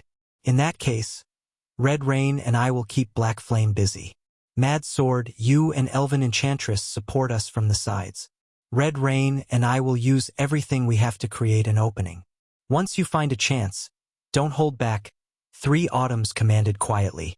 Also, everyone else, once the 4 of us pin down Black Flame, use everything you have to get rid of Zero Wing's other members. Do not let them support Black Flame. No problem. Leave it to me to block him once the battle begins. Red Rain nodded confidently. He was a Guardian Knight, while 3 Autumns was a Berserker. This was an excellent melee combination for dealing with stronger opponents and creating opportunities. In addition, Mad Sword was a great sword-wielding swordsman, and Elven Enchantress was a ranger. Their classes were adept at executing finishing blows and ambushes. Black Flame, I truly underestimated you. It's no wonder those 4 superpowers are willing to work together to eliminate you. Elven Enchantress also grew serious as she took in Surefeng's nonchalant attitude. She then responded quietly, although I don't want to, I'll do my best to support you this time. As a ranger, having her arrows caught barehanded was a huge humiliation. Playing a supporting role in a fight was also the last thing she wanted to do. However, she couldn't care less about her pride right now. Completing the mission had priority. Vice Alliance Leader Autumns, leave Zero Wing's other members to us. We won't let any of them assist Black Flame. That's right, they're but 16 people. It'll only take us a few seconds to get rid of them. The other members of the 4 foreign aid teams also responded to 3 Autumns' command, all of them expressing their confidence in resolving this matter quickly. Good. In 3 seconds, we'll take action together. Since nobody had any objections to his commands, 3 Autumns nodded and focused his attention on Surefeng, who stood 30 yards away. As for everyone else, they promptly spread out, seeking the optimal position to coordinate with each other. However, after the foreign aid team's members got to position, an indifferent voice broke the silence and made everyone shudder involuntarily. It seems you are finally ready. In that case, I can make my move now. Surefeng's voice was indescribably calm. However, the meaning behind his words couldn't be any more obvious. He was basically making fun of the 4 Absolutes' determination to work together. What arrogance! Read latest chapters at Wuxia World. EU furious at Surefeng's words, Red Rain immediately activated the Tier 3 Justice Sprint and charged at the swordsman with his shield raised. The space around Red Rain turned blurry and chaotic, making it difficult for others to time and dodge or block his attack. Go! Upon seeing this situation, 3 Autumns commanded everyone to take action before joining the charge himself. However, before 3 Autumns could even take a step forward, everyone present suddenly felt as if time had switched to slow-mo. This illusion lasted for a moment. Then, everyone gasped. Before they realized it, Surefeng was already standing behind Red Rain. A long sword as dark as night had also pierced Red Rain's heart. Immediately afterward, Surefeng pulled the long sword from Red Rain's back, and the Guardian Knight's HP drained away until nothing remained. Red Rain then collapsed onto the soft grass, his eyes wide with horror and confusion. Chapter 2709. Difference in strength impossible. What happened? I must be dreaming. Red Rain's sudden death paralyzed the foreign aid team's members who were thinking of attacking Zero Wing's other members. Some of them fell into shock and others were petrified. However, one thing was for certain. The sight of Red Rain collapsing had already been thoroughly imprinted in their minds. They would never forget this scene for the rest of their lives. Is he even human? Sorrowful Heaven, who was spectating from a distance, was stunned. As he stared at the dead guardian knight, the shock in his eyes compounded. For a moment, he wondered if he was hallucinating. However, Sorrowful Heaven knew that what he saw was no illusion. At this time, the frightening aura Red Rain exuded had vanished.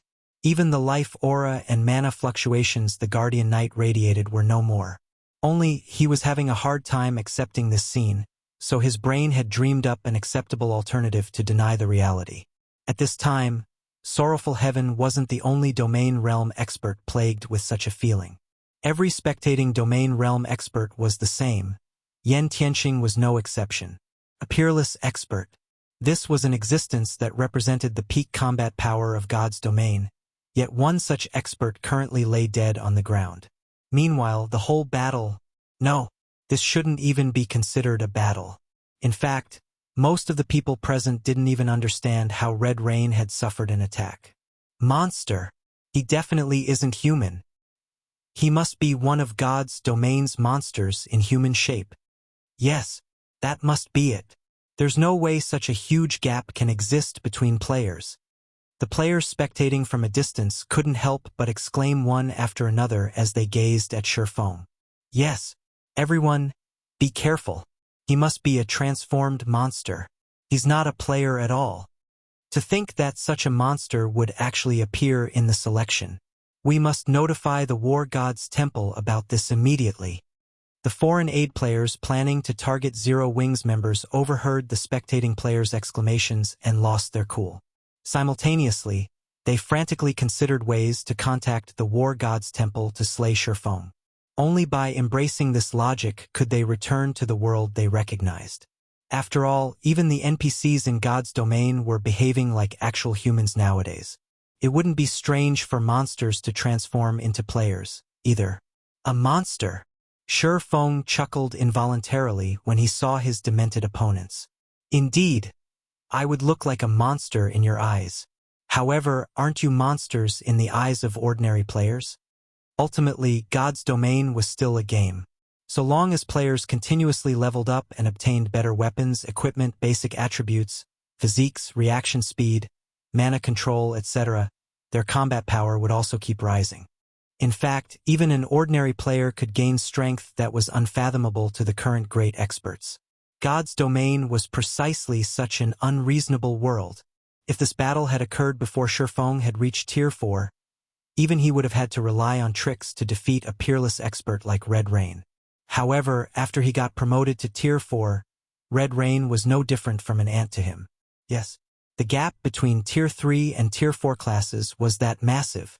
In the eyes of others, peerless experts were invincible existences. However, to the current Surefeng, they were like ants that he could squish with a wave of his hand.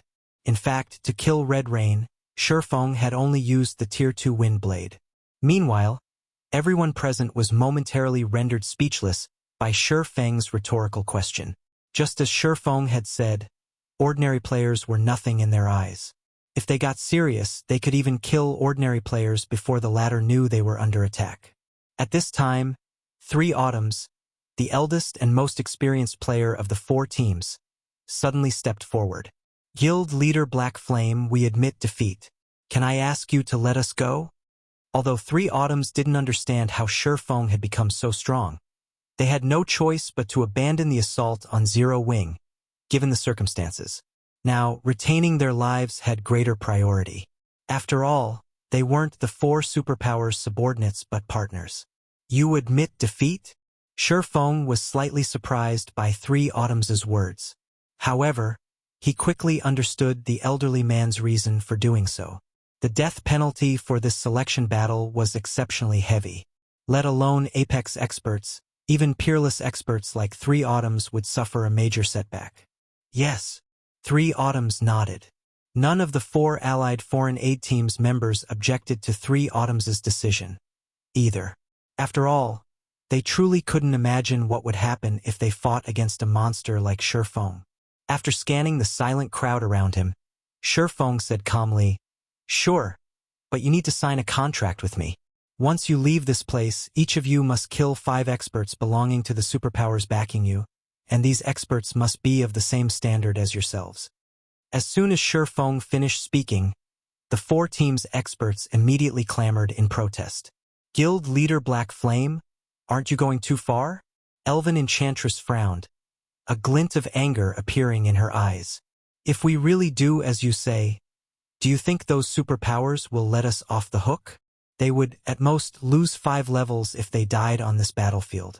However, if they offended the superpowers backing them, they wouldn't just lose 5 levels but would most likely get hounded out of God's domain. After all, if these superpowers did nothing after getting stabbed in the back by their so-called partners, who would take them seriously in the future? Going too far? Shurfeng chuckled. I don't think so at all. From how I see it, you take Zero Wing for a pushover. If Zero Wing were one of the 5 great super guilds, would you still find this condition to be too much?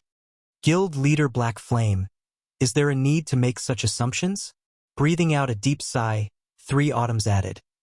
If Zero Wing really were one of the 5 great super guilds, we wouldn't have accepted this partnership, to begin with. So, your assumption simply isn't valid. Also, while we are indeed no match for you, if it really comes down to a fight, you won't come out unscathed either, Guild leader Black Flame. After all, our stamina and concentration consumption is drastically increased here. How many people can you possibly kill by yourself? And how many people would your team have left at the end of the battle? Rather than suffer mutual destruction, isn't it better if we settle things in another manner? 3 Autumns clearly stated the various possible scenarios and listed their respective pros and cons. At this moment, let alone Yulan, Gentle Snow, and Aqua Rose, even Sorrowful Heaven, who was also in a leadership position, felt that this was the best option. After all, both sides weren't mortal enemies. To ensure Zero Wing's continued development, it was in Shurfeng's best interests to avoid unnecessary losses. However, defying everyone's expectations, Shurfeng shook his head. Guild leader Black Flame, are you intent on mutual destruction? 3 Autumns' expression twisted slightly. As a peerless expert of God's domain and a Vice Alliance master of the Fire Dragon Adventurer Alliance, it was already unbelievable that he was taking the initiative to admit defeat. He never thought that Shurfeng was actually a lunatic. Read latest chapters at Wuxia World. EU meanwhile, upon seeing that Shurfeng refused to back off, Elven Enchantress snarled, Black Flame, you'd better not go too far. You should know that we also represent the superpowers backing us this time. If you annihilate our teams, those superpowers definitely won't let you off the hook. Zero Wing won't be able to bear the consequences. What you say is correct. Shurfeng nodded. He then shifted his gaze to Elven Enchantress. However, you've made one mistake. Mistake? Shurfeng's words puzzled 3 Autumns. He couldn't figure out how he had misspoken. The next moment, Shurfeng unsheathed the abyssal blade. Immediately, the intensity of the aura he exuded increased several-fold. With him as the center, all mana within a 1,000-yard radius started to roil, and even the air trembled. And that is the difference in strength. Chapter 27:10. Selection battle ends. As soon as Shurfeng finished speaking, everyone present could clearly sense that the space around them had changed completely. To be precise, the surrounding space had become hostile to them. The heavy pressure the surrounding space subjected their bodies to felt like they were standing in a supergravity area. They even had trouble moving their bodies. On the other hand, as the lord of this space, Shurfeng could exert boundless strength with every one of his movements. Not good. A domain. This is a mana domain. Many of the 4 opposing teams' experts instantly realized what was going on when they experienced this feeling of having their lives in someone else's hands. The expressions of 3 Autumns, Elven Enchantress, and Mad Sword also turned unprecedentedly grim. Any player who had been mingling in God's domain for some time would know what a mana domain was. It also determined whether an NPC was a powerhouse. Every NPC that wielded a mana domain was an existence that players had to be wary of. After all, many of these NPCs could turn Tier 3 players into dust just by relying on their mana domains. They wouldn't even need to move their bodies. Why does he have a mana domain? Shouldn't that be something only a small minority of Tier 4 NPCs possess? Elven Enchantress panicked. Now, when she looked at Shifeng, her eyes no longer contained any anger, only fear. This was a mana domain they were talking about. With the emergence of this domain, Shifeng had basically become the ruler of this space. How is this possible? 3 Autumns was stunned by this situation, his heart churning with confusion. Is he really not a player but a transformed monster? It might be fine if Shifeng only possessed absurd strength. At worst, they could use Zerg tactics to overwhelm his stamina and concentration. A mana domain, however, was a different story. A mana domain specifically countered Zerg tactics. If an individual stepped into a hostile mana domain without sufficient strength, they would be no different from ants before the domain's owner. They might not even be able to display any combat power. Moreover, the mana domain Shifeng revealed was simply outrageous, covering a 1,000-yard radius. With such a range, they couldn't flee even if they wanted to. At this moment, let alone 3 Autumns and the other hostile players, even Yen Tianxing and the other members of Zero Wing's upper echelon were stunned. The guild leader's strength has already reached such a height? Yen Tianxing gawked at Shifeng, who currently stood proudly among the crowd of great experts. With such strength, it wouldn't matter even if the 4 opposing teams ganged up on Shifeng simultaneously. He could quickly dispatch these people with a few swings of his sword. Only peerless experts like 3 Autumns, who possessed exceptional basic attributes, could put up some resistance, a very laughable resistance, because 3 Autumns and the others wouldn't even manage to match an ordinary Tier 3 expert inside Shifeng's mana domain. Meanwhile, with Shifeng's strength, he could easily dispose of ordinary Tier 3 experts, even without his mana domain's strengthening properties. At this time, the spectating foreign aid teams outside Shifeng's mana domain also panicked. Those 4 teams are dead for sure.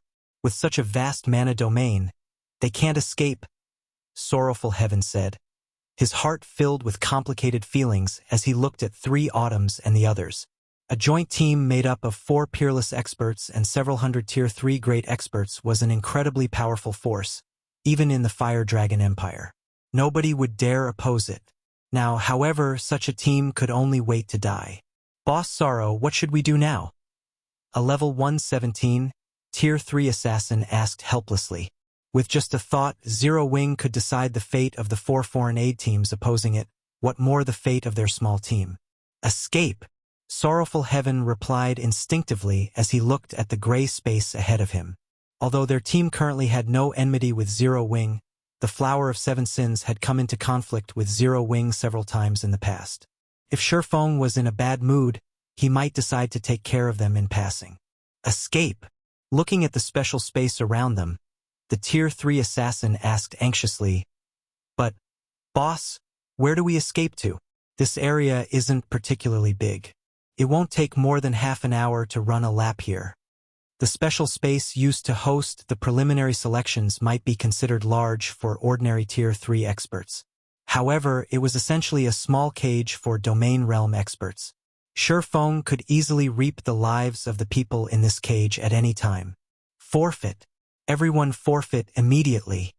Sorrowful Heaven ordered, gnashing his teeth. Players weren't required to fight to the death in the selection battle. If a participant didn't wish to die, they could take the initiative to forfeit. However, forfeiting had a 1-minute channeling process. Moreover, so long as players forfeited during the selection, not only would they automatically lose a level, but they also couldn't log into God's domain for 1 natural day. Hence, unless absolutely necessary, nobody would choose to forfeit. However, Sorrowful Heaven couldn't care less about the penalty for forfeiting, under the circumstances. Compared to getting killed by Shifeng and losing 5 levels and being forced to remain offline for several days, forfeiting was a much better option. At this time, besides the Flower of 7 Sins' team, the other foreign aid teams that didn't attack Zero Wing also promptly forfeited their participation rights. For a time, hundreds of light pillars rose inside the special space, creating a magnificent spectacle as if heaven was descending to earth. Unfortunately, only a handful of people inside the special space were in the mood to admire this beautiful scene. Flame Dragon City. As the competition for the 6 reserve seats still hadn't officially begun, the plaza outside the War God's Temple was crowded with the various superpowers experts. Many of these experts chatted quietly about the preliminary selection currently underway. I heard 9 superpowers are participating in the foreign aid selection this time. I wonder which superpower will have the most players remaining. It would be great if our guild can have more people passing the selection. That would significantly ease our burden afterward. I'm afraid not many of our helpers will pass the selection. I just heard that the Sky Dragon family, Pride Empire, Demon Palace, and Miracle recruited 4 of the Fire Dragon Empire's 6 absolutes. With these peerless experts around, trying to hold on to a war god order will be incredibly difficult. Aren't those 4 guilds a little too strong? They actually managed to recruit 4 absolutes? What kind of price did they pay? Although foreign aid won't be particularly helpful in the official competition, each one can still secure half as many points as an official guild member.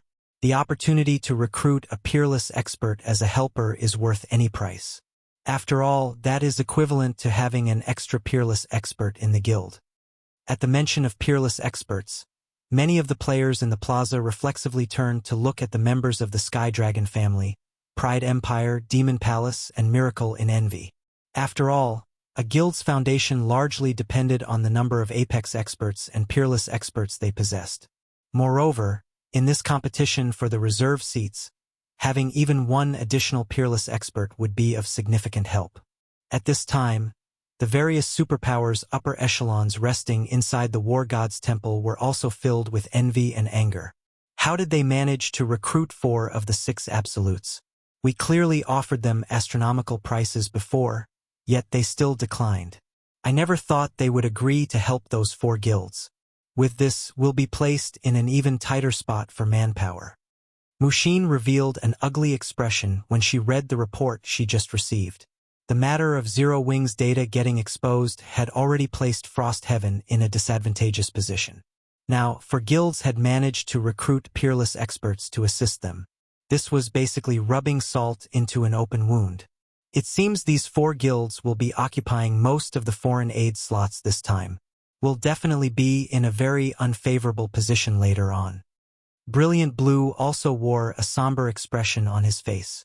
Frostheaven was already inferior to the other superpowers in terms of the number of peak experts and apex experts, to begin with. Hence, they had placed their hopes on their foreign aid to make up for the difference. However, this hope was growing slimmer and slimmer. Hong Xinyuan also remained silent. He never imagined that the preliminary selection would be so intense, with even 4 of the Fire Dragon Empire's 6 absolutes taking the stage.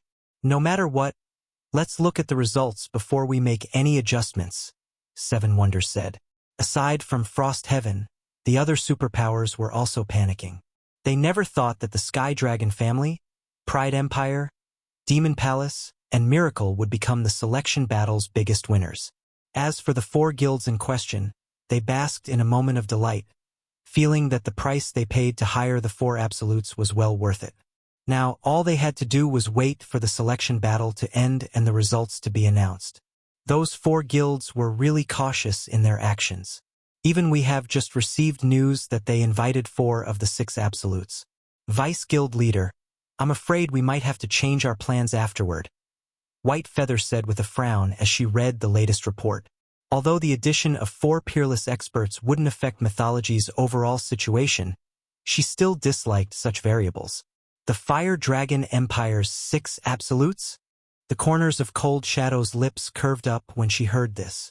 With this, even Black Flame will have trouble surviving. Previously, when she heard of the 4 superpowers' plan to suppress Zero Wing, she still felt relatively uneasy. She had seen Shurfeng's strength and tricks before. Killing him would be incredibly difficult. However, with 4 peerless experts added to the equation, combined with the special spaces restrictions, Shurfeng's death was just about guaranteed. As the various superpowers' upper echelons were predicting the selection battle's results, a bell suddenly tolled, the sound echoing throughout the War God's Temple. Read latest chapters at Wuxia World. This bell represented the end of the selection battle.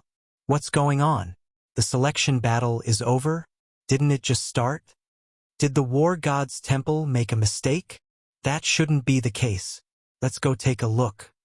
The selection battle's abrupt end confused the various superpowers' upper echelons. They hastened to the War God's temple's central hall to find out what had happened. Chapter 2711, Lucky Zero Wing? War God's temple's central hall. In response to the bell signaling the preliminary selection's end, the various superpowers' upper echelons quickly gathered in the normally deserted central hall. In just a few moments, players filled 1/3 of the hall, which was the size of half a football field. The selection battle began less than 10 minutes ago, yet the ending bell already rang. Did the selection's rules change? That shouldn't be the case. The rules were verified before the competition. But it ended in less than 10 minutes. I doubt anyone can do anything in such a short time, right? The various superpowers' upper echelons curiously discussed the selection battle's abrupt end. All of them wanted to know why the selection ended so soon. Amid the various discussions, a huge teleportation array appeared in the middle of the hall. A moment later, a stone steel emerged from the magic array. The appearance of the steel instantly attracted the various superpowers' attention. This was especially true for the 9 superpowers that had recruited foreign aid. This was because the 9 superpowers' names were gradually appearing on the steel. The announcement of the number of players that passed the selection for each guild was evidently forthcoming. What? The results are actually out so soon. I wonder which guild will have the most helpers. If anyone can get over 20 official foreign aid slots, it would be of significant help in the official competition. According to the information we received, Miracle should have the best odds. After all, they recruited Elven Enchantress. She's top-notch when it comes to long-range sniping and sneak attacks. She can easily snipe the War God Order holders. Also, compared to the 5 other absolutes, her attacks are the trickiest to block. The various superpowers' upper echelons excitedly made conjectures as they watched the words slowly appear on the steel. On the other hand, Frost Heaven's members grew nervous. According to the intelligence they secretly acquired, Frost Heaven's overall strength could only be considered average. If they lacked sufficient foreign aid, they would most likely lose all hope of gaining one of the 6 reserve seats. The official competition for the reserve seats would be a struggle for land and resources. The greater the number of powerful experts one had, the more advantageous one's position. After a guild occupied a resource node, it would acquire a resource emblem. And when a player wore the resource emblem, so long as they did not leave the node's range, the guild they belonged to would continually earn guild points. Hence, the player wearing the resource emblem had to be incredibly strong. Otherwise, it would be very easy for other guilds' experts to ambush and kill the emblem holder. 10. Just 10 people is fine. Mushin prayed quietly as she looked at the monument. She didn't place much hope in having many of their helpers pass the preliminaries. She only hoped that Frost Heaven's foreign aid count did not lag behind the other superpowers. 10? She sure knows how to dream. 1,000 Miles, a vice guild leader of Miracle, sneered when he overheard Mushin's mutterings from nearby. It's a pity she invited Zero Wing. This dream of hers will never come true. Miles, you've gone too far this time. I only told you to instruct Elven Enchantress and the other 3 guilds to suppress Zero Wing. Yet, you actually told them to annihilate Frost Heaven's other helpers after eliminating Zero Wing. Shredded Soul, Miracle's first vice guild leader, berated while shaking his head. If Frost Heaven's people find out about this, they'll definitely create a lot of trouble for us in the future. We're going to have to reduce the other guilds' foreign aid count anyway. It doesn't matter even if we have Frost Heaven suffer slightly greater losses. It's Frost Heaven's fault for seeking Zero Wing's help. To begin with, 1,000 Miles countered contemptuously. He bore a massive grudge against Zero Wing. It was all because of Zero Wing that his status in the guild had repeatedly fallen. He naturally wouldn't let go of an opportunity to take revenge. In fact, to deal with Zero Wing, he had taken the initiative to persuade the guild to partner with Saint's Hand and collaborate with the 3 other guilds to take action together. At this time, Cold Shadow couldn't help looking at the distant Mushin with sympathy from a corner of the hall. If not for Zero Wing, Frost Heaven wouldn't have fallen into such a passive state. Cold Shadow sighed ruefully. Under normal circumstances, Mushin's decision to recruit Shifeng as foreign aid would have been a good one. Unfortunately, aside from being strong, Shifeng also didn't know the immensity of heaven and earth. He had simply made far too many enemies. Otherwise, Miracle wouldn't have decided to take action against Zero Wing so decisively, going as far as to ignore Frost Heaven's influence. While the various superpowers members were discussing excitedly, several flashes of light appeared above the central teleportation array. In the blink of an eye, 17 figures appeared before everyone's eyes. As the teleportation array's brilliance dissipated, the appearance of these 17 figures became clear for all to see. They were none other than Zero Wing's members, whom the various superpowers felt would fail the preliminary selection. How is this possible? Aren't they way too lucky? Did they not encounter any other foreign aid teams inside? For a time, the hall was in an uproar. None of the various superpowers members could believe their eyes. This was especially true for the Sky Dragon families, Pride Empires, Demon Palaces, and Miracle's upper echelons. Every one of them gaped at this situation. Why are Zero Wing's members still alive?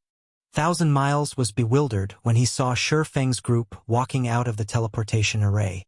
At this moment, let alone Thousand Miles, even Shredded Soul and the distant Cold Shadow were puzzled by this situation. After all, nobody knew better than they did the situation inside the special space. Those were 400 great experts they were talking about. Of them, 4 were even peerless experts, and over a dozen were apex experts. With such a force, one could roam unhindered even in the Fire Dragon Empire. Taking care of Zero Wing should have been child's play.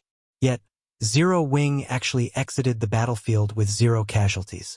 How could they possibly bring themselves to believe this situation? Did those 4 absolutes not go after them? No matter how Cold Shadow racked her brain, this was the only possibility she could think of for Zero Wing emerging unscathed. Frost Heaven's members were also surprised at this situation. They sure are lucky. They actually managed to come out unscathed even in such a situation. When Brilliant Blue saw Shifeng and the others, he shot a glance at Hong Shinun, then continued, "However, just returning alive is useless. In the end, it will still depend on whether they acquired any War God orders." In Brilliant Blue's opinion, Shifeng's group must have deliberately avoided the other foreign aid teams and did not fight any battles at all. Hence, they were able to return safely. Otherwise, with Zero Wing's exposed data, there was no way the other foreign aid teams wouldn't target Zero Wing's members. In the end, the various participating superpowers present only treated the return of Zero Wing's members as a small interlude. What they were really concerned about was the issue of how many foreign aid slots each of them would receive. Everyone returned their attention to the teleportation array in the middle of the hall, waiting for someone else to return, so that they could inquire about the War God Order's distribution. However, after Shifeng's group left the teleportation array, the various superpowers members were dumbfounded. The teleportation array that should have continued teleporting other people back to the War God's temple actually started disappearing. What's going on? Why did the teleportation array stop teleporting people? Read latest chapters at Wuxia World. Could it be broken? Questions emerged in everyone's mind one after another. None of them could figure out what was going on. The hall devolved into pandemonium because of this situation. However, after a short while, the entire central hall fell into a deathly silence. The line of text that appeared at the top of the stele rendered everyone in the hall speechless with shock. Preliminary selection participant count 900. Passing count 17. Chapter 2712. Arrogant Person Exodus Tales. Chapter 2712.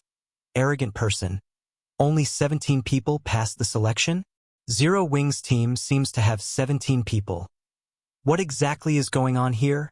After a brief silence, the various superpowers members turned their eyes toward Shifeng's group, the doubt in their hearts deepening.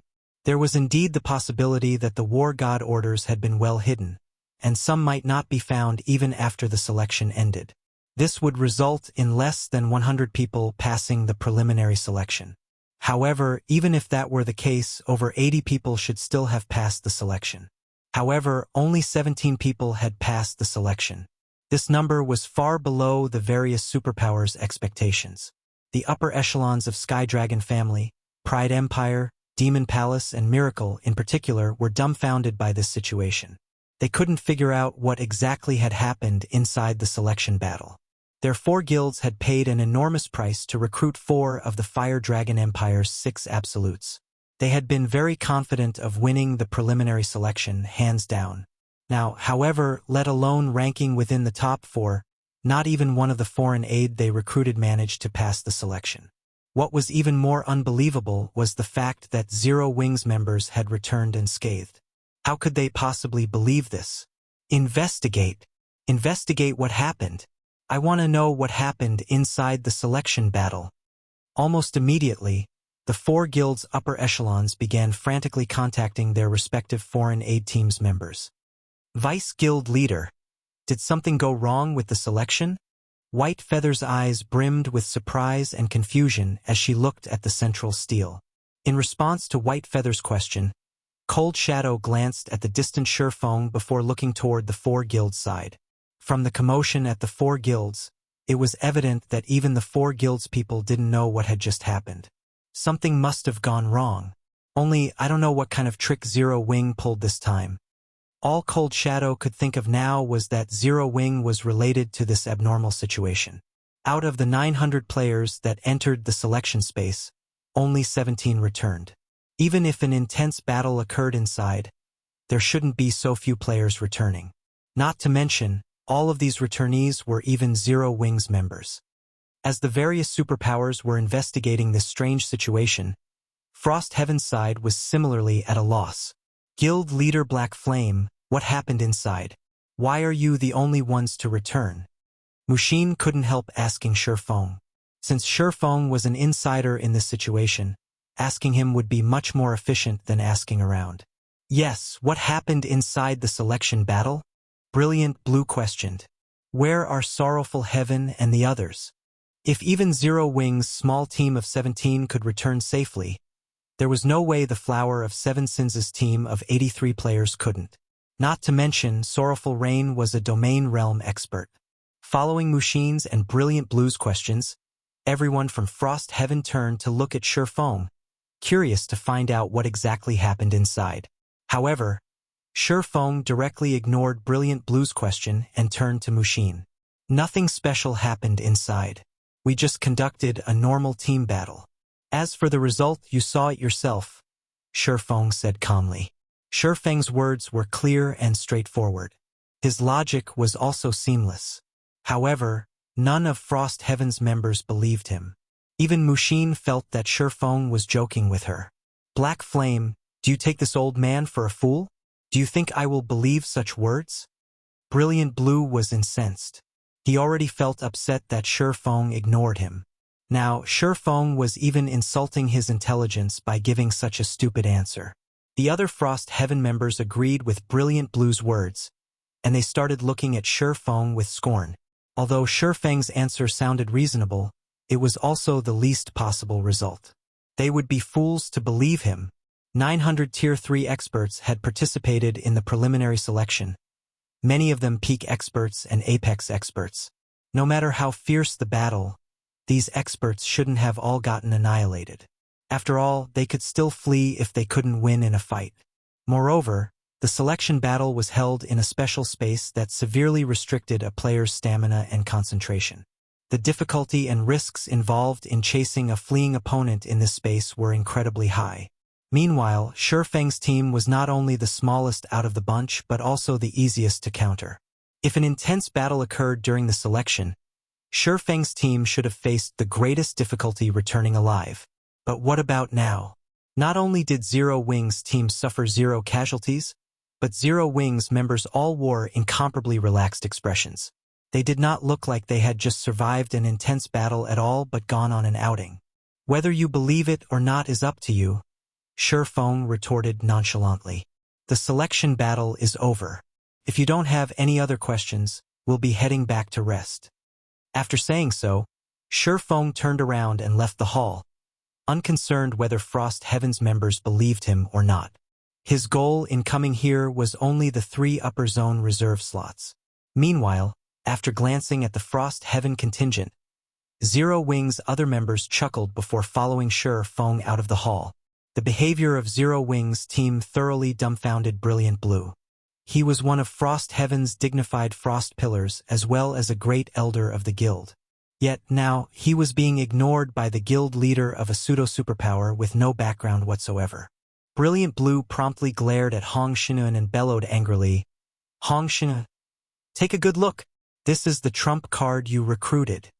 However, Hong Xinyuan remained indifferent to Brilliant Blue's outburst. In fact, he was in a relatively good mood. After all, the return of Sure Feng's team meant that Frost Heaven had gained 17 foreign aid slots.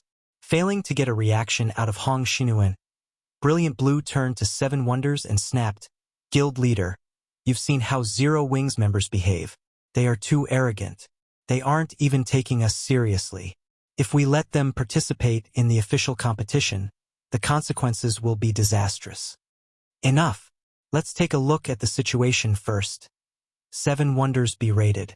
However, when Seven Wonders glanced at Zero Wing's members' departing figures, a hint of dissatisfaction also flashed in his eyes. Meanwhile, although Sure Fong had spoken in a normal tone, everyone in the hall was a great expert. Even the weakest among them was at the flowing water realm. Hence, they heard Sure Feng's words loud and clear. Black Flame truly is arrogant to the extreme. He's taking such an attitude even toward Frost Heaven. He'll most likely have a difficult path ahead of him. White Feather smirked when she saw the exchange between Sure Fong and Frost Heaven's leadership. However, Black Flame really knows how to spout nonsense.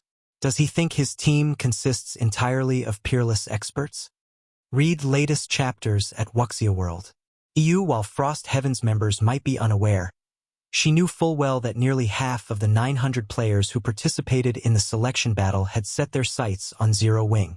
Zero Wing shouldn't have come out unscathed if a battle truly happened. However, even after White Feather ridiculed Sure Fong a bunch, Cold Shadow remained surprisingly silent. "Vice Guild Leader, is something wrong?" White Feather asked in confusion when she noticed Cold Shadow's solemn expression. "News just came from our insider." Taking a deep breath, Cold Shadow said slowly, "All participating foreign aides were annihilated." Chapter 27:13 Fame spreads across the Fire Dragon Empire. When White Feather heard Cold Shadow's words, she was stunned, her brain seizing up momentarily. "How is this possible?" White Feather exclaimed almost instinctively. The selection lasted less than 10 minutes. How could nearly 900 Tier 3 great experts slaughter each other so thoroughly within that time? Without a large gap in strength, a fight between Tier 3 experts would take at least 2 to 5 minutes to finish. This rule of thumb was already widely accepted in God's domain. Upon reaching Tier 3, almost every player would have at least a few life-saving skills. They could easily fight a battle of attrition. Hence, there was a popular saying that while Tier 3 experts could be defeated easily, killing them was challenging. No, they didn't fight each other. Cold Shadow shook her head. She then added calmly, "According to our insider, over half of the foreign aid teams chose to forfeit." Forfeit? White Feather grew even more confused at this revelation. She felt that the more she delved into this matter, the more incomprehensible it became. Meanwhile, inside the gloomy hall, 1,000 Miles and the upper echelons of the many superpowers present also received news on what happened during the selection battle. They were inevitably bewildered. Have they lost their minds? Over half of them forfeited. 1,000 Miles cursed out loud when he saw his subordinates report. Investigate immediately. Anyone who chose to forfeit shouldn't even think of receiving any of the promised benefits. With the huge numerical advantage they had, they could have annihilated Zero Wing's members even if they had to throw bodies at them. Vice Guild Leader Miles. The gray-robed berserker standing before 1,000 Miles shrank back slightly before saying quietly, "The ones that forfeited aren't our guild's foreign aid." "What happened to our foreign aid then?" 1,000 Miles asked in response. "Our foreign aid?" After peeking at 1,000 Miles, The gray-robed berserker answered hesitantly. Black Flame killed them all. Moreover, he didn't kill just our foreign aid but also the other 3 guilds' foreign aid. Are you sure Black Flame did it alone? Are they not messing with you? 1,000 Miles asked in disbelief. I've verified with them already. The gray-robed berserker nodded. Black Flame indeed killed them by himself. Out of the 400 players that targeted Zero Wing, not a single one survived. Alone? He annihilated all 400 Tier 3 great experts. 1,000 Miles suddenly felt a little dizzy. This information was too much for his brain to process. He even felt that he was hallucinating right now. According to the foreign aid teams, Black Flame already possesses a mana domain. The range and strength of his mana domain are also unprecedented. Tier 3 experts can't exert even 10% of their combat power while inside it. Just moving their bodies is a challenging task. The berserker reported after summoning up his courage. Not only did a player obtain a mana domain, but said mana domain was even so powerful. If someone had told him such a thing before, even he would consider that person crazy. Either that or this person was a newcomer in God's domain and ignorant about mana domains. A mana domain? 1,000 Miles' expression stiffened at this term. How can he have a mana domain? At this time, 1,000 Miles wasn't the only person dumbfounded. The other superpowers' upper echelons were similarly bewildered when they heard this piece of news. After all, it was far more unbelievable than Shurfeng's feat of single-handedly annihilating 4 foreign aid teams. In God's domain, the mana domain was the standard that determined whether an NPC was strong or weak. So long as an NPC had a mana domain, they would be considered a true powerhouse in the whole of God's domain. After Frost Heaven's members received a detailed report of what happened during the selection battle, they, too, fell silent. Brilliant Blue, in particular, wore an extremely wrinkled and ugly look on his face. Previously, no one from Frost Heaven believed what Shurfeng had said. In their opinion, Shurfeng was only talking big.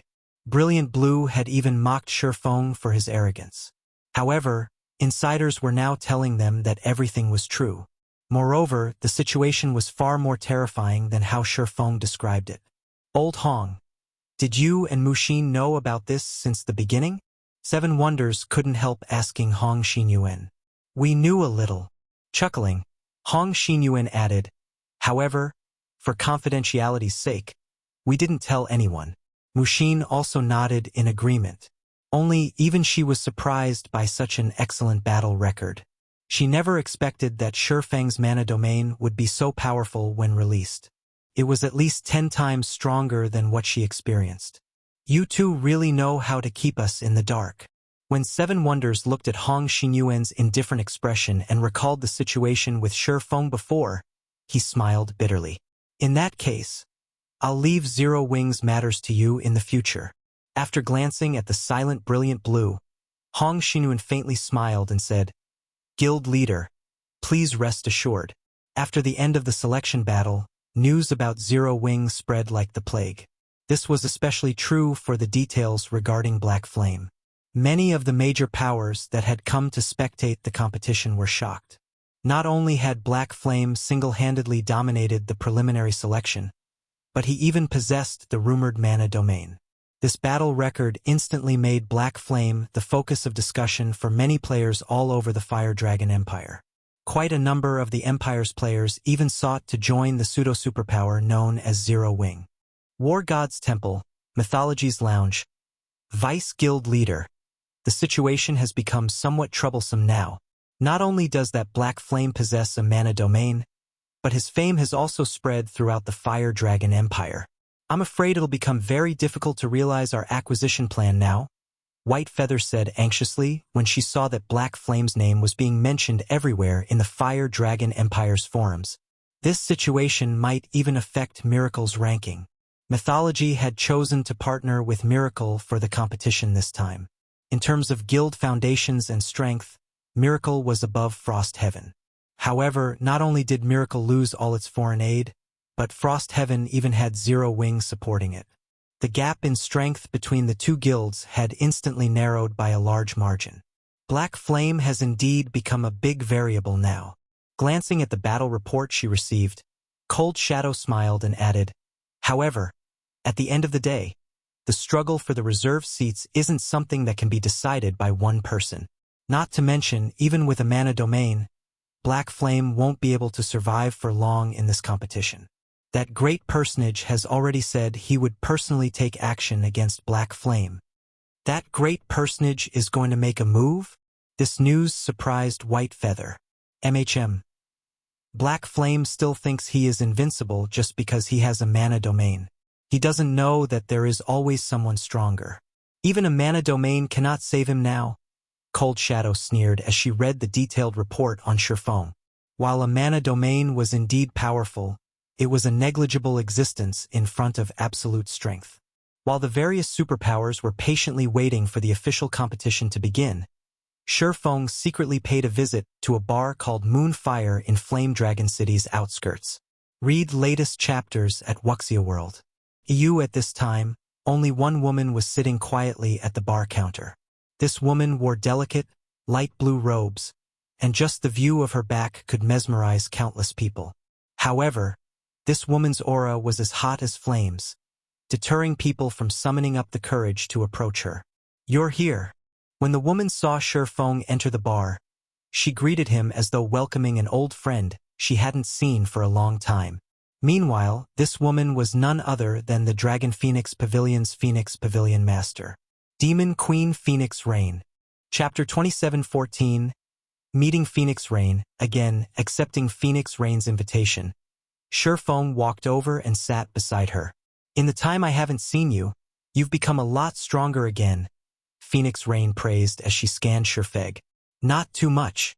Going straight into the topic, Surefeng asked, "Is everything all right on your side?" He had suddenly visited the Moonfire Bar because of a message from Phoenix Rain. Initially, he had been a little happy to receive the message, since he had thought that Phoenix Rain would never appear before him again. He felt that the situation shouldn't be as terrible as Duan Hanshan made it out to be. However, the moment he laid eyes on Phoenix Rain, he instantly understood. The situation was much worse than he thought. This was because the Phoenix Rain he saw couldn't be considered human. All her information was labeled as unknown and couldn't be examined at all. Moreover, the feeling he got from her was as if she had wholly integrated her existence with the flowers and trees of God's domain. Surefeng even got the impression that Phoenix Rain was native to God's domain. Meanwhile, at Surefeng's question, a hint of surprise flashed in Phoenix Rain's eyes. She then smiled faintly and replied, "You can say that it's all right yet not all right at the same time. It seems the situation still isn't too terrible." Surefeng nodded. He then asked another question. "Can you tell me what exactly happened, then?" The disappearance of the Dragon Phoenix Pavilion's 3 Pavilion Masters had shaken the various superpowers of God's domain. If not for the Pavilion having hidden this matter well, it would have long since made headlines in the real world. "This I cannot say." Phoenix Rain shook her head. "I went to great lengths to come here to tell you only 2 things. Although Phoenix Rain's voice was calm, her eyes betrayed deep exhaustion. "What is it?" Surefeng didn't probe too much into her situation. He could feel that Phoenix Rain wasn't joking with him. In that case, there wouldn't be any meaning for him to continue probing. "The first is that I hope you can take care of my little sister," Phoenix Rain said, then took out an information card and handed it to Surefeng. "Her information and address are recorded here. I am no longer by her side. Although she has great abilities, the people who are troubling her are difficult. If you have the chance, I hope you can help resolve her problems."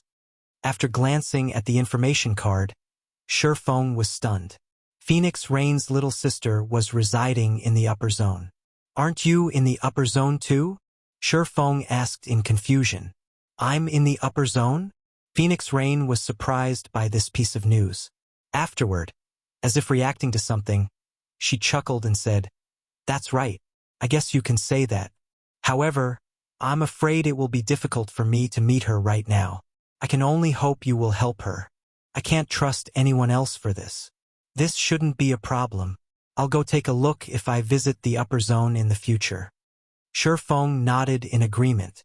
Phoenix Rain had helped both him and Zero Wing a lot thus far. He didn't mind taking care of her little sister now. Thank you.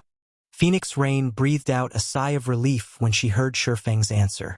She then inhaled deeply before saying solemnly, "Next, the second matter will be my 2 pieces of advice to you." Advice? Seeing Phoenix Rain's serious expression, Shifeng couldn't help asking, "Is it Saint's hand?"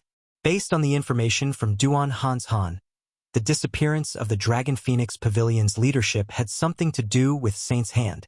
Moreover, the various superpowers also appeared to be fearful of the guild. "No." Shaking her head, Phoenix Rain said, "My first advice is for you to be wary of 3 people. 3 people. Shifeng was somewhat confused. He could understand if Phoenix Rain wanted him to be wary of some powerful organization, yet she told him to be wary of 3 individuals. If not for Phoenix Rain's solemn expression and her lofty status, he would have most likely treated her words as a joke. "Yes, 3 people." Slowly, Phoenix Rain said, "I don't know these 3 people's names. They use various aliases, but not one of them is their real name. The only thing I can tell you is their characteristics. These 3 people are a madman, a girl, and a young, scholarly person. If you meet them, run as far as you can. Never approach them or the consequences will be harsh. You must remember this point." That's all the information on these 3 people? Shifeng memorized Phoenix Rain's words, but the information he had to work with was scanty and vague. "I only know this much." Phoenix Rain shook her head and chuckled. She then continued, "The next piece of advice is simpler, and that is to stock up on as many 7 luminaries crystals as possible. This thing is incredibly valuable, and the more you have, the better." That's a realistic piece of advice. Shifeng was startled to receive this advice. 7 luminaries crystal was incredibly important during his previous life. Knowing this, he had tasked many guild members with finding and collecting the crystal. However, due to its rarity, the amount they managed to collect wasn't significant. After Shifeng finished speaking, Phoenix Rain suddenly stood up and tossed 3 gold coins onto the table. She then looked at Shifeng and said earnestly, "I've said everything that can be said. How far you can progress will be up to you." "You're leaving already?" Shifeng was again startled when he saw Phoenix Rain preparing to leave. Their conversation lasted less than 5 minutes. He hadn't even gotten to the other questions he wanted to ask. However, Phoenix Rain looked to be short on time. "Oh yes." Suddenly, Phoenix Rain pulled out a black crystal from her pocket and tossed it to Shifeng. "I have you to thank for being able to make this visit. I can't use this thing at present, so I'll give it to you." "What is this thing?" When Shifeng looked at the unidentifiable black crystal, he felt a sudden urge to eat the crystal whole. Upon noticing the hunger in Shifeng's eyes, Phoenix Rain chuckled. "You'd better not eat it. It's not edible." Shifeng felt slightly embarrassed by this situation. He never thought that the black crystal would be powerful enough to affect his mind. "Don't worry, I won't eat it," Shifeng promised. "Before I go, I'll tell you one more thing. Tier 4 is just the beginning. Your time." However, before Phoenix Rain could finish speaking, she suddenly disappeared. It was as if she never existed in this place. Now only Shifeng remained inside the spacious bar. Read latest chapters at Wuxia World. You forced teleportation? Surprise colored Shifeng's eyes as he looked at the space where Phoenix Rain had been. However, he quickly denied his conjecture. No, there were no spatial fluctuations. It shouldn't be a forced teleport. Yet, if she logged off, it should have taken a while before she disappeared. Despite pondering for some time, Shifeng failed to figure out the mechanism behind Phoenix Rain's sudden disappearance. In the end, he had to give up and shifted his attention to the black crystal in his hand. At least he now knew that Phoenix Rain was safe. "I got nothing from using an ordinary identification skill just now. It seems I can only try with omniscient eyes." Taking a deep breath, Shifeng gathered the surrounding mana around his eyes and stared intently at the black crystal. Omniscient eyes. Chapter 27:15, Eternal Item. As Shifeng frantically gathered mana inside the bar, the mana around him started liquefying. The standard of his mana was undoubtedly at Tier 4. A moment later, twofold magic arrays appeared in his eyes. If a player were to meet his gaze right now, they would most likely shudder instinctively. At this moment, Shifeng's eyes seemed to be capable of penetrating all truths in the world. No secrets could exist before this pair of eyes. Sure enough, Omniscient Eyes' effects have improved significantly now that my mana has reached the Tier 4 standard. Shifeng was delighted as he looked at the black crystal in his hand. Previously, even when he used the advanced identification skill, he couldn't appraise the black crystal at all. However, with Omniscient Eyes, a loading bar had appeared. It was as if the black crystal's outermost firewall had cracked, and the skill was fervently exploiting this breach and trying to dig into the crystal's core. 10 seconds, 20 seconds, 40 seconds. As the forces of the black crystal and Omniscient Eyes continued clashing, Shifeng frowned. Although Omniscient Eyes has the strength to contend against the black crystal, it apparently still isn't enough. Omniscient Eyes might be digging at the black crystal's firewalls, but the skill had a limited duration of only 1 minute. If it failed to break through the black crystal's defenses during this time, he would have to try again 10 minutes later. Only the result would most likely be the same. Upon seeing Omniscient Eyes and the black crystal at a stalemate, Shifeng started racking his brain on how he could break through the black crystal's power. The biggest difference between Tier 3 and Tier 4 is in mana. Since Omniscient Eyes has the strength to go up against the black crystal after being injected with Tier 4 mana, the difference between the two is mana. As of now, Omniscient Eyes still has plentiful mana. In other words, the amount of mana isn't crucial for breaking through the black crystal's defenses. If the amount isn't the problem, then the only other possibility is the mana's strength. However, after coming to this conclusion, Shifeng did not smile in joy. On the contrary, he fell into even greater despair. After all, increasing the strength of mana was easier said than done. On the market, almost all items that improved their users' mana only increased the volume of mana their users held. Generally, if players wished to increase their mana's quality, they would have to either improve their control over mana or raise their tier. In other words, if Shifeng wanted to increase his mana strength right now, his only option was to raise his control over mana to a higher realm. No, that's not the only option. Shifeng shook his head. An increase in the mana strength also represents an increase in the skill's power. Increasing the skill's power would be equivalent to improving the mana strength. After Shifeng thought up to this point, a glimmer of hope appeared in his eyes. However, less than 5 seconds remained to Omniscient Eyes' duration. I have no choice but to try.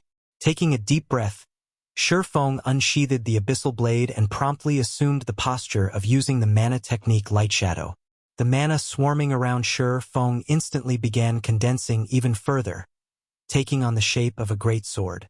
However, unlike when he used this mana technique at Tier 3, the Phantom Greatsword now looked much more tangible. Meanwhile, after executing Light Shadow, Shifeng could sense a change occurring in the magic arrays in his eyes. They showed faint signs of evolving into threefold magic arrays. Good. It's effective. Shifeng couldn't help growing excited. However, the third layer's formation abruptly stopped. The mana still isn't strong enough? Shifeng frowned. If I want to increase it even further, I'll have no choice but to use Holy Devour. Holy Devour was a move he dreaded to use. Executing the complete Holy Devour was too taxing. It shouldn't be used frequently, even by Tier 4 classes. With the reserve seats competition about to begin, he had to keep himself in his peak state. Although executing Holy Devour once wouldn't overwork his brain, it would still exhaust his concentration. However, after thinking for a second, Shifeng gritted his teeth and threw caution to the wind. To hell with it! Although Phoenix Rain currently wasn't in a life-threatening situation, that was true only for now. There were far too many unknowns and secrets surrounding her. Saint's Hand's side was also filled with mysteries.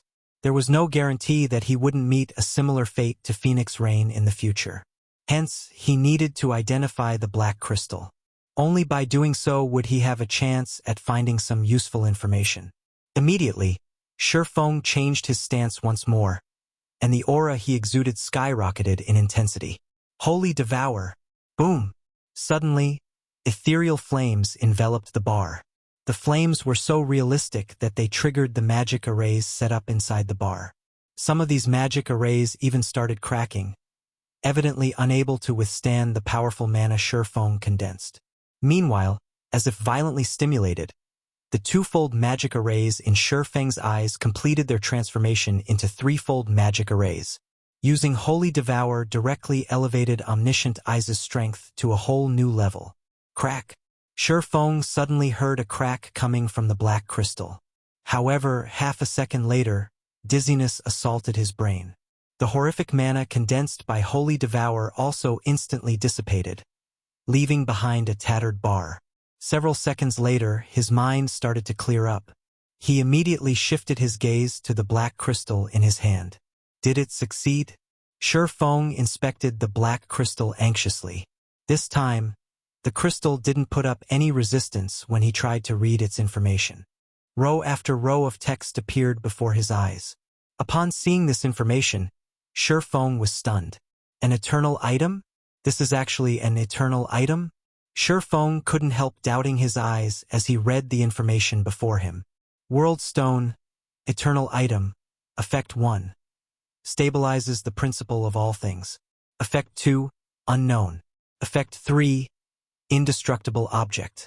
In God's domain, so long as an item was related to eternity, it was an item of God's.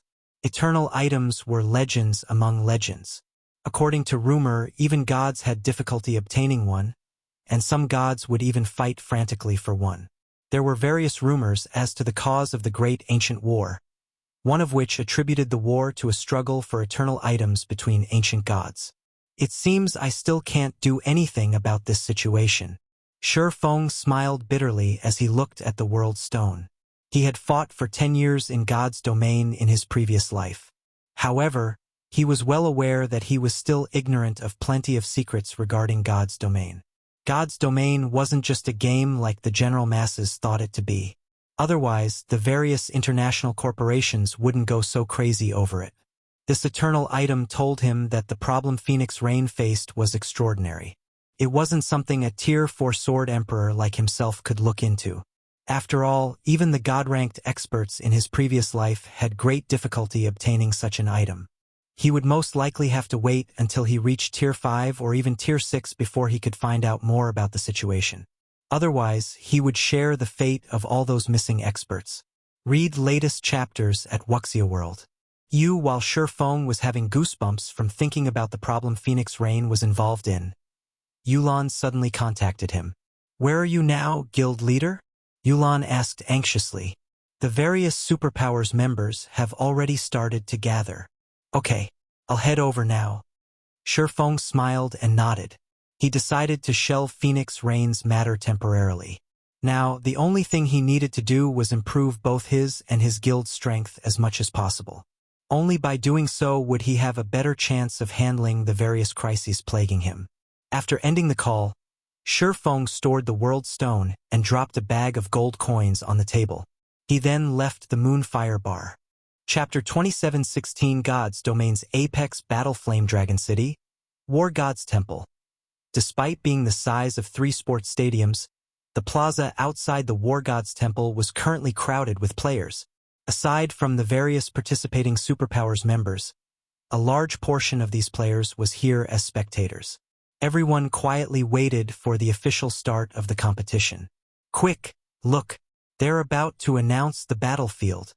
Suddenly, a huge holographic projection appeared in the sky above the War God's Temple. The projection was hundreds of meters wide, and the image displayed was visible even from several miles away. Meanwhile, with the emergence of this holographic projection, excitement surged in both the players and NPCs in Flame Dragon City. It's finally starting. This competition will determine the future direction of the entire God's domain. Many of the various superpowers, hidden experts will reveal themselves. Once you guys enter the arena, make sure to record these experts' data. They're going to become the giants of God's domain in the future. We must make sure we don't accidentally offend any of them. Newbies, listen up. The guild spent a fortune to reserve a VIP viewing room to let you experience this competition as close as possible. Cherish this opportunity and learn as much as you can from those top talents. The various major powers here to spectate the competition spent time instructing their guild talents and newcomers to cherish this viewing opportunity. After all, this was going to be the apex battle of God's domain. Talents? I want to see just how powerful they are. I heard many of the people on the God's Domain's experts list would appear. I wonder if we'll get a chance to see a showdown between these experts? The various major powers' talents and newcomers grew excited upon hearing their superiors' words. They all wished they could take part in the competition themselves. The players in Flame Dragon City weren't the only ones paying attention to this competition. Players all over God's Domain were also interested.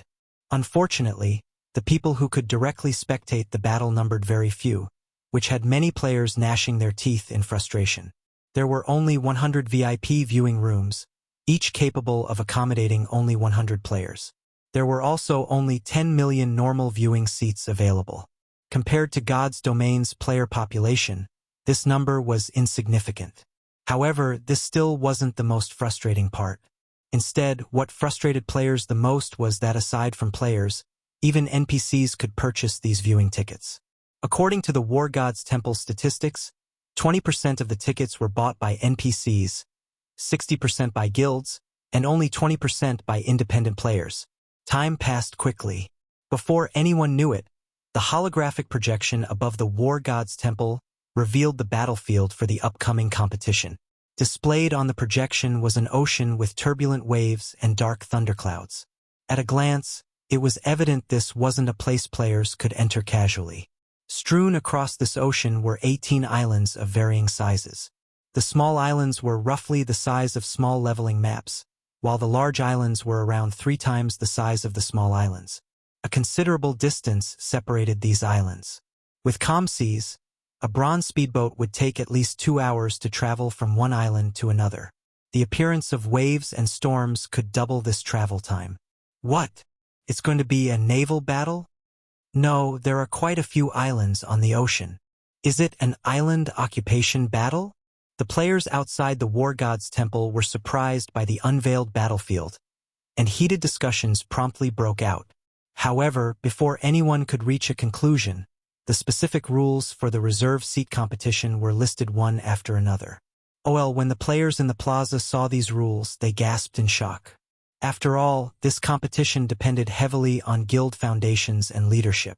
The use of individual strength would be greatly restricted in this competition. Moreover, if a guild didn't handle its distribution of teams properly, it might suffer complete annihilation. The rules favor guilds with greater numbers. Mu Lingsha frowned as she gazed at the rules displayed above the War God's Temple. The minimum requirement for players in this competition was Tier 3. Even if most of the participating superpowers had roughly the same number of guild members, there was a huge difference in the number of Tier 3 players. Take Unyielding Soul, for example. The guild had only 4,500 or so Tier 3 players. However, the Super Guild Sky Dragon family had over 8,000.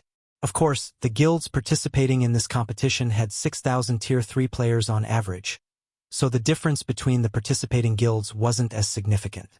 Even so, this situation would still create a huge gap between the participating guilds. To begin with, each of the 5 great super guilds had over 20,000 Tier 3 players. This wasn't a number any of the other superpowers could hope to compete with. This was also why none of the other superpowers held any hopes of competing for the 5 other reserve seats.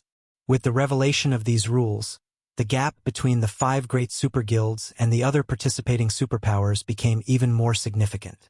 For example, the 5 great super guilds could form 21,000-man teams each, whereas the other superpowers couldn't even form 10. And given the random assignment to the various islands, the number of islands the 5 great super guilds could occupy right off the bat would already be several times higher than what the other superpowers could hold. To make matters worse, if a guild couldn't even rank within the top 5 of an island's point ranking, it couldn't leave for other islands to seek greener pastures. These rules are excellent. Miracle's victory is basically sealed now, Cold Shadow said, smiling as she read the competition rules. At this time, Miracle's upper echelon was also ecstatic. After all, Miracle had over 13,000 members participating in the competition this time. As to why the guild could have so many Tier 3 experts, it was thanks entirely to the special tools mythology provided. These tools allowed Tier 2 experts that had trouble with their promotion to overcome the final hurdle. Although these artificially produced Tier 3 experts were lacking in combat standards compared to other Tier 3 experts, they were still bona fide Tier 3 players and much stronger than Tier 2 players. With the addition of these artificial Tier 3 experts, Miracle had the 6th largest player count in this competition. In contrast to Miracle's upper echelon, 7 Wonders and the rest of Frost Heaven's upper echelon currently looked pale. Frost Heaven had only a little over 7,500 members participating. The guild was just barely ranked within the top 10. If not for the competition venue and rules, Frost Heaven could have easily fought for the 6th seat. Now, however, it was evident this wouldn't be possible. Our only choice is to take the risk and form more teams. Otherwise, we won't have a chance of securing a seat. 7 Wonders stated calmly to the elders and grand elders present. That's the only thing we can do. Otherwise, we won't stand a chance against the guilds with greater numbers. Hong Xinyuan said, nodding in agreement. The grand elders and elders present similarly agreed with 7 Wonders' opinion. Since that's the case, I'll start assigning the teams. Although we have to split our numbers into as many teams as possible, we also need to consider the balance of combat power and the struggle for resource nodes. The 5 grand elders and 12 elders present will each lead a team of 300. Your goal is to secure a basic resource node. If your combat power is lacking, you can merge with another team to secure a resource node. Me, Old Hong, and Brilliant Blue will each lead a team of 500 and the 10 swords. We'll do our best to secure an intermediate node each, or a basic node at the very minimum. The 3 Vice Guild leaders will lead the remaining members together with Zero Wing to secure an advanced node or an intermediate node at minimum. 7 Wonders' distribution was considerably conservative, ensuring the least number of problems for the guild. Firstly, it ensured that the guild had enough teams to provide sufficient coverage across the 18 islands. Secondly, every team would more or less have the strength for self-conservation, even if it came across a hostile 1,000-man team. Of course, the chances of actually coming across a 1,000-man team were relatively low. Since each guild only had so many players participating in the competition, using these limited players to form 1,000-man teams was a huge extravagance. To spread their influence as wide as possible, the various participating guilds would naturally form as many teams as possible without compromising their overall combat power. What do you think? 7 Wonders asked as he looked at the guild upper echelon present. In response, the guild elders exchanged looks with each other. However, none of them voiced any objections. 7 Wonders nodded. In that case, just as he was about to finalize his decision, however, a low voice entered everyone's ears. I object. Immediately, Frost Heaven's upper echelon turned to look at this voice's origin. The owner of this voice was none other than Shifeng, who had just arrived. However, instead of getting upset at Shifeng's interjection, 7 Wonders instead asked sincerely, Guild Leader Black Flame, do you have any better suggestions? Following 7 Wonders' question, the Grand Elders and Elders present also turned to Shifeng. Their actions showed that they were of the same mind as 7 Wonders, and they all looked forward to hearing Shifeng's suggestion. What happened to these people while I was gone? Shifeng was a little surprised at 7 Wonders and the others' response. Before he left, these people couldn't even be bothered to look at him. Now, not only did 7 Wonders' attitude change for the better, but even Frost Heaven's Grand Elders and Elders had become more amiable. What Shifeng didn't know was that news of his frightening battle had already spread. With such terrifying combat power, let alone Frost Heaven, even super guilds would treat him respectfully. Read latest chapters at Wuxia World. However, Shifeng didn't dwell on the matter. I can't say it is a good suggestion. Calmly, Shifeng added, I just think that we should change the grouping slightly. How do we change it? 7 Wonders asked curiously. Shifeng then stretched out an open palm. 5. My suggestion is for Zero Wing to lead 5 separate 100-man teams, while your Vice Guild leaders lead the remaining 500 players. This way, we can maximize our combat effectiveness. Chapter 2717 Gambit? 5 separate teams? Frost Heaven's elders gasped involuntarily when they heard Shifeng's suggestion. They were at a disadvantage in numbers, and even the slightest mistake could put paid to securing the 6th reserve seat. Meanwhile, although Seven Wonders' distribution was conservative, it would allow Frost Heaven to avoid significant problems. However, Shifeng was now suggesting that they split their numbers into 5 additional teams. Teams that met the bare minimum requirement of 100 players. This surpassed aggressive action and bordered on madness. Guild leader Black Flame.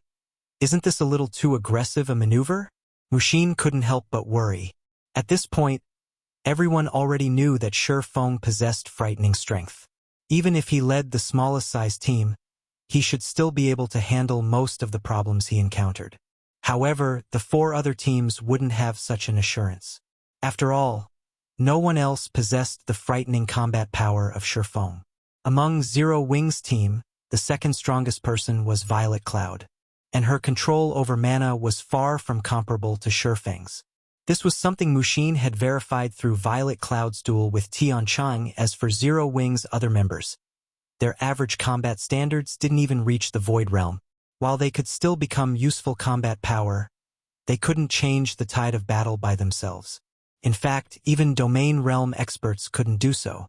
This was also why Seven Wonders had decided to have Frost Heaven's Grand Elders and Elders lead 300-man teams at a minimum. At this moment, Mushin wasn't the only person puzzled by Shifeng's suggestion.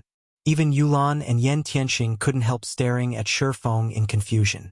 Zero Wing had indeed made great progress recently. The guild's top combatants had even experienced continuous improvements. However, they had yet to reach the standard of peerless experts. Aside from Shifeng, the only other person who could safely lead a team of 100 players in this situation was Violet Cloud. If they split their forces across 5 teams of 100, a single mistake could lead to a team wipe. After all, this competition wasn't some children's game, nor was it a struggle for just a small part of God's domain. It was a competition for the 12 great guilds' reserve seats. None of the various superpowers would hold back this time. In fact, in this competition, even Void Realm experts would only be foot soldiers. Every participating team would most likely have several or even more than a dozen of such experts assigned to them. And while Domain Realm experts could be considered high-end combatants, even they would have to flee if they went up against 100-man teams without sufficient support. In this competition, only peerless experts could possibly single-handedly turn the tide of a battle. Not to mention, 100-man teams were only the bare minimum in this competition. If Apex experts came across a 500-man team by themselves, even they would most likely suffer. And if they came across 1,000-man teams, only death awaited them. It is indeed a little aggressive. However, this is also our only chance to secure a seat. Shifeng did not refute Mushin's words. After all, what she said was true. Otherwise, Frost Heaven won't have a single chance at victory. I'm sure you understand this as well. In the past, due to an inadequate foundation, Frost Heaven failed to secure a reserve seat during the first competition. Meanwhile, the start of the island battle was incredibly important. If they couldn't spread their forces across as many islands as possible, they would basically have to write off the competition. There were only 6 reserve seats up for grabs. Ignoring island sizes, they needed to occupy at least 3 islands worth of resource nodes to have a considerable chance of winning. However, fully occupying 3 islands was easier said than done. When Shifeng finished speaking, Frost Heaven's upper echelon fell silent. After some time had passed, Hong Xinuan suddenly stepped forward and said, "I also agree with Guild Leader Black Flame's point of view. We are basically gambling on luck if we only have 21 teams. We might as well put up a fight in that case. However, if luck doesn't favor us and one of our 100-man teams gets isolated, the team won't be able to do much either," Brilliant Blue said, shaking his head. A total of 30 guilds were participating in the competition. On average, there would be at least 2 guilds on every island. If one of their 100-man teams had bad luck and got isolated on an island, the team definitely wouldn't have a good outcome. At Brilliant Blue's words, Frost Heaven's members fell silent once more. After giving the matter some thought, Seven Wonders looked at Feng and said, "How about this? I'll agree to form 5 more 100-man teams. However, we will support these 5 teams with only ordinary Tier 3 experts. I'm afraid we cannot afford to assign any peak experts to you." Guild leader Hong Xinyuan couldn't help but frown at Seven Wonders' words. Although Seven Wonders had agreed to form 5 additional teams, if no peak experts supported these teams, Zero Wings members would basically be walking a tightrope. It wouldn't even be far-fetched to say that Seven Wonders was treating these 5 teams as sacrificial pieces. Of course, Hong Xinyuan could understand Seven Wonders' decision. These 5 teams were a last-ditch effort. They naturally couldn't invest too much combat power in these teams. However, in his opinion, since they were gambling anyway, they might as well add chips to the bet. "Old Hong, don't try to persuade me. I've made my decision," Seven Wonders said firmly. "I understand." Hong Xinyuan had no choice but to hold his tongue at these words. As Frost Heaven's guild leader, Seven Wonders was the guild's authority. Since Seven Wonders had already decided, Hong Xinyuan would have no way of changing the decision. Guild leader, Zero Wings members aren't familiar with Frost Heaven's members. How about I join them? This way, guild leader Black Flame can command the teams better, Mushin suggested to Seven Wonders. "Okay, you'll be the liaison with Zero Wing." Seven Wonders nodded in agreement. Just like Mushin had said, Feng knew nothing about Frost Heaven's members. Without proper understanding, he wouldn't be able to make the best decisions. Meanwhile, as one of Frost Heaven's vice-guild leaders, Mushin's understanding of the guild's members was excellent. She was indeed the best candidate for the liaison. "Big sis, are you crazy?" Karue, who stood beside Mushin, stared at her incredulously. "You dare participate in such a gambit?" Dying in this competition meant losing 2 levels. For players of their level, losing 2 levels was no laughing matter. After all, they were only one small step away from the crucial level 120 threshold. If they died in this competition, it would severely delay challenging their tier for promotion. "Don't worry, my dear little sister. I will follow Guild Leader Black Flame's team. I believe there shouldn't be any problems in that case," Mushin said, chuckling. B2/BB11/B Kurue was momentarily rendered speechless by Mushin's words. Afterward, Frost Heaven's members split up into different teams according to Seven Wonders' arrangement. Simultaneously, 483 Frost Heaven members were assigned to Feng. As for how Feng would distribute these players, Seven Wonders stayed out of it. "Guild Leader Black Flame, everyone has arrived," Mushin stated after counting the Frost Heaven members on their side. She then asked curiously, "How do you plan on distributing them?"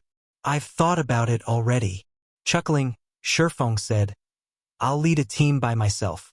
Afterward, Gentle Snow, Aqua Rose, Violet Cloud, and Fire Dance will each lead a team. The rest of Zero Wings members will follow Violet Cloud's and Fire Dance's teams." Isn't this? Mushin was momentarily dumbfounded. She had anticipated Violet Cloud leading a team by herself, while the rest of Zero Wings members would be split across the 3 remaining teams.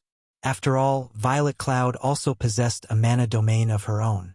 Yet, Feng was having Gentle Snow and Aqua Rose lead teams by themselves instead. At this moment, let alone Mushin, even Yulan, Yen Tianxing y Luofei, Alluring Summer, Zhao Yueru, Kola, Shadow Sword, Silent Blade, Turtledove Yuwumian, Flying Shadow, and Rampant Blade were stunned. Of the Zero Wing members present, the ones who needed support the most were the 2 vice-guild leaders. After all, the 2 of them hadn't improved their levels and equipment in the slightest over the past few weeks. Although Gentle Snow's and Aqua Rose's weapons and equipment were still far superior to those of the various superpowers peak experts, the 2 of them were still slightly inferior to Violet Cloud and Fire Dance in combat standard. Not giving them any support was akin to going all in on a gamble. Ignoring everyone's doubts, Feng turned to the 2 people in question and asked, "Snow, Aqua, are you fine with this arrangement?" "No problem." The 2 responded indifferently as if this matter had nothing to do with them. Read latest chapters at Wuxia World. You good. That settles it, then. Feng did not make any additional explanations. Following this, the various superpowers waited for another hour or so until a loud bell tolled in the War God's Temple, the sound echoing throughout Flame Dragon City. The competition for the 12 Great Guilds' reserve seats officially began. Immediately, the participants thronging the War God's Temple's plaza turned into streaks of light and vanished one after another. Chapter 2718, Team Distribution. It's starting. It's finally starting. Crap. So this is the spectator stand? Awesome. When the spectating players arrived in their seats, they couldn't help marveling at their surroundings. At this time, everyone was in the sky. More precisely, the spectators were seated in a coliseum-like structure that hovered above the 18 islands serving as the competition venue. The 18 islands were like chessboards, with the participants being the chess pieces. Not only could the spectators freely choose which island to spectate, but they could also zoom in to observe specific battles. The only unfortunate part was that the zoom distance was limited. The closest those in the normal seats could get was 30 meters above the islands, too far for detailed observations. Spectators in the VIP viewing rooms, however, could not only spectate the battles as if they were there in person, but also have the VIP rooms notify them of any ongoing battles. This function allowed the room occupants to avoid missing out on any exciting battles. As the spectators above the competition venue were screaming and exclaiming, the players randomly teleported onto the 18 islands were already taking action. Whether our guild can reach the top to become a giant in God's domain will depend on this battle. The guild will put anyone who performs well in this competition under priority training. Everyone listen up. Our 1,000-man team has only 2 goals. The first is to occupy an intermediate resource node or better as soon as possible. The second is to secure the node firmly. We are fortunate. Our guild has 5 300-man teams on this island. The higher-ups have already stated that we must rank within the top 5 on this island. So long as we achieve this goal, everyone will receive 2,000 GCPs after the competition. The various participating guilds frantically went on the offensive, the tense atmosphere building excitement among the spectators in the sky. Meanwhile, inside a VIP viewing room, as expected of the 5 great super guilds, the depth of their foundations far surpasses the other guilds. Mu Lingsha sighed ruefully as she looked at the statistics of the 18 islands. The 5 great super guilds had between 53 to 61 teams each, and every one of them had at least 6 100-man teams. All of these small teams were led by legends in the virtual gaming industry. Each of the 5 great super guilds had teams on 11 to 13 of the 18 islands. In comparison, the other guilds had teams on only 5 or 6 islands on average, half of what the 5 great super guilds had. Right off the bat, it was already clear that the other guilds stood no chance against the 5 great super guilds. Of course, there were also some lucky guilds that had teams on 8 or 9 islands. However, this couldn't be considered a fortunate matter either, as their numbers were spread so thinly that they could hardly preserve themselves, let alone occupy resource nodes. On the other hand, the 5 great super guilds' personnel were divided relatively evenly. Each of them only had 1 or 2 islands with insufficient personnel, which wouldn't affect the overall situation, as more than half of the islands they occupied had a considerable number of personnel. They wouldn't have any problems ranking within the top 5 in guild points. To put it simply, it was certain that the 5 great super guilds would secure a reserve seat for themselves. In terms of personnel distribution, Miracle and Sacred Temple have the best chance to secure the 6th seat. Both guilds have teams on 9 islands, and their personnel distribution is fairly even as well. The other guilds are evidently far behind these 2 guilds. Unyielding Heart analyzed. No! When Mu Lingsha took a look at Frost Heaven's statistics, she was slightly surprised. Frost Heaven isn't doing too badly either. It has teams on 7 islands. If comparing based on the number of islands occupied, Frost Heaven could rank 12th out of the 30 participating superpowers. It was only 2 islands behind Miracle and Sacred Temple. No. Of the 7 islands Frost Heaven has been allocated to, 2 islands don't even have 500 players on it. Moreover, Unyielding Soul couldn't help shaking his head and sighing after carefully reading Frost Heaven's data. While Mu Lingsha and Unyielding Heart were discussing Frost Heaven, many other powers in the VIP viewing rooms were doing the same. Some of these powers gloated over Frost Heaven's misfortune, while some sympathized with the guild. As to why everyone reacted in such a way, it was because Black Flame, who was considered Frost Heaven's saving grace, had actually been assigned to Island Number 3, a large island. And worse, Black Flame's team was merely a 100-man team. He would be up against the teams of 16 superpowers on Island Number 3. Even the 5 great super guilds were present in full. The competition here was simply nightmarish in difficulty. It would be a fool's dream to try and secure a resource node with only a 100-man team. In addition, Frost Heaven only had 2 teams on Island Number 7, a medium island. One of them was a 100-man team led by Aqua Rose, while the other was a 300-man team led by one of Frost Heaven's elders. The 2 teams combined didn't even have 500 players. In comparison, the 8 other guilds on the island had between 1,000 to 2,000 players each. To make matters worse, the teams led by Frost Heaven's 7 Wonders, Hong Xinyuan, and 5 elders actually got assigned to Island Number 17. In total, the guild had 2,500 players assigned to a measly small island. Guild leader Black Flame, what should we do? Mushin inevitably grew anxious after learning of the various island situations. The guild leader's side won't have any problems, but we only have our team and Gentle Snow's 100-man team here. This was undoubtedly the worst possible scenario for Frost Heaven. Initially, they had been hoping for Shurfeng to be sent to a small island. And so long as the number of guild members on that island reached 1,000, occupying 2 resource nodes on that island shouldn't be a problem. 2 resource nodes worth of guild points would be more than enough to propel Frost Heaven to the top 5 rankings of that island. After all, a small island only had 12 resource nodes. With so many guilds competing for the nodes, there wouldn't be enough for each competing guild to secure one. Now, however, Shurfeng had ended up on a large island with only 200 friendly players. In this situation, the most he could do was occupy 1 resource node, which would basically be useless. Moreover, as Shurfeng was foreign aid, he would get only half the points official participants would get. On the other hand, 7 Wonders' side should have no problem occupying 2 resource nodes. In fact, they had too many people for the task.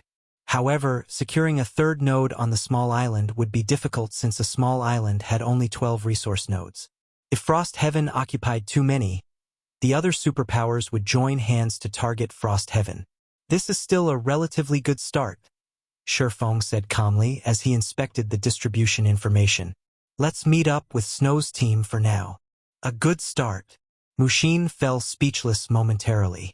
In the current situation, the chances of Frost Heaven securing the 6th reserve seat were incredibly slim. However, what Mushin didn't know was that Shurfeng had hoped to be assigned to a medium or large island. After all, only medium and large islands had advanced resource nodes. As foreign aid, he would receive only half the points of official participants. Hence, securing an advanced node was a must if he wished to have an impact. His random assignment to a large island couldn't be considered bad luck. If he had gotten assigned to a small island, now that would be truly bad luck. Read latest chapters at Wuxia World.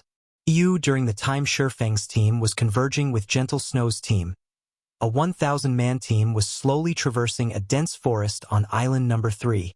Meanwhile, the cool-headed youth leading the team was currently staring at a 100-man team several hundred yards away, with scorching flames blazing in his eyes. Black Flame, it seems your luck has finally run out. If you have to blame someone, blame yourself for arranging your teams in such a way. Now, I will let you know the consequences of going against me. Excitement filled Thousand Miles' eyes as he looked at Gentle Snow and her team in the distance. Vice Guild Leader Miles, we have already scouted the vicinity. There are no other guilds nearby. A level 118, Tier 3 Ranger reported through the team chat. Good. Thousand Miles grew even more excited at this piece of news. He then announced through the team chat, since no other guilds are nearby, we don't need to be polite. Everyone, charge. Let's kill this vice guild leader of Zero Wing first and collect some interest. Yes, sir.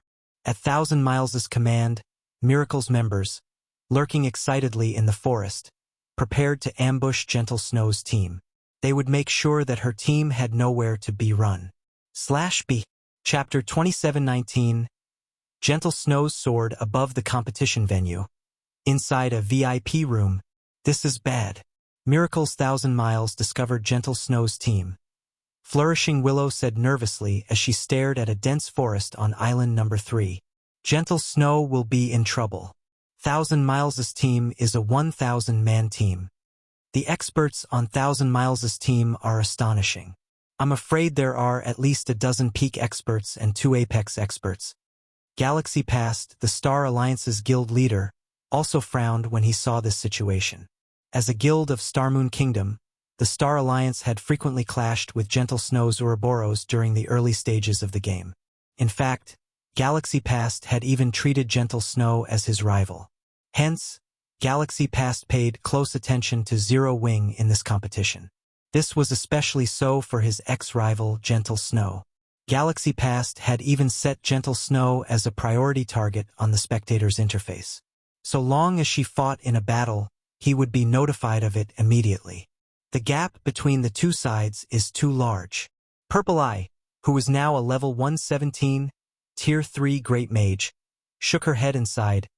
If Gentle Snow were leading Zero Wing's main force, she might still stand a chance. However, with her strength alone, there's no way her team can win. Even escaping will be a problem. Although the Star Alliance had been in conflict with Ouroboros and even the current Zero Wing, as guilds originating from Starmoon Kingdom and peak experts from the same kingdom, Purple Eye still hoped to see Gentle Snow and Zero Wing perform well in this competition. Damn it! If only we could join the battle. The other Star Alliance upper echelon present also sighed and grumbled. They never thought that Gentle Snow's team would be so unlucky as to encounter a 1,000-man team right off the bat. Miracle has started moving. Gentle Snow, why haven't you noticed them yet? Flourishing Willow reflexively stood up in worry and pointed at Miracle's members on the holographic projection. A 100 versus 1,000 battle already placed Gentle Snow's team in an overwhelming disadvantage. Moreover, Miracle's team was even stuffed with experts, while Frost Heaven's members were obviously no good. Even the strongest among them had reached only the refinement realm. Most of them weren't even at the half-step refinement realm standard. Let alone Miracle's experts. Even the Star Alliance's main force could trounce these Tier 3 experts from Frost Heaven.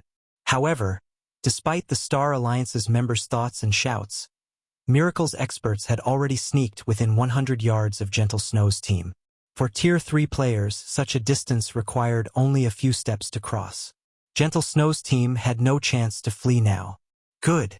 Magic Team, start chanting. 1,000 Miles commanded after his team arrived within the critical range. He then turned to the 2 elderly men beside him and said, Elder Rock, Elder Feather, I'll leave Gentle Snow to you too. Do not let her get away. Rest assured, Vice Guild Leader. Leave that young lady to these 2 old men. Elder Rock, a white-bearded old man clad in black robes and armed with 2 pitch-black short swords, answered, If we take action, she won't have a chance to escape. Elder Feather, an old man with golden pupils, said, smiling. He wore dark gray leather armor and carried a white-winged feather bow. I am naturally confident in your abilities.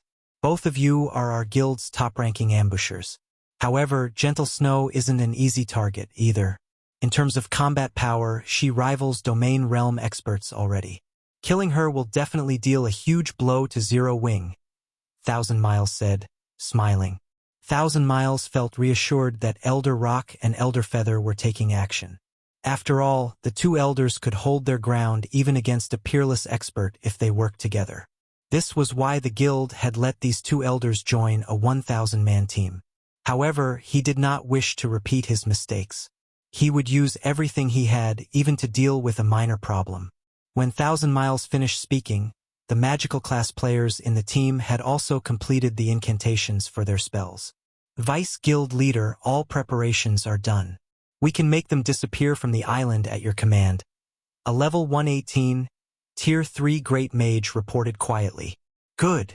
Thousand Miles did not doubt his subordinate's words at all since the 20 magical class players had jointly cast 8 destruction spells. These powerful spells would devastate even level 120 mythic monsters, let alone tier 3 players.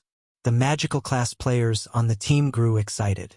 After all, they rarely had an opportunity to use such high-caliber spells. The bosses in dungeons normally wouldn't give them a chance to cast such spells. Only during siege battles would they have such an opportunity. Now that they could use Gentle Snow's team for target practice, they were naturally more than happy to do so. Immediately, Thousand Miles turned to look at Gentle Snow's team. Huh! However, the instant Thousand Miles turned around, his entire body shuddered. Before anyone noticed, Gentle Snow had already appeared before his team's magical class players. The tier 3 great mage that reported to him was even laughing, wholly unaware of Gentle Snow's arrival. Not good. We got discovered. Thousand Miles shouted instinctively. At this moment, Thousand Miles wasn't the only person to have noticed Gentle Snow's sudden appearance. The other Miracle members noticed her too. Only their minds failed to react to the situation. Gentle Snow, who had used Instant Flash to arrive before her ambushers, had no intention of giving her opponents time to react. She immediately swung the Glorious Wool replica, which had already been upgraded to the Fragmented Legendary rank, at the Tier 3 Great Mage leading Miracle's magical class players. Gentle Snow's slash was straightforward, so fast that the Great Mage could only watch as her sword descended. He didn't even have time to dodge using instantaneous movement. The next moment, the Great Mage was cleaved in half, and his HP plummeted straight to 0. What a quick slash! Thousand Miles couldn't help gasping when he saw his subordinate getting killed. The Great Mage in question was a Void Realm expert. Normally, so long as his opponent made any movements, he would instantly sense his opponent's intentions and react appropriately. Moreover, all magical class players possess skills or spells like instantaneous movement. Hence, in order to finish the Great Mage in one hit, even Domain Realm experts had to launch an attack without the Great Mage's awareness of the situation. However, despite Gentle Snow executing an attack right before the Great Mage's eyes, the latter had actually failed to respond to it. Little girl, you are really courageous. Aren't you afraid of making a one-way trip? Elder Feather sneered as he looked at Gentle Snow. However, despite his confident words, he still observed Gentle Snow cautiously. He then privately whispered to Elder Rock. It seems this little girl is much stronger than we imagined, Old Rock. I'll try to create an opportunity for you in a moment. Leave it to me. The black-clad Elder Rock also understood that the woman before them shouldn't be underestimated. Immediately, the short swords he held behind his back bloomed with a pitch-black brilliance. As soon as there was an opening, he would use his strongest move to finish off Gentle Snow.